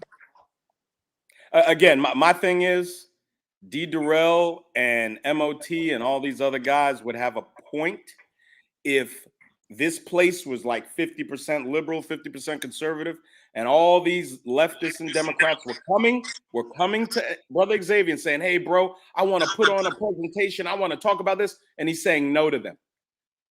Brother Xavier doesn't even tell people no. He needs content.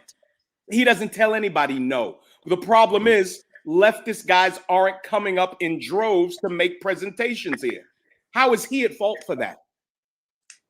Really?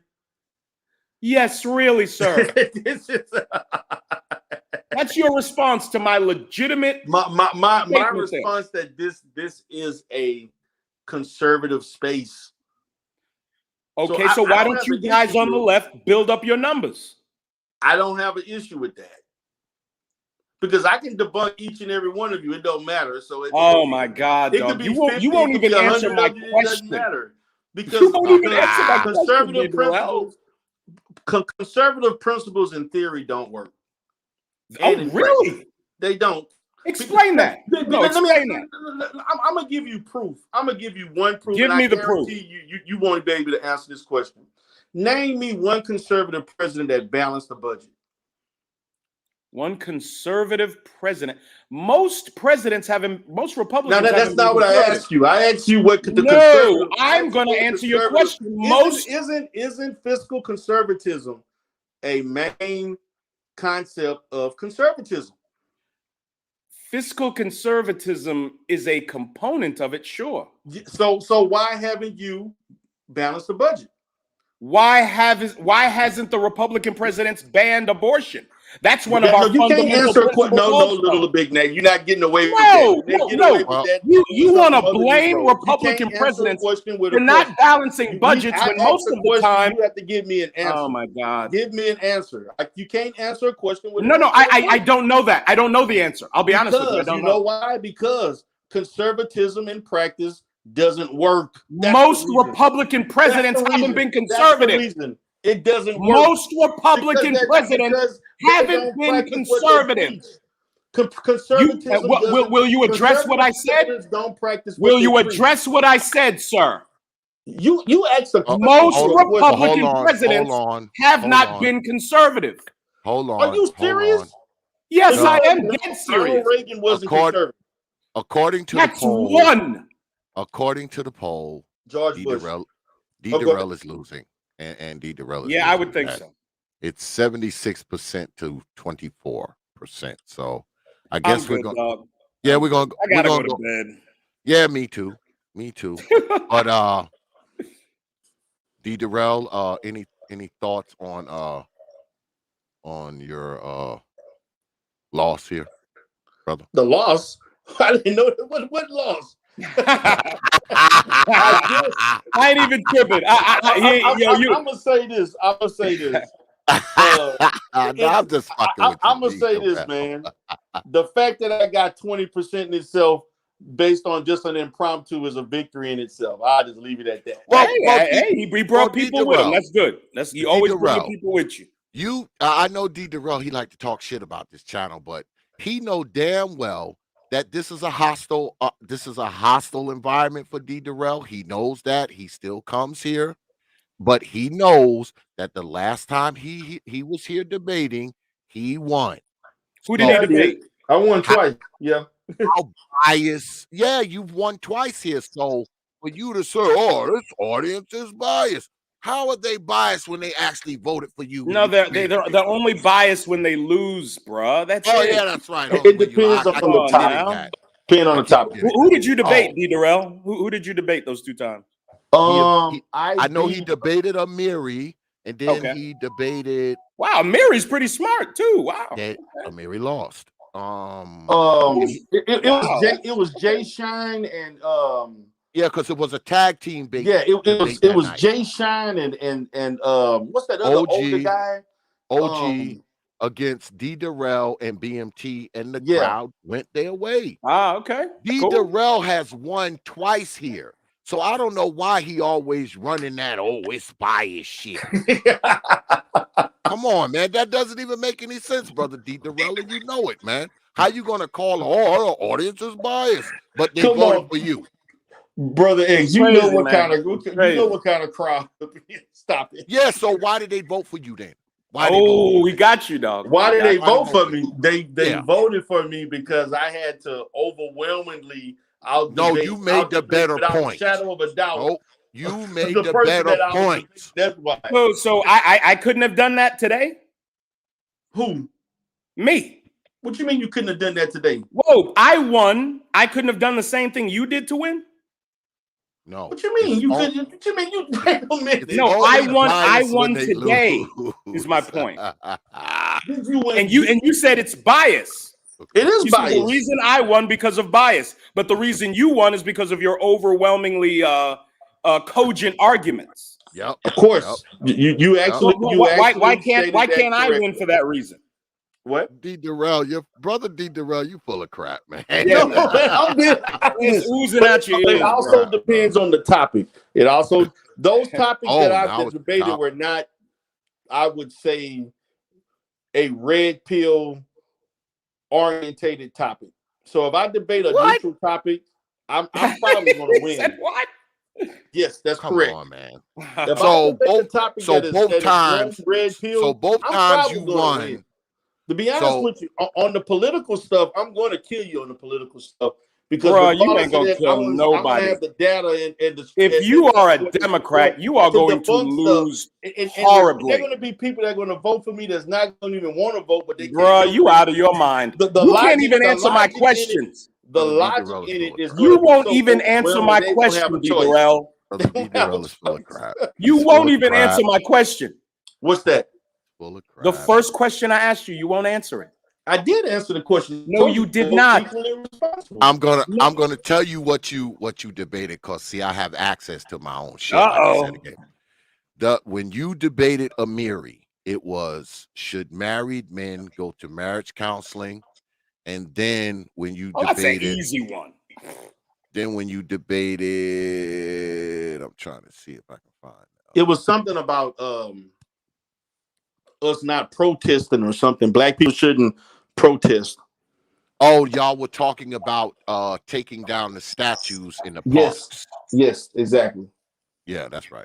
That's right. And to be honest with you, you ain't never I got debated holes politics on that one with your partner in crime, SKC and Trey, over the one about, I think it was something about interracial, when I clearly debunked that fake journalism that SKC did on the Shape Community Center in Houston, and and they still voted for him regardless of being proven wrong in front of everybody's eyes. But that was okay. So whenever somebody votes against you, it's bullshit. No, that was because they got caught in blatant lies that I uncovered in front of everybody's eyes. They didn't look past that. Come on, man. So hey, it is what it is. I understand. I get it. I don't care what you say, D.DERELL. I chop it up. I took the L. It's cool. Brother D.DERELL, the last two times you were here, you won. So you cannot give me that this channel is against you, it's biased, it's red, it's this, it's that. Know what? Come here and debate and lose, and I might entertain it. But you won. Really? Well, whenever he decides to debate me, that's exactly what's going to happen. It's going to be in 2 weeks. Trust me. Awesome. I'm looking forward to it. He's going to say what he said tonight. Oh, this space is biased. That's what he's going to say. I mean, I'm willing to debate politics with Lil Big Nate, because I already know what he's going to say before he say it. So I would love to. I'm going to hang every bit of evil the Democrats have done right around your neck. Yeah, and I'm going to talk about all the apathetic things that the Republicans have done. Awesome. I will put what the Democrats have done to black people against what Republicans have done to us any day, twice on Sunday. You're talking about fiscal conservatism, and you have no, sir. I'm talking about from 1865 to today. What the Democrats have done to black people to harm us. Big Nate. I'm going to hang it all around your neck, D.DERELL. Bill Clinton balanced the budget and had a surplus. Can you name me the last conservative president to do that? Can you name for me? No. Can you name for me the organization that the Republicans have started to murder black people in the South and intimidate them like the Democrats you cannot started answer a question with a question. Well, no, you don't even answer my question with a question. You don't even answer my question. Well, I did answer your question. I asked you. No, you did not. You can't answer. I asked you, do men or women hold more responsibility? You refuse to answer it. Well, I did answer it. I told you they both are equally responsible. Oh my God. Let's hold off till we decide whether or not. Okay, brother. next week because it's already No goddamn problem. No problem. I 2:30. know, yeah. Goddamn, and I got to kick you Negroes up off of here. Yeah. Goddamn, All right, brother. kick them off of here. All right, But D.DERELL. All right, little Big Nate. brother Take Big care, Nate, gentlemen. I will hit you up. Hit me up, man. Any final words before you get up out of here? Any parting No, shots? man. Just hey, I give It's the been fun. guy the credit, man. He walked right into the lion's den. So Yeah, I do have to give him that. That's what I respect about him. I mean, he knows As crazy he as knows this nigga sounds. it's hostile. As crazy as knows- this nigga sounds. He know when he come did over walk here, into here. Yeah, he'll walk into the hornet's nest. I got to give him that. Yes, He'll he walk will. into You it. got to Yeah, give he'll him walk that. into it. You Yeah, I absolutely respect do. it. I respect it. Absolutely. I respect it too. I sure do. I'll hit you up tomorrow, brother Nate. I All right. salute, gentlemen. Peace. Peace. Oh, brother D.DERELL, man. Long night tonight, man. Some things I agree with you on, brother, but some things I vehemently disagree. But I respect you in my disagreements, and likewise, like I told you earlier, I respect the fact that you come over here because my crowd, is it's a bit of a hornet's nest as far as you're concerned. But I appreciate you coming through, man, because you'll come here anytime, man, and just hit me up, man. Maybe we'll do something next week. You and brother Big Nate can square off. Okay, All no right. problem. Any parting shots before we get out of here? Hey, man, I want to let you know, man, it's been fun. I definitely like the challenging questions and so forth. The discourse was great. It's all in fun, man. But I there's certain you can have different of ideologies and still have a respectful conversation. Definitely appreciate that. I like messing with the chat. It's all in fun. It's all good. Definitely looking forward to coming back and so forth. So I had a great time. Excellent time. Appreciate it. You got it, man. Peace. Peace. See you on the other side, brother. All right. Everybody, yeah, brother D.DERELL, man, y'all get on down there, man, and subscribe to D.DERELL. Moderators, if you would be so kind, go ahead and put D.DERELL's info into the chat. Like I said, I disagree with a lot of the stuff that brother D.DERELL says, but D.DERELL will come down here. He'll walk into the hornet's nest. He ain't scared. He know people over here gonna disagree with him and talk shit to him. He know I'm gonna talk shit to him, disagree with him, but he still comes. And I have to respect that. You know what I mean? I have to respect that. And shout out to brother Sir Anthony for the Cash App. Appreciate that, brother. Now when you drop a Cash App, you get this.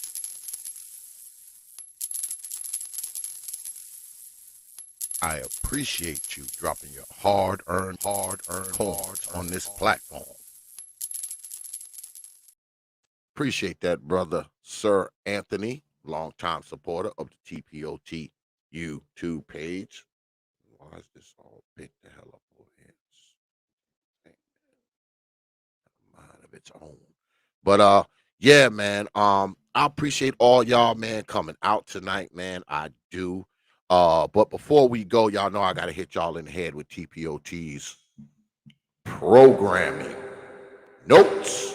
Yeah. Try not to break my damn microphone in the process.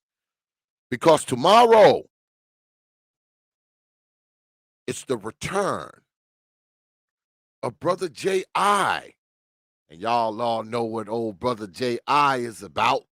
That petition. He'll be here tomorrow chopping it up. He's going to be giving us an update on what's going on with the petition. I'm actually looking forward to having old Brother J.I. back up here. He hasn't been up here in a while, so it'll be good to get him up here, get his perspectives on some things. And who knows, he might want to do a challenge. I don't even know, because he's willing to take anybody on, man, as far as his petition goes. So if you have a disagreement with Brother J.I., you might want to be here tomorrow, man, 9:30 p.m. Eastern time, right here on the T.P.O.T YouTube page. You Negroes know. Next week, I have shows lined up. I haven't kind of, mashed out the times yet. That's why I don't have thumbnails for them yet. But stay tuned. Pay attention, because we're going to have a couple shows next week as well. I got a special guest coming up next Thursday or Wednesday. It might be Wednesday. I don't know. I got to check my calendar. But I got a special guest coming for y'all next week. So make sure you here. And make sure your black behinds is here tomorrow, man, because J.I. will be here talking his thing, all right? All right. So we're going to go ahead, man, and wrap it up. I appreciate all the cash apps. I appreciate all the super chats as well. So everybody gets this tonight. Uh-oh. A big coin drop on the platform.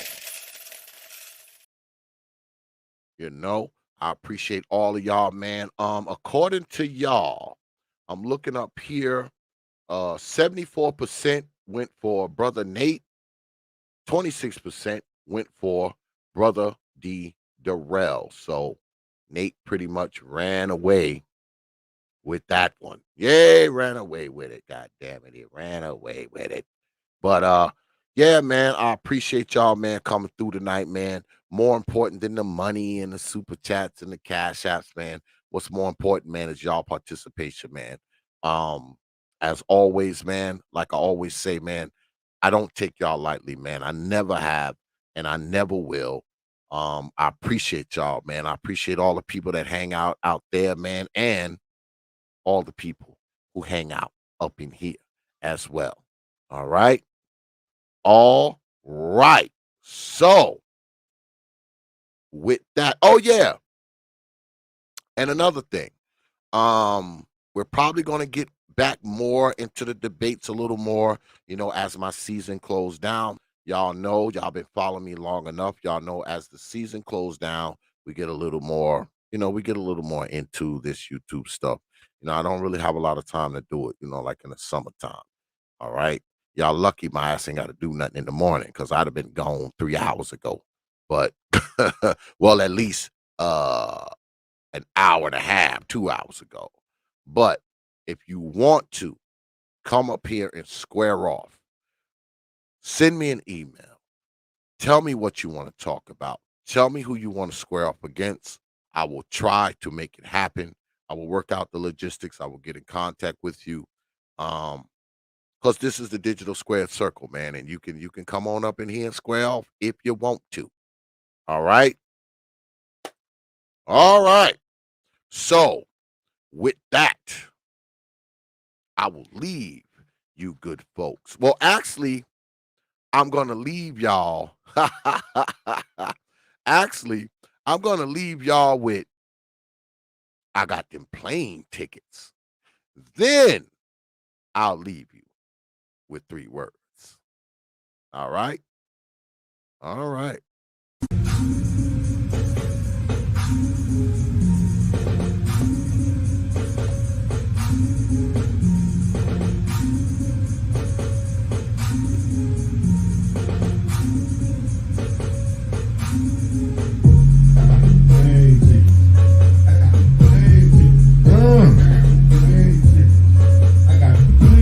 Say what?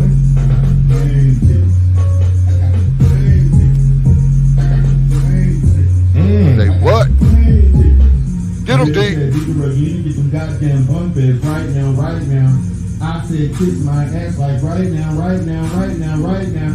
Talk about black women all day and all night and all day and all night and all day.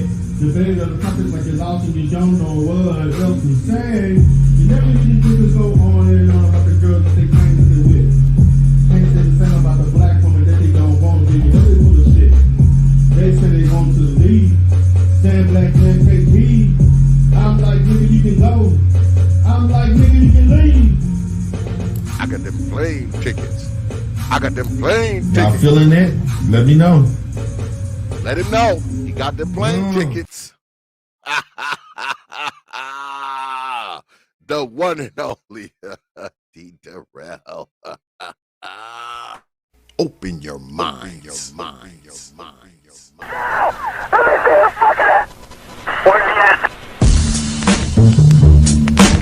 Hours of power, hours of power, hours of power, hours of power.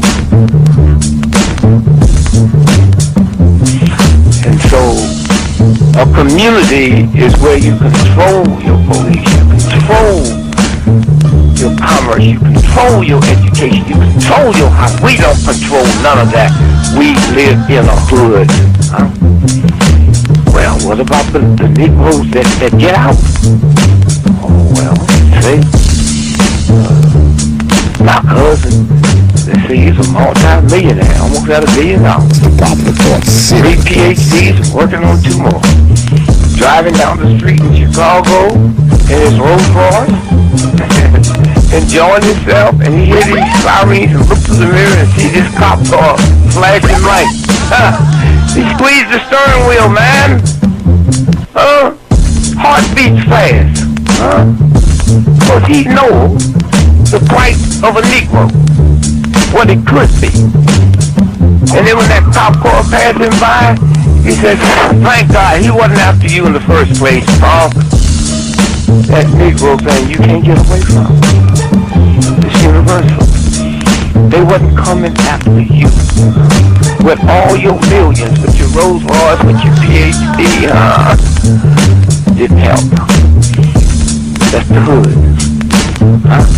Why do you think you never pick up the paper until you leave over and over see white families travel? You think it's thousands of black cops in America. Why don't you see white families smiling as black cops shot my loved one 42 times in the back of the head? Why do you think black cops are that? You think they're more spiritual? Think they're better? No!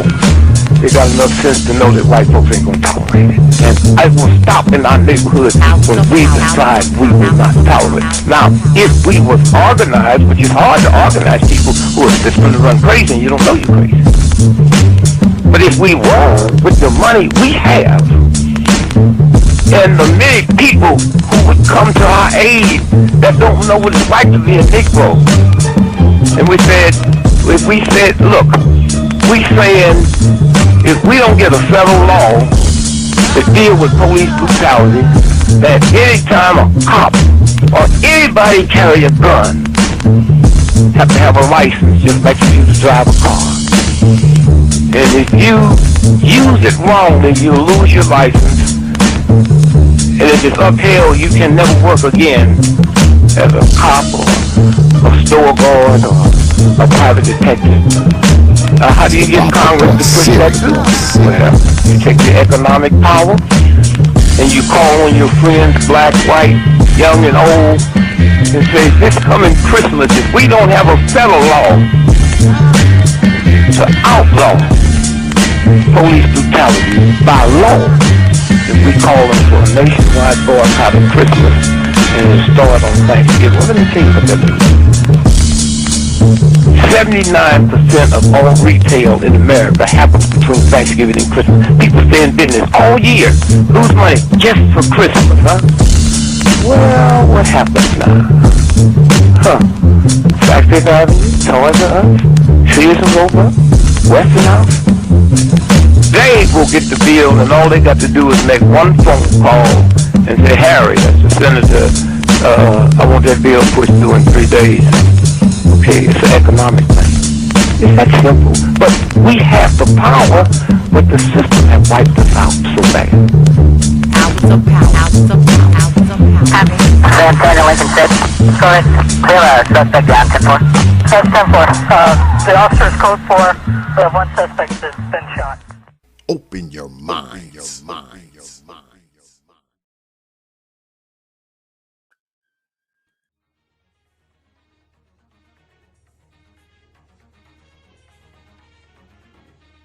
Only from T.P.O.T. Media. Open your mind.